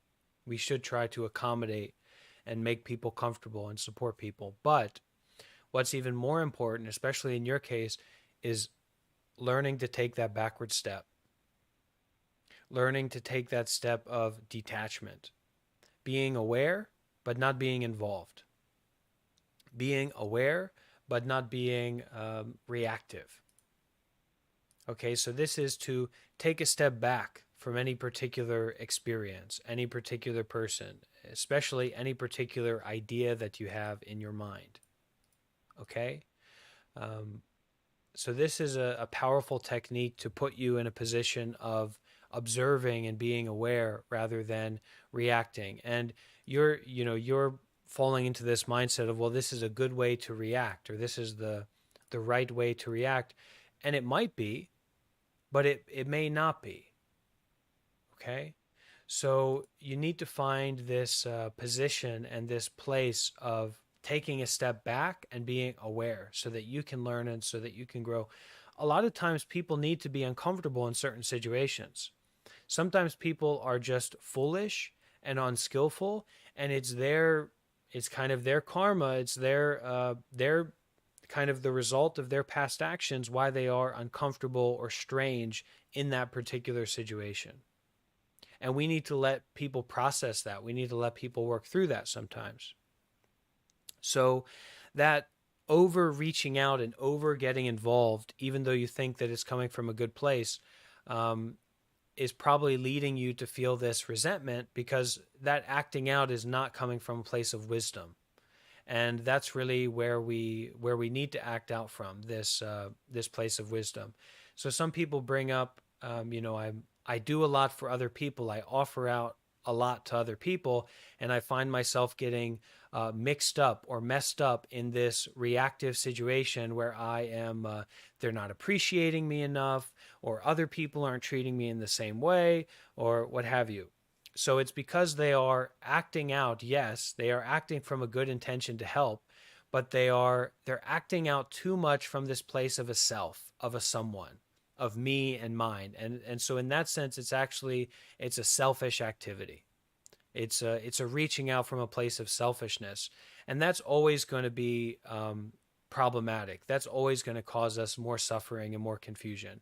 So in your case, learn to take that step back and detach, abandon your idea and your story about that situation, your reactivity to that situation, and just be aware and kind of drift in, fall into that real awareness. You do have an ability to interact with it, to change it, but actually you're not reacting to that or getting involved with that. You're just taking that step back and being aware of all of the details and the intricacies of what's happening right now, and you experiencing that and you perceiving that, not as a someone who needs to take care of it or needs to act in a certain way, but just as that stepping back. Okay? Just in that stepping back. And then when you do act out, you do only. It's just an offering with no expectation, even with no self involved. So it's like sometimes we act out of immaturity, or we have an immature idea about, like, I need to get involved. I need to do something about this situation. And then we get involved with it and we cause even more problems, right? So this acting from a place of not someone, not something, no expectation, no trying to fix, but just generosity, is the deepest way of sharing. And it's going to have a good effect that is not dependent upon you or someone else, or how that situation might express itself in the future. But it's just generosity with no expectation, generosity with no self. And that's the highest generosity. But I would say for you, just focus on taking that backward step and experiencing that situation with detachment, with awareness, rather than you involved with it. Involved or not involved with it, just be aware of it. I appreciate that. Thank you.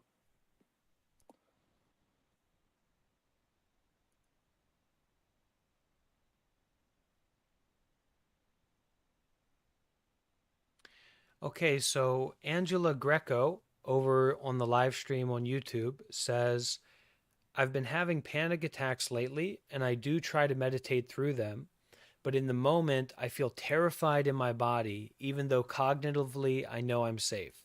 Do you have any tips on how to cope? Yes, I have some tip on this. One is that a panic attack is the last time to try and meditate. That's the worst case scenario. When we're trying to meditate in the midst of a panic attack, that's a real issue. That's not going to work out, especially as a beginner meditator. If you're aware that those are the kind of situations you're going through, take more time when you are relaxed, when you have a safe environment, a quiet environment, a peaceful environment. Take those moments to be with the breath, to be with the body, and to enjoy that being with the breath, being with the body, really start to know a little bit more closely that joy and freedom of being at peace, not being in a stimulated situation, not being in a complicated situation, and also not just stimulating yourself with TikTok or YouTube or some movie, but taking those moments when you have a general opening in your life to just open further. Okay, when you're in the shower, something like that, you just breathe and be aware and let that water and that experience open up this enjoyment of experiencing itself, enjoyment of the body, enjoyment of the heart. Okay, and that's what's going to support you in dealing with a panic attack, not trying to meditate when you have that panic attack. In the same vein, Angela, I would highly recommend looking into some talks from Sharon Salzberg or Ajahn Brahm, or also the Plum Village tradition. You can listen to the Plum Village songs that I recommended and shared. But starting to bring some of these people into our lives that are powerfully compassionate, powerfully wise. And so when we listen to them talk and we give our time to them, we watch those recordings of their live streams and their events that they've hosted. We get to bring them into our heart, bring them into our lives. And the next time that we have that difficult situation come up, those difficult conditions come up, we remember that we're not alone in it. And that we aren't just kind of relegated to relationships with generally nice or friendly people, but actually that there are bodhisattvas, there are beings of great compassion and kindness and fearlessness out there that are also a part of us, that are also involved in our lives. Okay, and we can really lean into that when we listen to their talks and, we're able to get their support.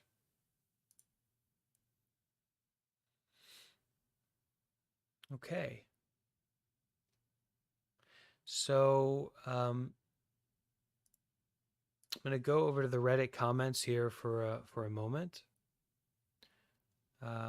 Okay, so we've got a comment that someone just posted that has a lot of questions that might be helpful and interesting to focus on.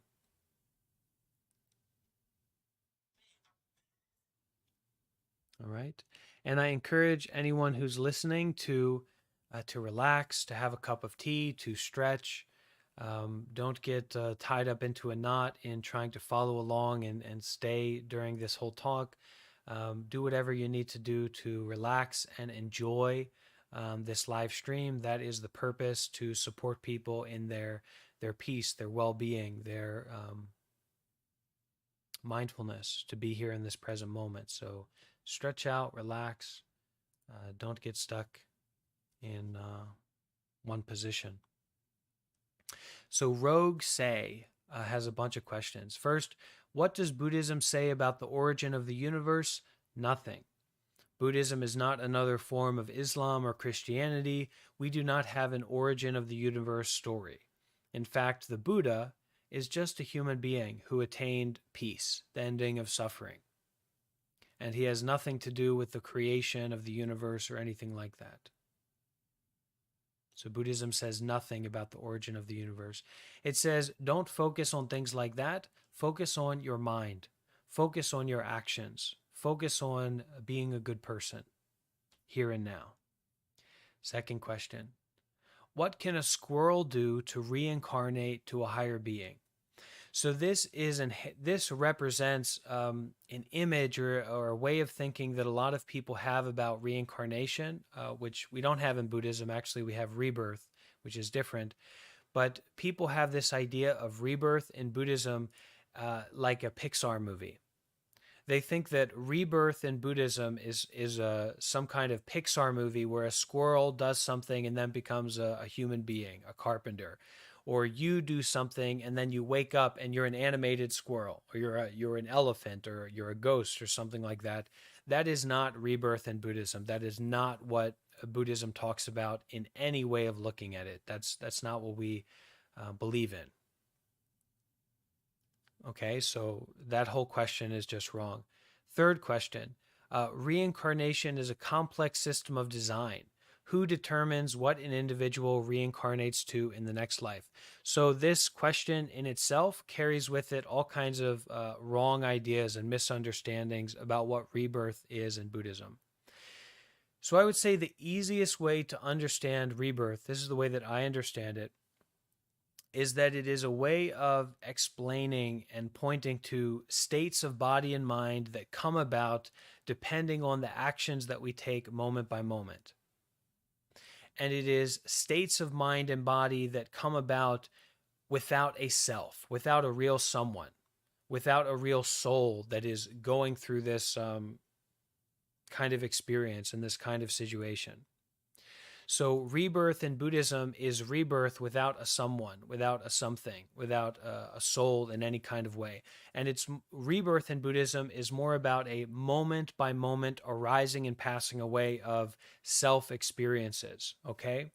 And so the realms that we have in Buddhism, so we do say in Buddhism that you can be reborn into the animal realm, or you can be reborn into the ghost realm, or you can be reborn into the heavenly realm. So what does that basically mean?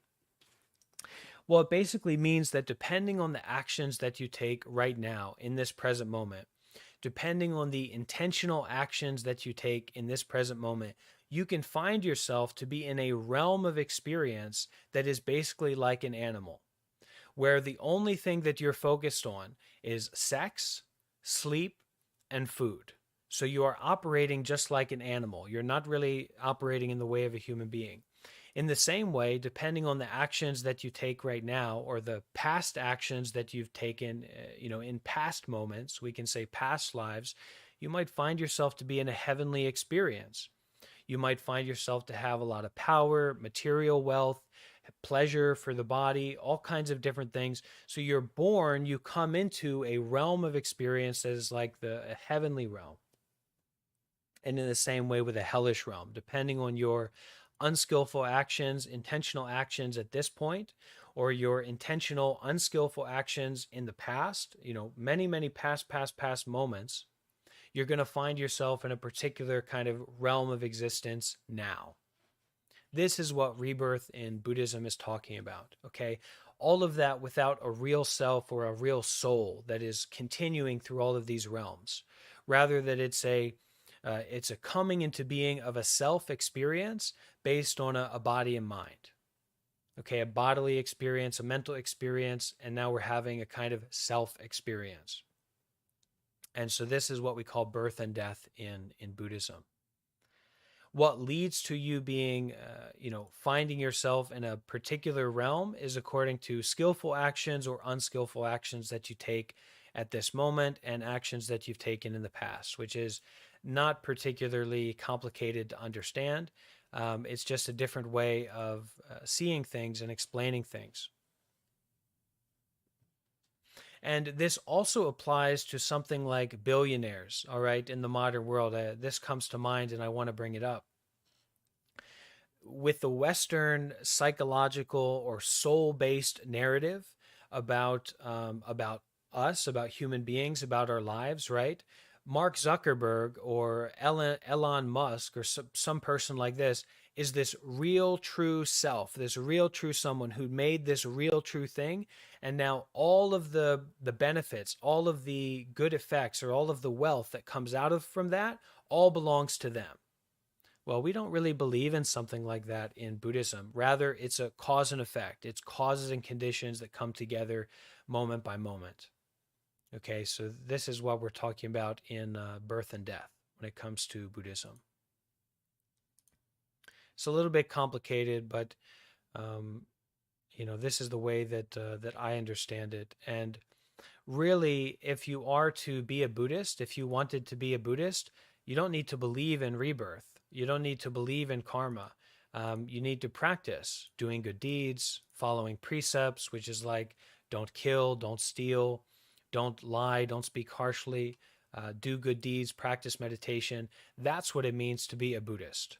Okay, not believing in karma, especially not having like a shallow Pixar animated movie idea of karma. That's not what Buddhism is about at all. Okay, so we'll leave it there about the rebirth and the cause and effect. So bruh, I'm insane, leaving a comment, good username, says, Bhante, what are the things I can do in my life that are most conducive to stream entry as a layman? Thank you, with metta. So stream entry in Buddhism is this like accomplishment that you've attained a certain degree of enlightenment, or you've kind of penetrated this sea of suffering, this ocean of difficulty and attachment in a meaningful way. And so now moving forward, you are sure to be more free, more enlightened, moving forward. Okay, something like that. So it's basically a question about, as a normal person, how can I live my life in a way that is most conducive towards enlightenment, or really experiencing deeply this state of peace and freedom. Okay. So the answer is simple. Do good deeds, practice mindfulness and detachment. Doing good deeds is our sila. Practicing mindfulness is our samadhi, our meditation practice. And detachment is our wisdom meditation, or our wisdom practice, our wisdom focused meditation practice. Okay? Do good deeds, be generous, follow precepts, be careful about your activities. Okay, try to be skillful, try to be careful, try to practice restraint. Don't just follow your desires or run away from your fears, but try to do good deeds in the midst of any conditions. Try to be generous in the midst of any conditions. Okay? Practice meditation, train the mind. In any moment, with any person, be mindful, be aware of what's happening right now. Come back to the present moment, come back to the breath, come back to awareness of the body in any situation, at any time, at any place. Breathe deeply and be aware. And practice detachment. Okay? That is that you are willing to let go. That is that you are willing to abandon what you are attached to, what you are experiencing right now. Okay? Do good deeds, practice mindfulness and detachment. Okay, so one question over on the Discord server, which I invite anyone here to join if you're looking for meditation community. Changer says, Bhante, can you share with us the name of the temple where you ordained and the name of one or two of your direct teachers? So I ordained at a temple in Thailand called Wat Padara Pilom, which is a temple in the Dhammayut Thai forest tradition. The cold hard facts are that there are thousands and thousands of temples in Thailand, in Myanmar, in Sri Lanka.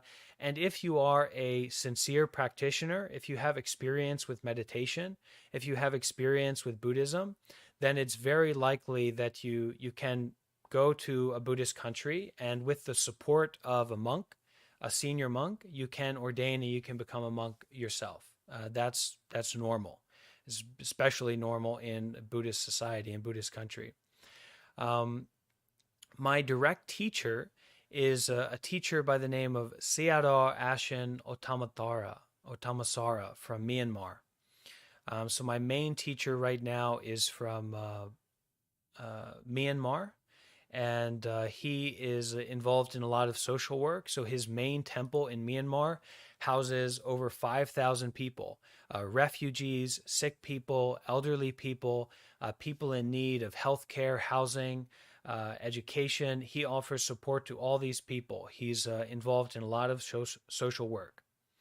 And we have temples all over the world. We have a temple in California. We have a temple in Italy.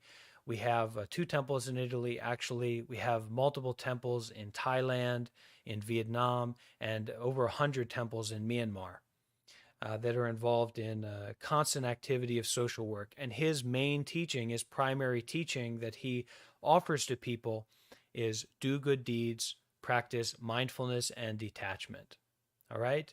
And certainly if you get involved with those practices in your life, then it's going to bring some real empowered benefit. Okay.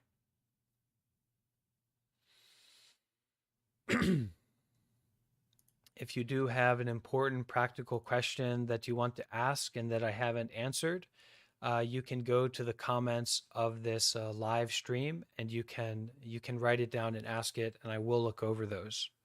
Okay.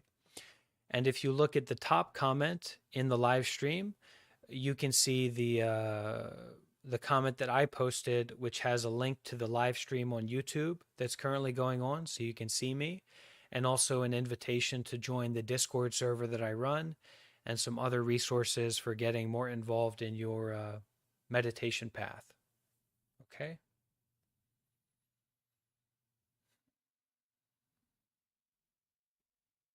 I'm very happy to be able to be here and have the good health of body and mind to be able to share and host this session.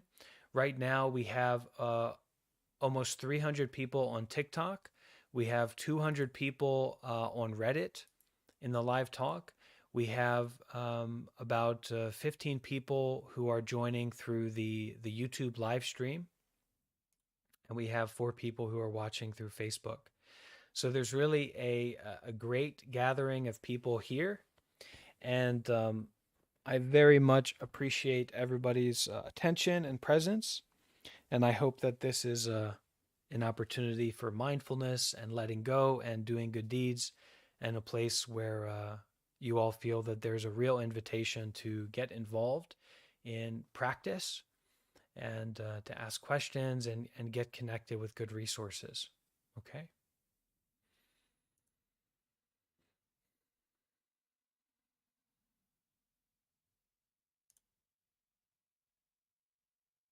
Okay, so I've been talking a lot. I think we'll bring up a few more people in the Reddit talk to ask questions with their voice, okay?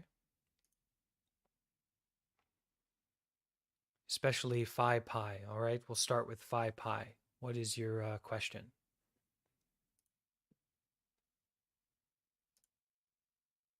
Just have to unmute your mic, Phi Pi.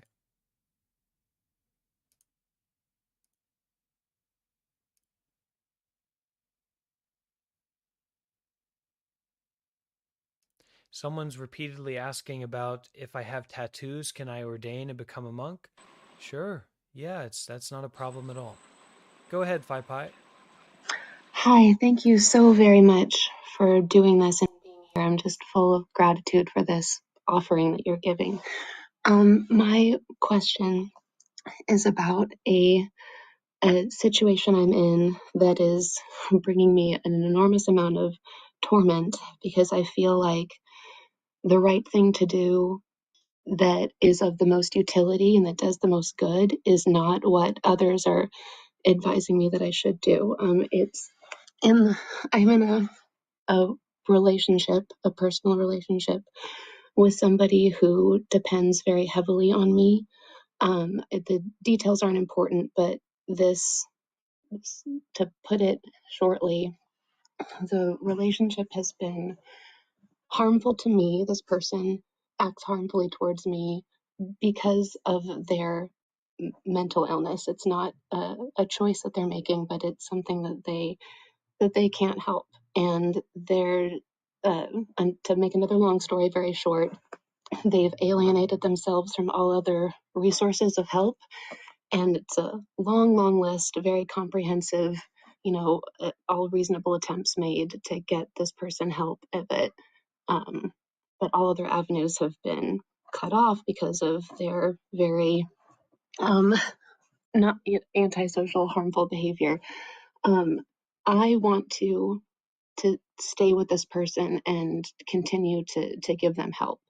But the situation is very apparently harmful to me, and the few people that know the details want me to remove myself. But I hold no bitterness towards this person. I don't mind, denying myself to be the social support they need.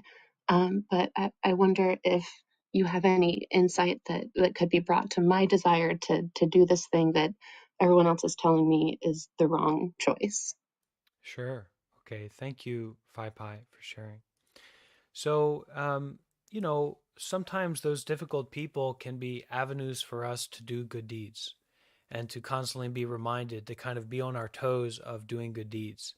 However, you can get yourself into a dangerous situation, or you can get yourself into an untenable situation, or you can get yourself into a situation of attachment where your idea that you have in your mind is that I'm choosing to stay with this person because I can help them and I can fix them, but it might actually be that you yourself have become attached to that dynamic of relationship and to that person, and that it's not really about you helping them, but it's actually that you have a deep attachment to that situation, and now you're stuck in it.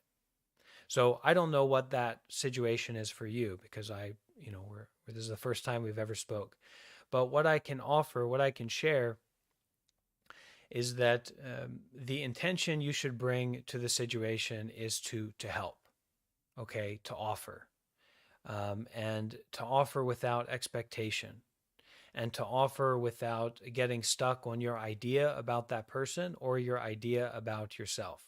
Be as skillful as you can, but also don't get stuck on this small-minded, rigid way of thinking about yourself or that other person. As much as you should and can and are able to stay with that person and help them, you also don't need to. Okay, you're not going to be a boundary wall between death and that person. Okay, death, old age, and sickness are coming to you, and they're coming to the person you care about, period. So there's nothing that you're going to do to stop that person from death or sickness or old age. You should recognize that, remember that. Now, if you are taking up this mission of doing good deeds without limit, and this person is a way for you to do that and to focus on doing that, that's okay, that's great. But you need to be aware of the seriousness of your situation, whatever that might be, and you need to be willing to use your resources to get help. Okay, as much help as you can. That might be therapy for yourself. That might be trying out all kinds of different therapists. It might be trying out all kinds of different medicines. It might be reaching out to a meditation community or meditation teachers, or trying to find monks in your area. But to the degree that you want to take on this great burden of dealing with your suffering or your friend's suffering and recognizing the depth of that suffering, you need to get help. You need to get support. You need to get involved. And our selfishness and our small-mindedness, it's just constantly wants to get stuck in judgments. And no, I've got to do it this way. I've got to do it that way. I've got to be as quick as I can. You've got to be as quick as you can to get help and to get support from as many different places as you can. And that means trying out things that are that you're afraid of or that you don't know about, okay? And not falling into this rigid way of seeing things where, oh, I need to stay here. I need to help this person. Or, no, I can't go down that avenue. I can't try to get that kind of help because I had an experience before with that. No, you need to be flexible to try and get as much support as you can and be as creative as you can in finding this way of dealing with that suffering. And specifically understand that that person you care about is going to die and is going to get sick and is going to get old. And the same is true of you. And as much as you need to or can be with that person, stay with that person, and help that person, you also do not need to. You don't need to stay with them. You don't need to help them in that way, in that specific way that you imagine that you need to. So from that point of freedom, that's where you make the choice. That's where you from that backward step, taking a step back, from that detachment, from that awareness, from that groundedness, you take that backward step and you make a skillful choice, a skillful decision. And you keep approaching it in that way, day after day. As much as you need to stay in that situation, you also don't need to stay in that situation. Okay? I hope that's some helpful advice in that. That was absolutely amazing. Thank you so much for that thoughtful and insightful advice. Thank you. I also want to, have you seen the comment that I posted with the resources? Yes, I did. Okay. Thank you very much. I've I'm already going to been add, getting into that. I'm going to add something else to there that I want people to have access to. I feel like I felt like I'm selling a blender or something, and I want to add this special attachment to your meditation, spiritual resources stuff, and that is this it's a grace model for compassionate action, and I think this could be helpful with you for you in this grace model for compassionate engagement. Wow, what an All incredible right. phrase that is. Thank you for that. I will look. I appreciate it. It's at the bottom.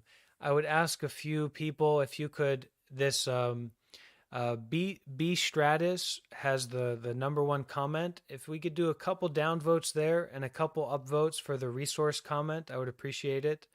I think B Stratus will be okay if their comment isn't number one.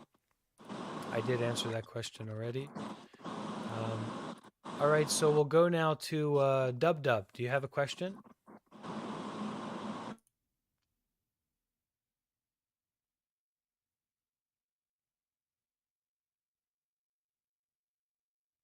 Dub Dub, do you have a question you'd like to ask?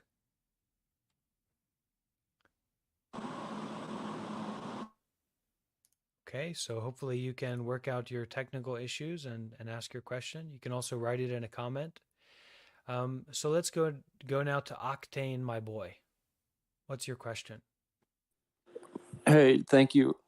I was wondering if you would have any advice on like how to be mentally strong, starting like better habits and breaking bad habits in my life right now. Yeah, sure. So start to prioritize generosity. We have this idea. It's kind of a neurotic idea, I think, in our modern minds, that the way that we are going to solve our suffering, our selfish suffering, is that we're going to focus on ourselves more. We have this idea. We have this strongly held concept in our minds that, okay, I'm aware that myself is having all kinds of suffering and all kinds of stress, etc. And so I'm going to fix that by focusing on myself more. I would say that's not the problem. That's not the way to solve the problem. Rather, start to prioritize the way that you use your energy in generosity, in offering what you do, sharing what you do, sharing what you have. So you have a healthy body, probably a generally healthy body, maybe a generally healthy mind, healthier than some people. So how do you offer that? How do you share that? How do you do acts of generosity rather than doing acts of more self-fixation, trying to get more for myself, trying to make more money, trying to control my mind more in the way I want to, etc., etc., etc. So that the idea here is to try to find a way to be generous, try to find a way in your life to do good deeds, to help others, and offer what you have to help others. Do you understand? Yeah, thank you. Yeah, for example, I'm trying to quit smoking right now. So it's just like in my mind I know that I want to, but then like just like with that habit I just keep like I'm still doing it even though I know I want to, quit doing it. Great. So the technique that I have about this, and I more effective for some people, less effective for some people. This is the technique. So when you are picking up that cigarette, right? There's certain causes and conditions. There's certain kinds of environments that lead to they're like the supporting factors for you picking up that cigarette, right? And choosing to smoke and doing it. So when you find yourself to be in those situations and you don't have the willpower, you don't have the control to not smoke in all those situations, when you find yourself picking up that cigarette or whatever it is, remembering that this is not really good for you, and this is also not particularly what you want to do. So even though you're going to do it, you don't really have the control yet to not do it. As you're picking up that cigarette and you start to smoke it, even as you're smoking it, yes, you like it, you enjoy it, but remembering, especially at the beginning, as you're about to pick it up, right before you do it, remembering, okay, I don't necessarily have the power to control this right now, but this is not good for me, and it's really not something I want to do moving forward. So as you practice that, you put some separation between you and that habituated activity. And over time, that separation is going to grow and to expand, especially if it's something that's really meaningful to you. If you really recognize that that's not what you want to do moving forward and that it's not skillful activity in your life, remember that, and over time that separation builds, that distance builds from your reactivity to that desire, to that feeling. Okay? So remember that, and then over time do it less. And as you're walking this journey, don't beat yourself up, don't be harsh with yourself, don't be rough with yourself, but recognize that you are really working to let go of this activity and that you are making progress in doing that. Okay? Yeah, thank you. Welcome. You're very welcome.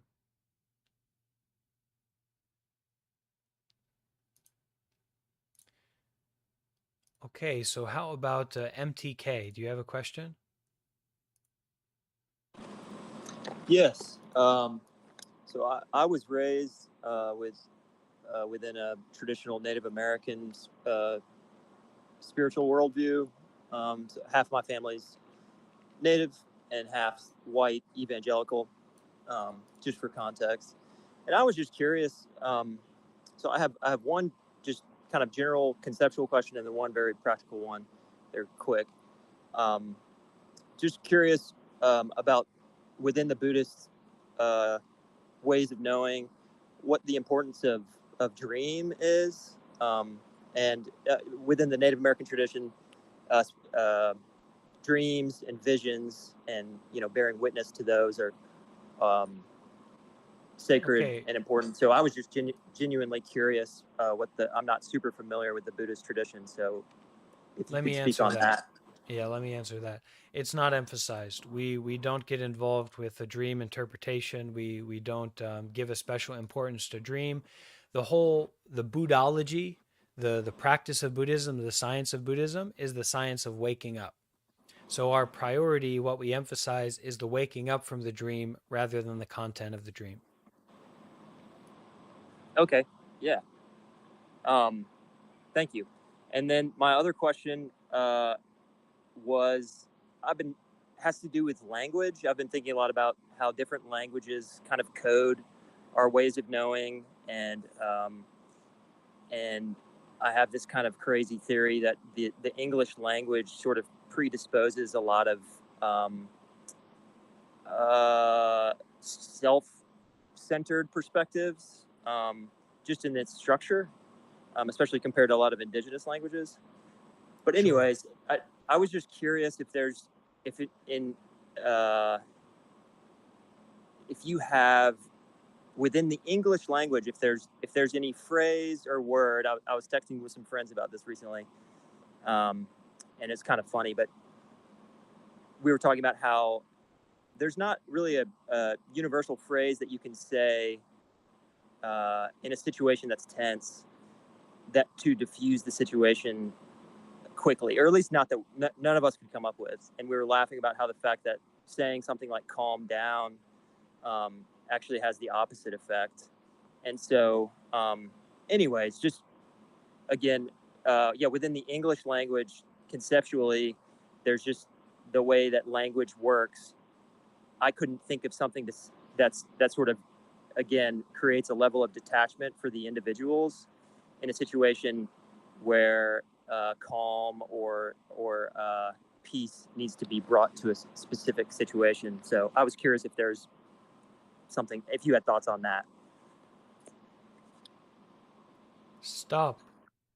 Stop it. Stop what you're doing. The main thing is you don't need to hyper focus on the language, because the language is just carrying the culture. Language is like the vehicle for culture. So it's not so much about like the particular syntax or the form of the language itself, or like the logical aspects of it. It's just that language is a vehicle for the culture as a whole. So English, American language, is totally different from, a British language or something like that. They have a different culture and the language carries that. So what would I say to calm? Stop it. Stop what you're doing. And it's more how we express ourselves culturally.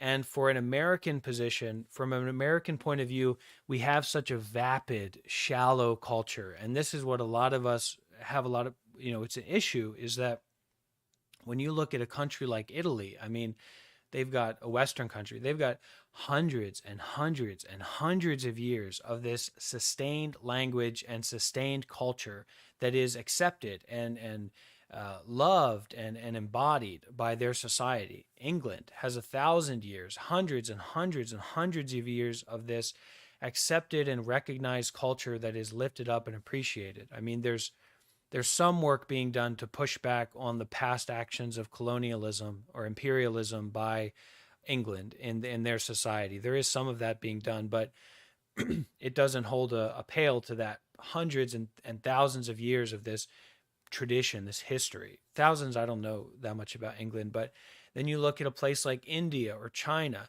and you have a language and a society that has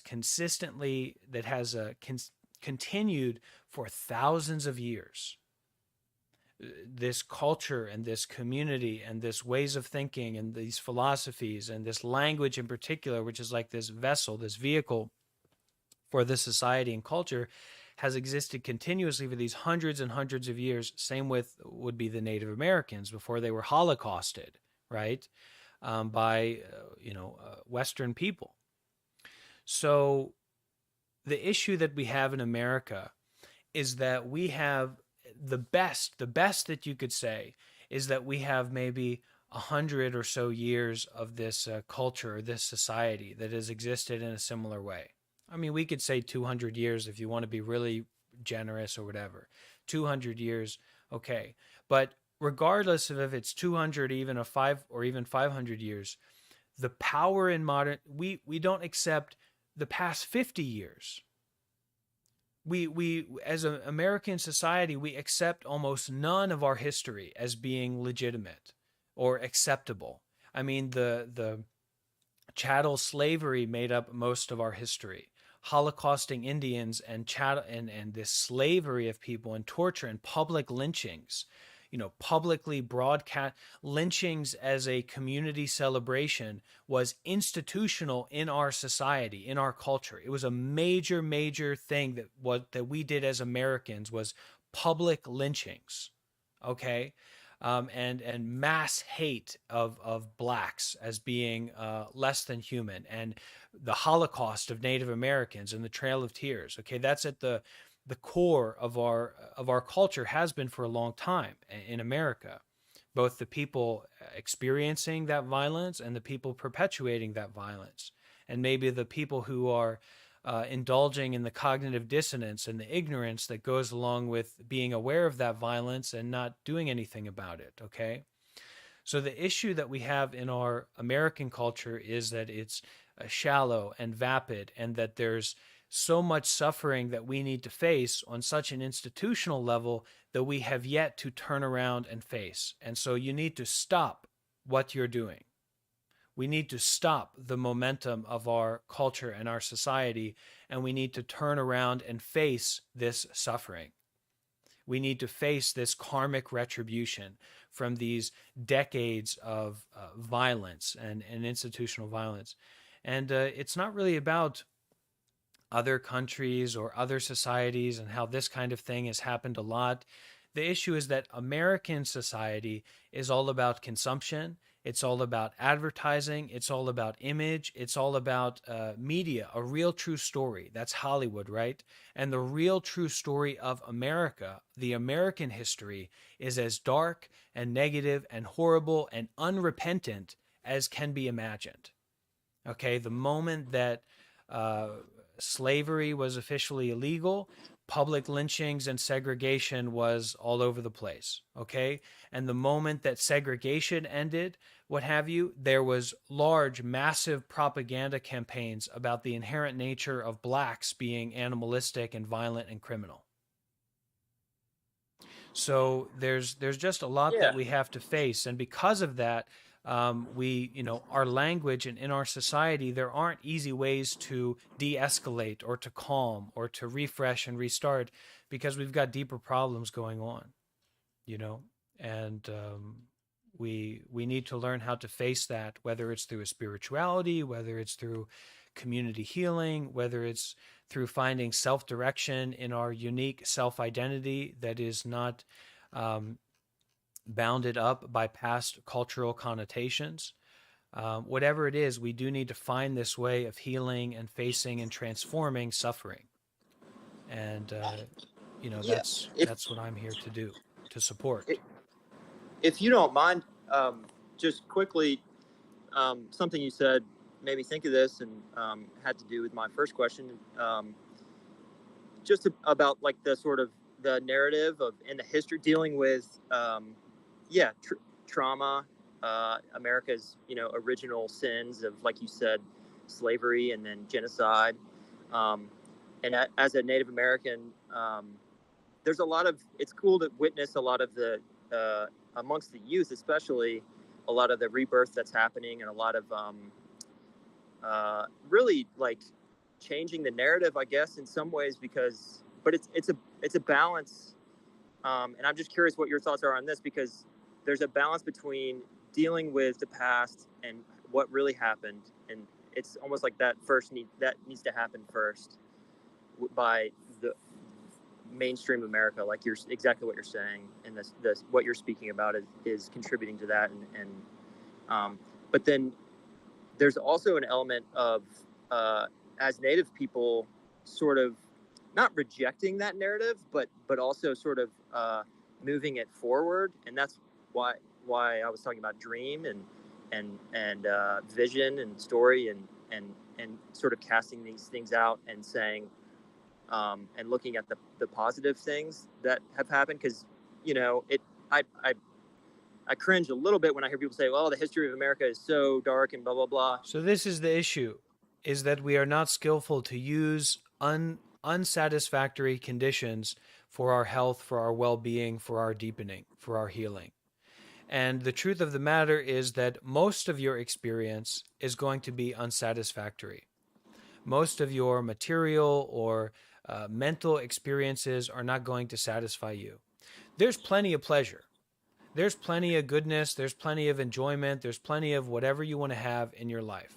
But there's not plenty of facing that suffering and learning how to transform that suffering into what we need to go deeper and to evolve and to take care and to heal.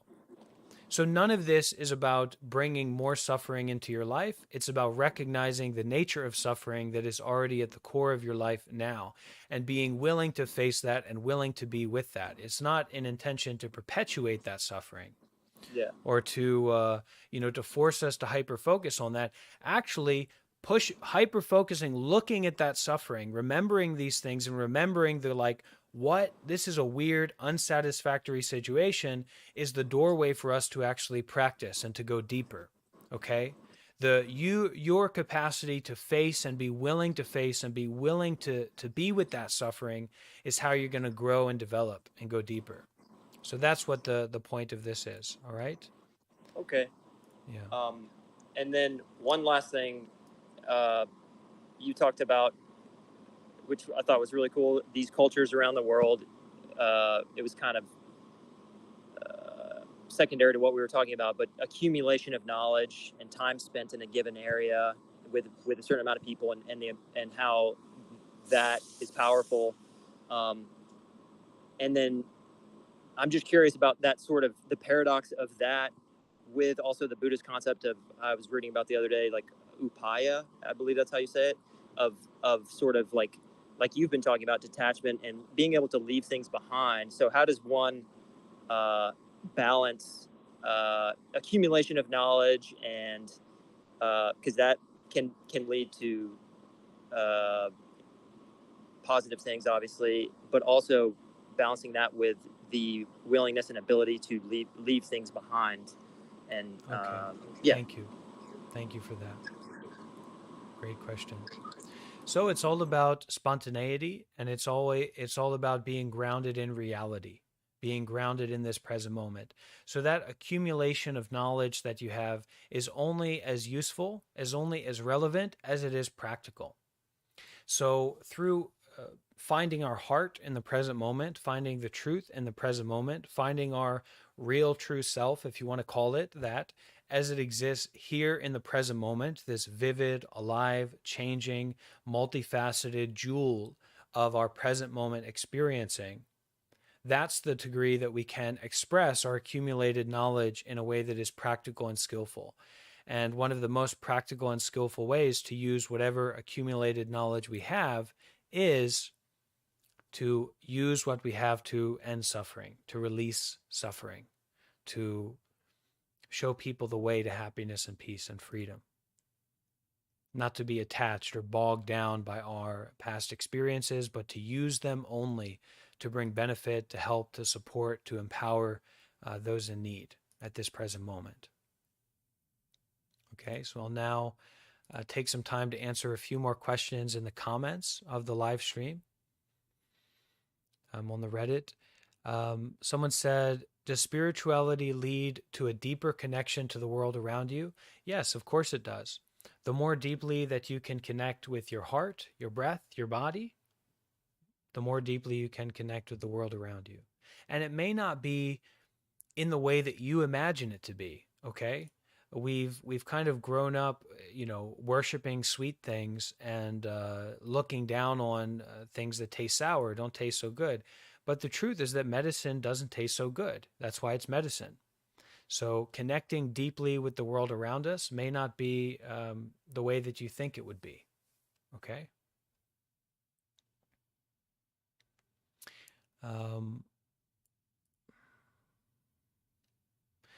For people who want to try about being a monk, you should first attend an intensive meditation retreat. You should be involved in regular meditation practice, and then, talk face to face with a monk about the possibility of you becoming one. Okay. I don't support any kind of violence against anyone.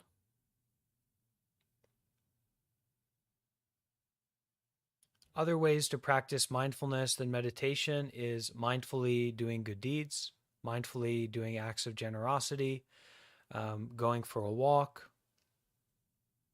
mindfully taking a shower. Okay. We can take moments of loss and moments of heartbreak as an invitation to have a deeper relationship with our body and with our mind and our sincerity. Okay, so loss as an invitation to go deeper into our mind and our truth. Okay, our sincerity. And that way loss can be very healing and very supportive for growth.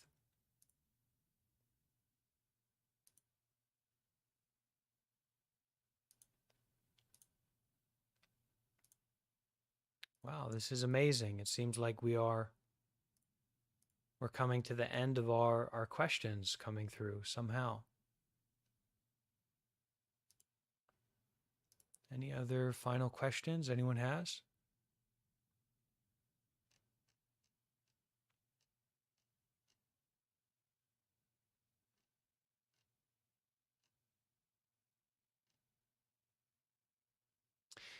If you have a very complicated question, the answer is don't be so complicated. Relax.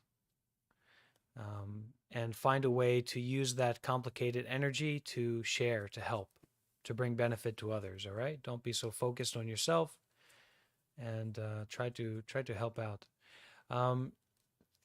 All right. So as we are coming to the end of this live stream, want to just do some house cleaning or some management. Yes, I don't support any violence. But just because someone is a Buddhist doesn't mean they are a Buddha. Just because someone is a monk doesn't mean they are wise. Just because someone is a Buddhist doesn't mean they are enlightened in any way, okay? People are people. Just because someone is a Muslim doesn't mean they are following the teachings of the Prophet Muhammad, okay? It's the same with Buddhism. People are people, and that's, that is what it is. So a little bit of housekeeping. In closing, like I have said, I am this old hippie. You want to ask a question? Yeah. Could you please explain emptiness? Okay. Or the Can I concept of please? Yes. Can I please? You said, can I please explain emptiness? Yes. Okay. Get ready. Get ready. Very simply. Yes. Get ready. Get ready. Okay. Go on.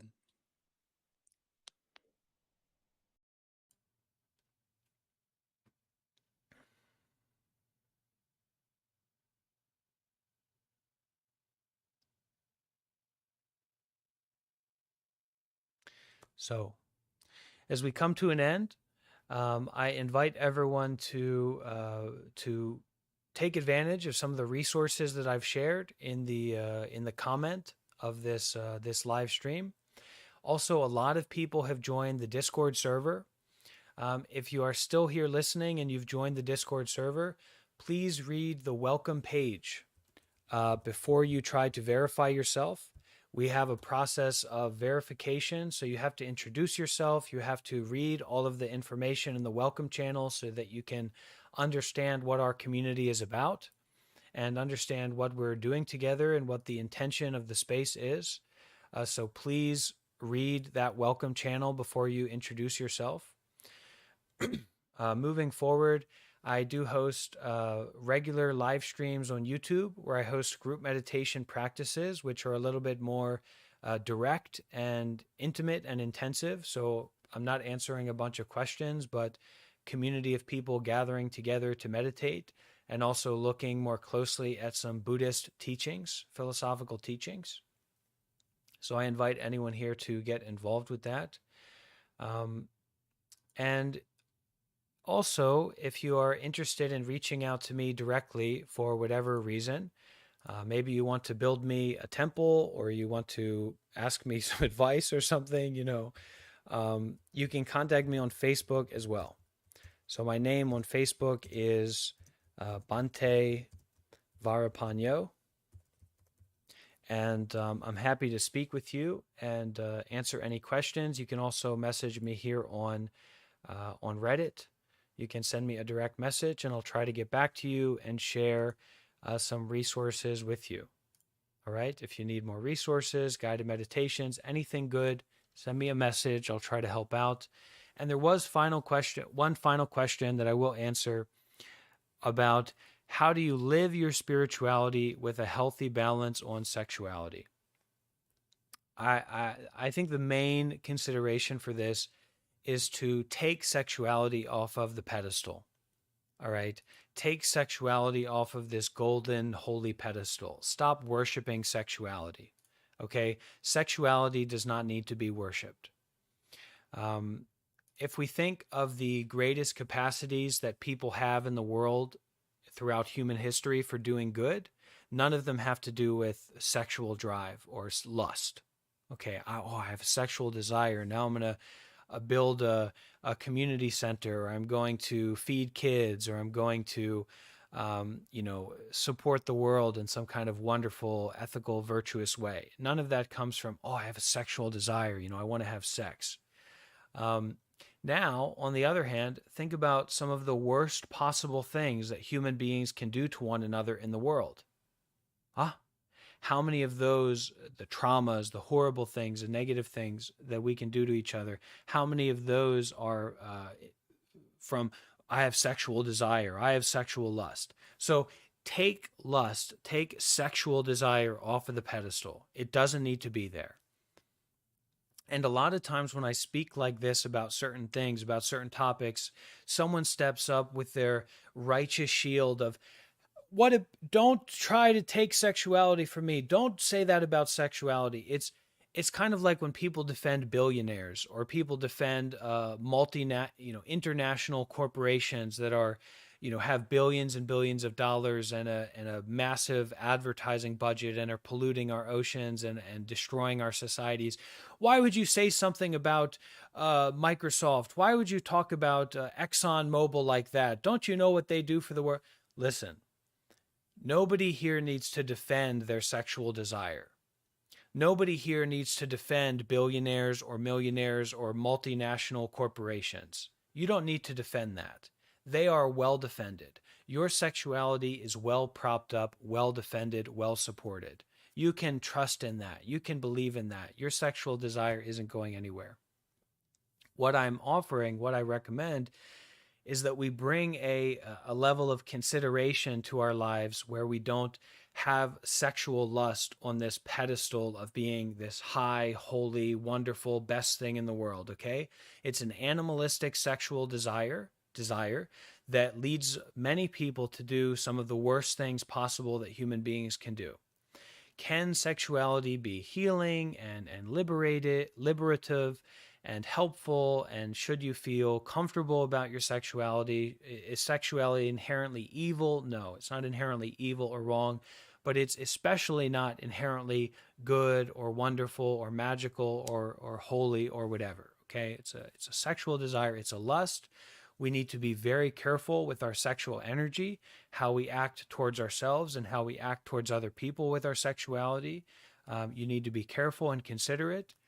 And, if you can restrain yourself sometimes, then maybe that energy can go towards activities that are more beneficial to yourself and to the world, and a little bit more wholesome. Okay? So we're going to finish up our talk now, our live Q&A, but I think that there are some very sincere people here who have been offering their very mindful attention and wholehearted presence, and I wouldn't want to cut anyone off without some guided meditation. Okay, I wouldn't want to wrap it up without offering some guided meditation. So first and foremost, everybody, go ahead, let's all take a moment to stretch out. All right, so stretch out your leg or stand up if you've been sitting in like an office chair. Just take a moment to stretch out, maybe massage your legs a little bit, and we're going to do some real meditation together. Okay, I've been sitting cross-legged for a while, so my legs are a little bit, the knees, right? The knees get tense and the calves and everything can get tense. The back can get tense. So let's just take a few moments together to stretch out and massage any place where you feel tension or tightness. Go ahead and massage that and stretch that out.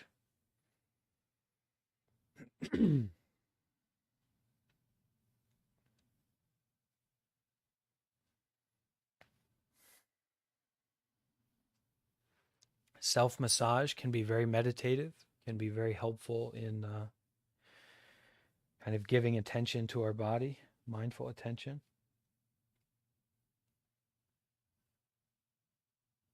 And also our head and our neck, we can roll around, right? Roll back and forth.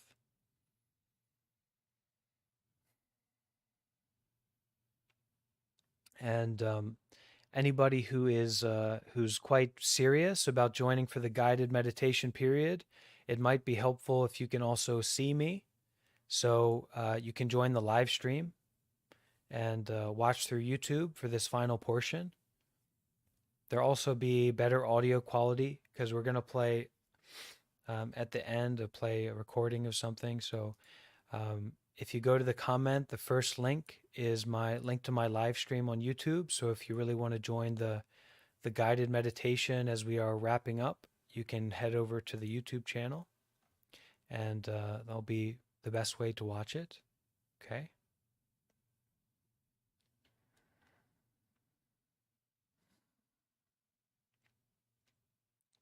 So as we stretched out a little bit and got a little bit more comfortable, well, now the first step for meditating is find a meditation position. Okay, so take a moment right now to find a comfortable and stable meditation position. All right. That can be sitting in your desk chair. That can be sitting on the floor, cross-legged with some cushions holding you up. It can be laying down. It could even be standing if that's what you need to do. But just finding this this kind of comfortable and stable position for the body.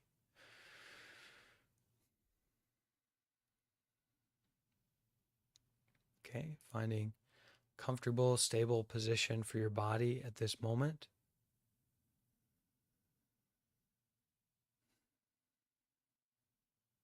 So as we find that position for the body, we can start to close our eyes if we like, but we don't need to. But start to turn the mind around. That is, that we start to direct our attention to our body, especially towards the inside of the body. And one of the easy ways that we can do that is closing our eyes and then beginning to follow the breath. Okay, so following the breath from it coming in through our nose, and breathe deep. Breathe as deeply as you need to really get your attention into this practice. Breathing in deep through the nose and follow the breath. Bring your awareness along, your attention along with the breath as it flows in through the nose. Okay. The breath flowing in deeply, going down into the nostrils and the throat, the neck.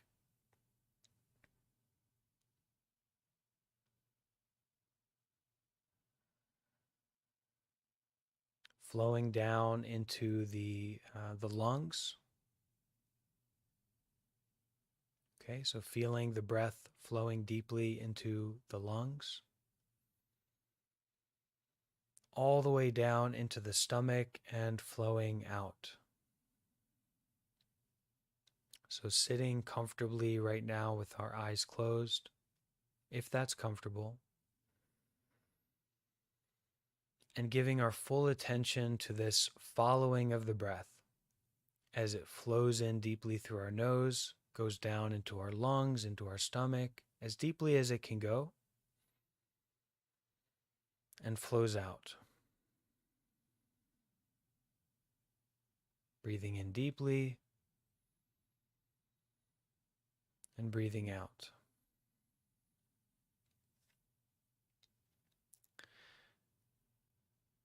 So we can bring to our mind this kind of consideration, this way of thinking where we want to solve a puzzle, quite complicated, quite important puzzle, and the way that we solve it is just breathing right now. Just following the breath as it flows in deeply through the nose, through the nostrils, all the way deep into the body and flows out.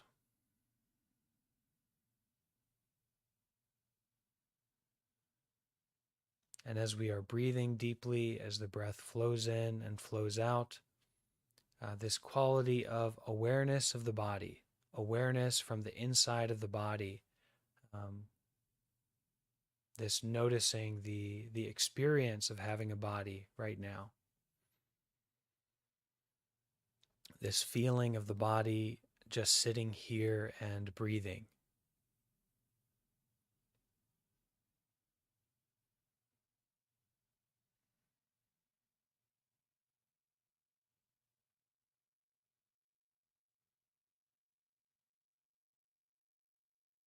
The body just sitting here, breathing deeply as we need to, and being aware.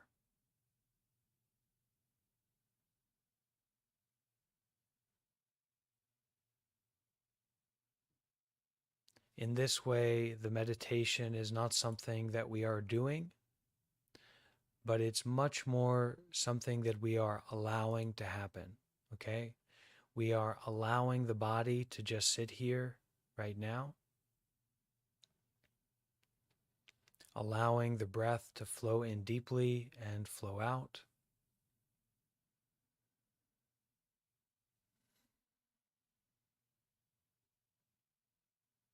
Nothing else to do, nowhere else to go. Nothing added, nothing to take away, nothing complicated. Just at this moment, coming to the breath.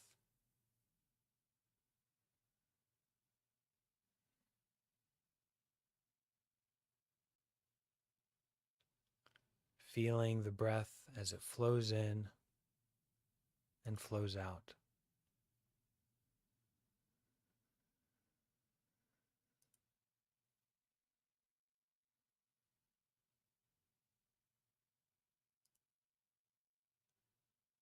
Okay.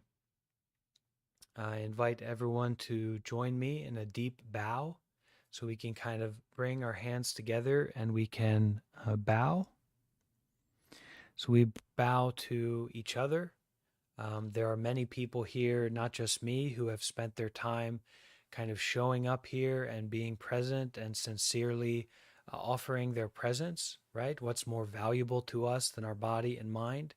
And a lot of people here have offered and shared and showed up to this place and this time to offer their body and mind. So we can kind of offer a deep bow to everyone who has made that choice and that offering. We will be bringing this guided session, this live Q&A followed by meditation to a close. I thank everyone for being here, and I invite you to stick around if you like, especially if you want to watch through YouTube. I appreciate that.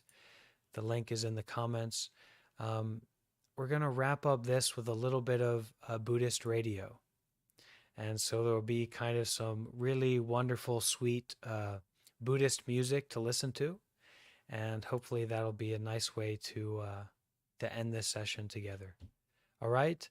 So thank you all for being here. Be happy, be well, be peaceful.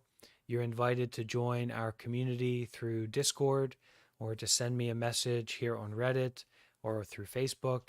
And I'm happy to help you get in touch with some resources for good guided meditations or Buddhist teachings. Okay? Sukhi Hotu. Thank you for being here.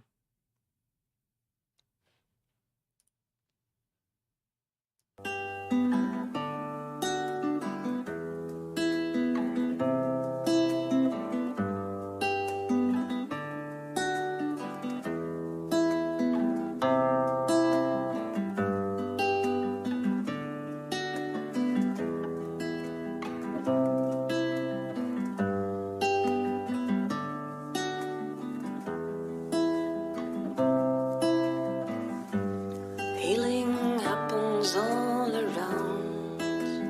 Breathe and smile. Be still and know.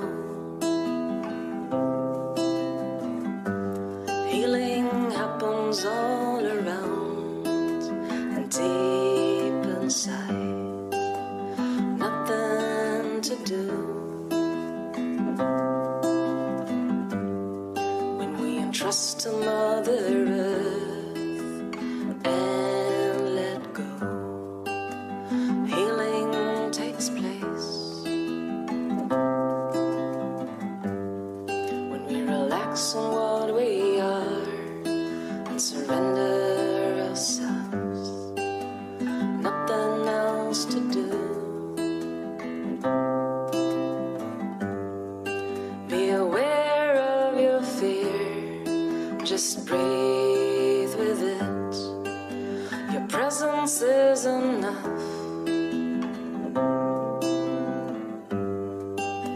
Invite your love to be there with you. Let yourself be embraced. Healing happens all around.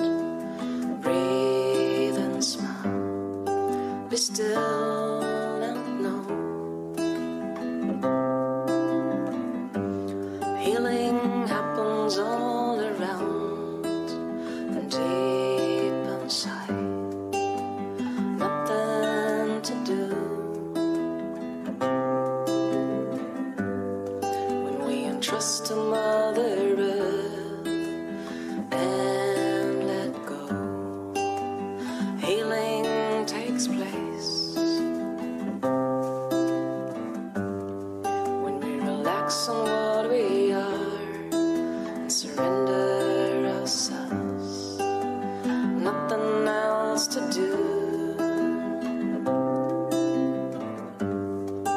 Be aware of your doubt, just breathe with it. Your presence is enough.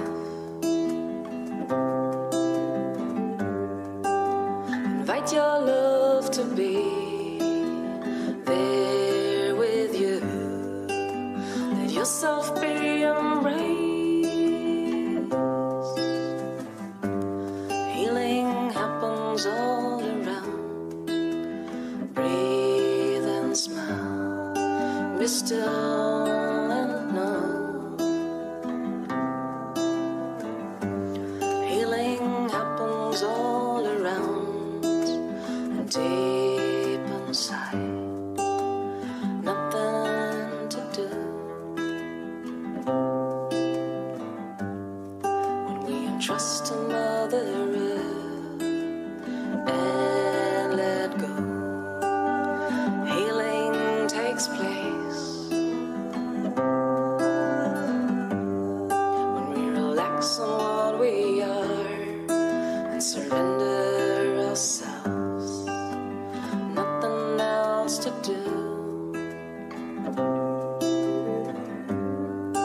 Be aware of your pain, just breathe with it. Your presence is enough. Invite your love to be there with you.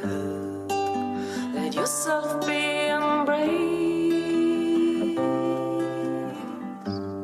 Healing happens all around.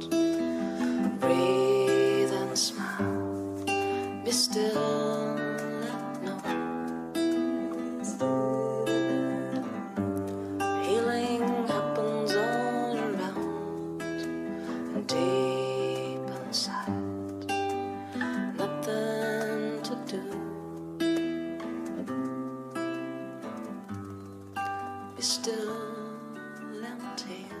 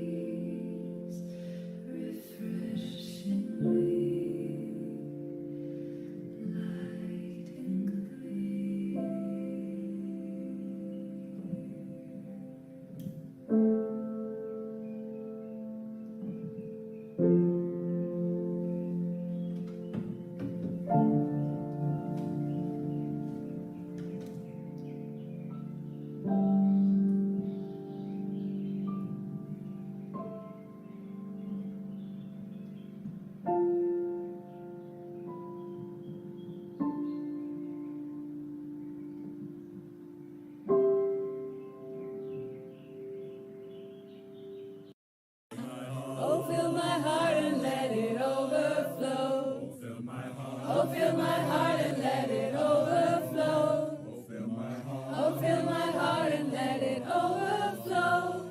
Let it overflow with love. Oh, fill my heart. Oh, fill my heart and let it overflow. Oh, fill my heart. Oh, fill my heart and let it overflow. Oh, fill my heart. Oh, fill my heart and let it overflow. Let it overflow with love. Oh, fill my heart. Oh, fill my heart and let it overflow. Oh, fill my heart. Oh, fill my heart and let it overflow. Oh, fill my heart. Oh, fill my heart and let it overflow. Let it overflow with love. Oh, fill my heart and let it overflow. Oh, fill my heart. Oh, fill my heart and let it overflow. Oh, fill my heart. Oh, fill my heart and let it overflow. Let it overflow with love.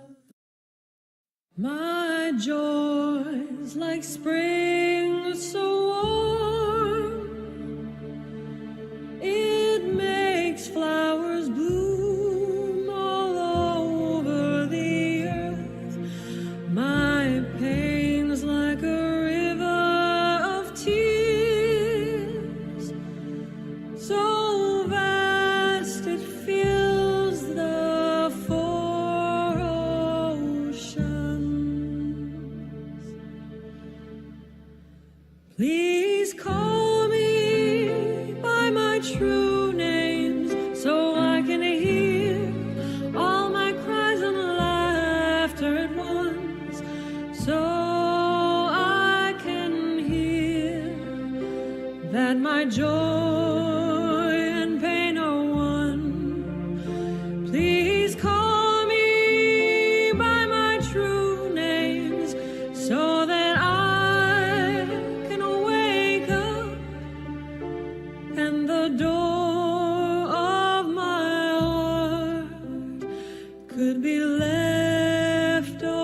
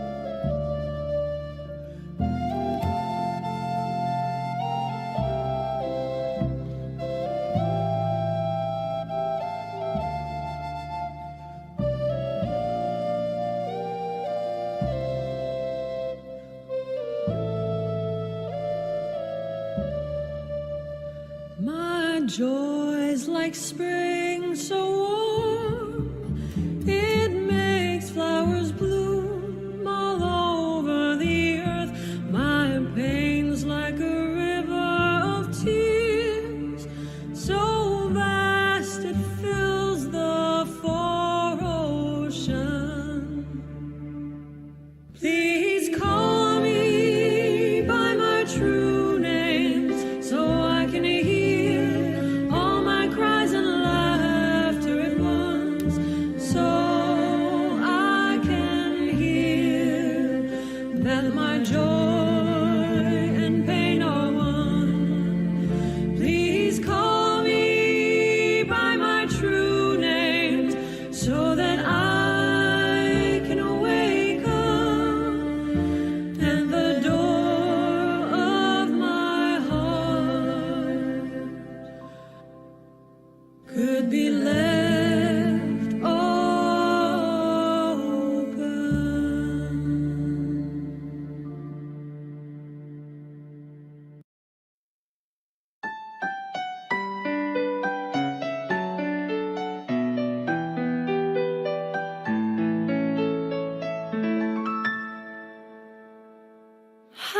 Happiness is here and now.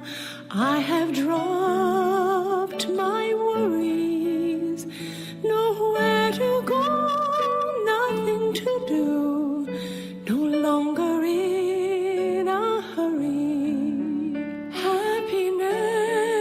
is here and now.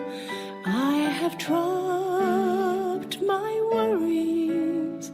Somewhere to go, something to do, but not in a hurry.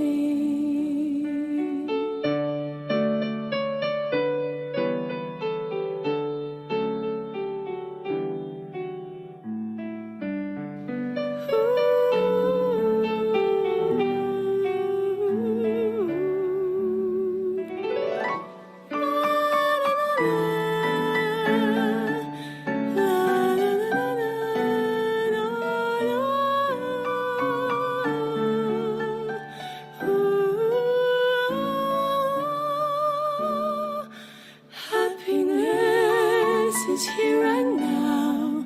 I have dropped my worries. Nowhere to go, nothing to do, no longer in a hurry. Happiness is here and now. I have dropped my worries. Somewhere to go, something to do, but not in a hurry.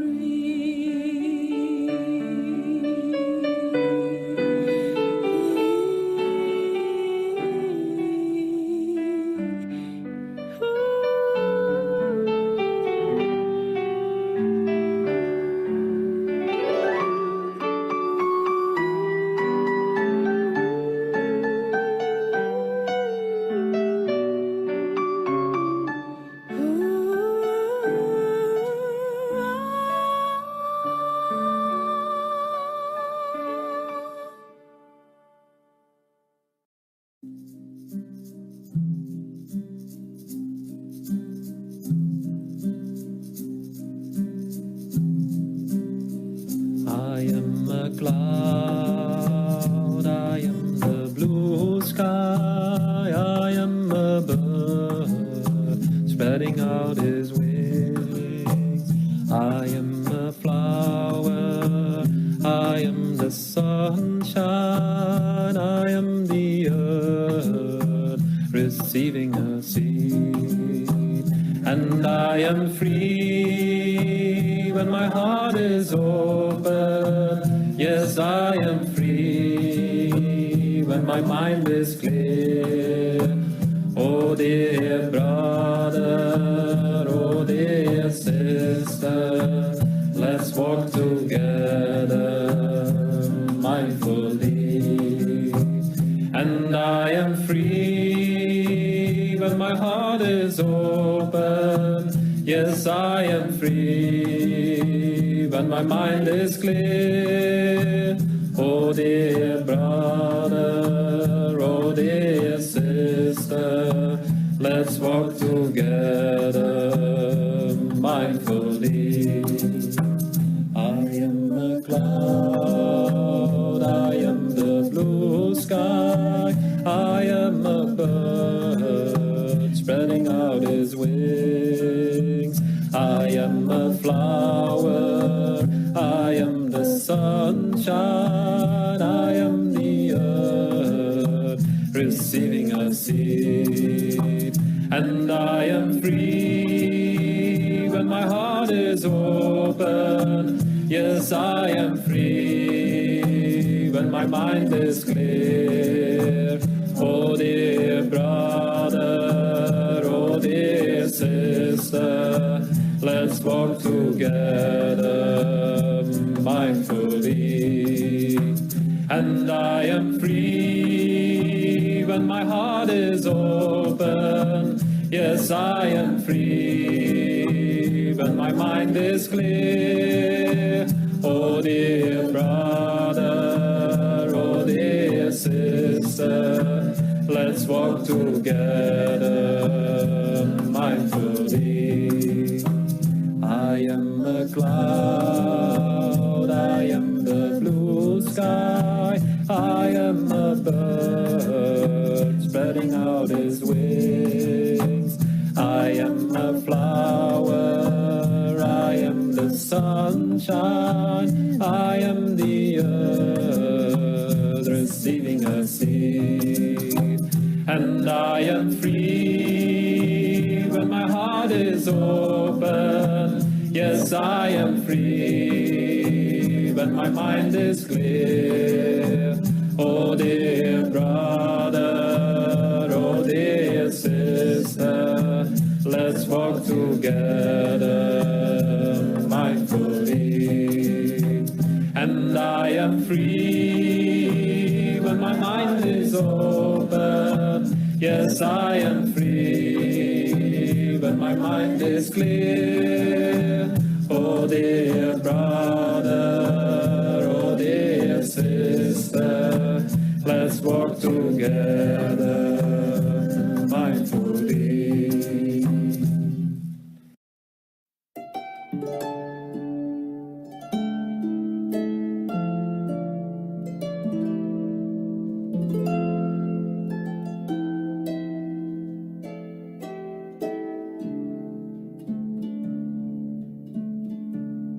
See my eyes, please be welcome. See my heart, please be my guest. See my hands, I fold them towards you, a lotus to be. See my eyes, please be welcome. See my heart, please be my guest. See my hands, I fold them towards you, a lotus to be. Following the rising and falling of the great breathing deep inside of us, So that together we can come home in the heartbeat of our embrace.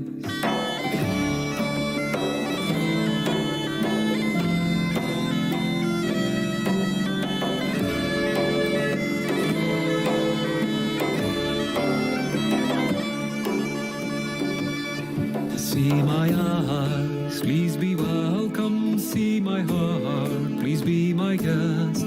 See my hands, I fold them towards you, a lotus to be. following the rising and falling of the great breathing deep inside of us, So that together we can come home in the heartbeat of our embrace. following the rising and falling of the great breathing deep inside of us, So that together we can come home in the heartbeat of our embrace.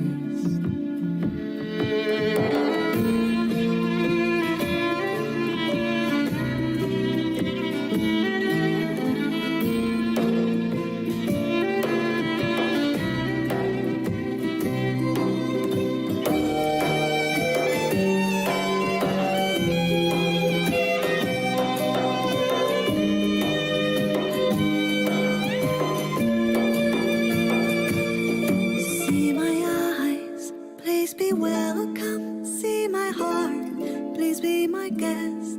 See my hands, I fold them towards you, a lotus to be.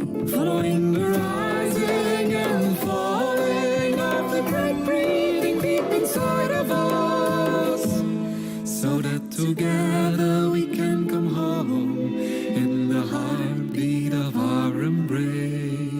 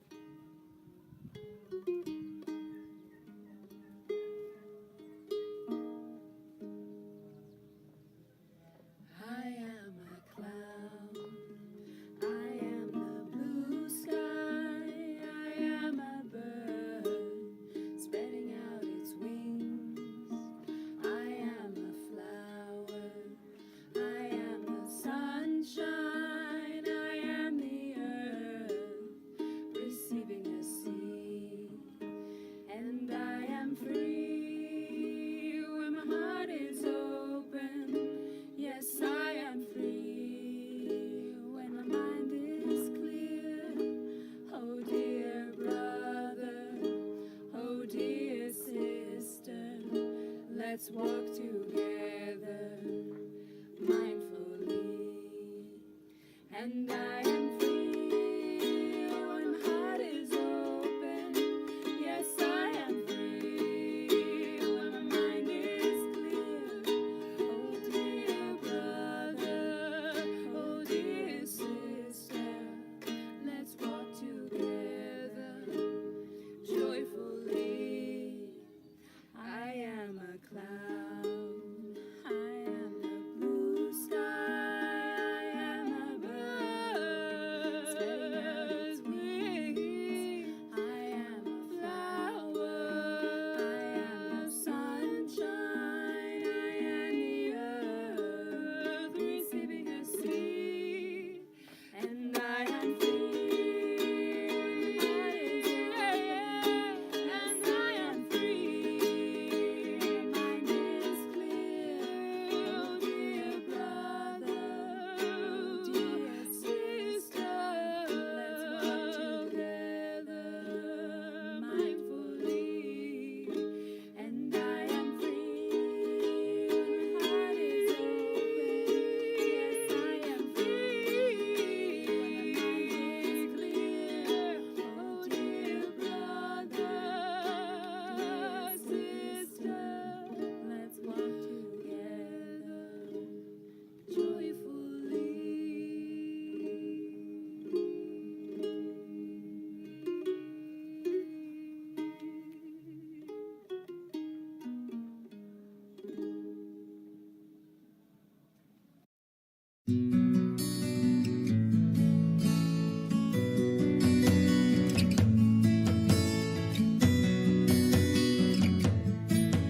The river is flowing, flowing and growing. The river is flowing back to the sea. Mother, carry me, the child I will always be. Mother, carry me back to the sea.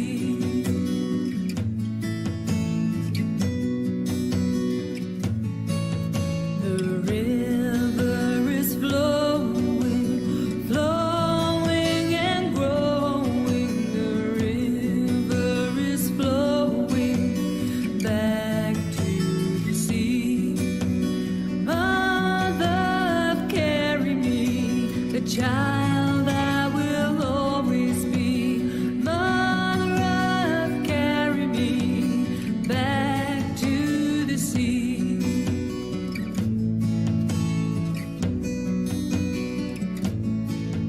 The river is flowing, flowing and growing. The river is flowing back to the sea.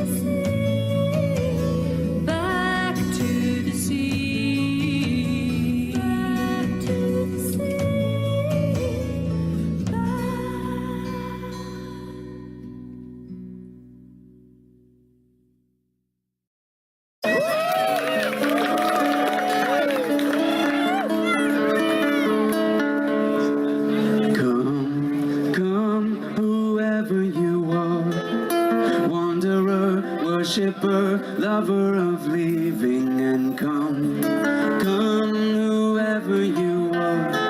This isn't a caravan of despair. Come, come whoever you are. Wanderer, worshipper, lover of living, and come, come whoever you are. This isn't a caravan of despair. 'Cause it doesn't matter if you've broken your vows 1,000 times before, and yet again, come again, come, and yet again, come, come whoever you are. Wanderer, worshipper, lover of living, and come, come whoever you are. This isn't a caravan of despair. Come, come whoever you are. Wanderer, worshipper, lover of living, and come, come whoever you are. This isn't a caravan of despair. 'Cause it doesn't matter if you've broken your vows 1,000 times before, and yet again, come again, come, and yet again, come. Come again, come. Come again, come. Come again, come. Come again, come.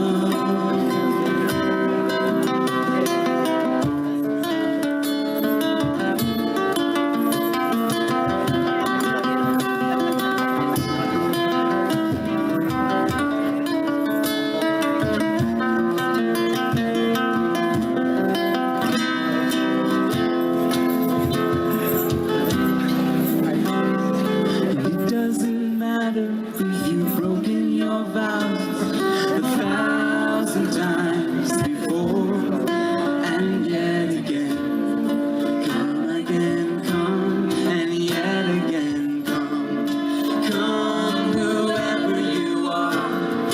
Wanderer, worshipper, lover of living, and come, come whoever you are.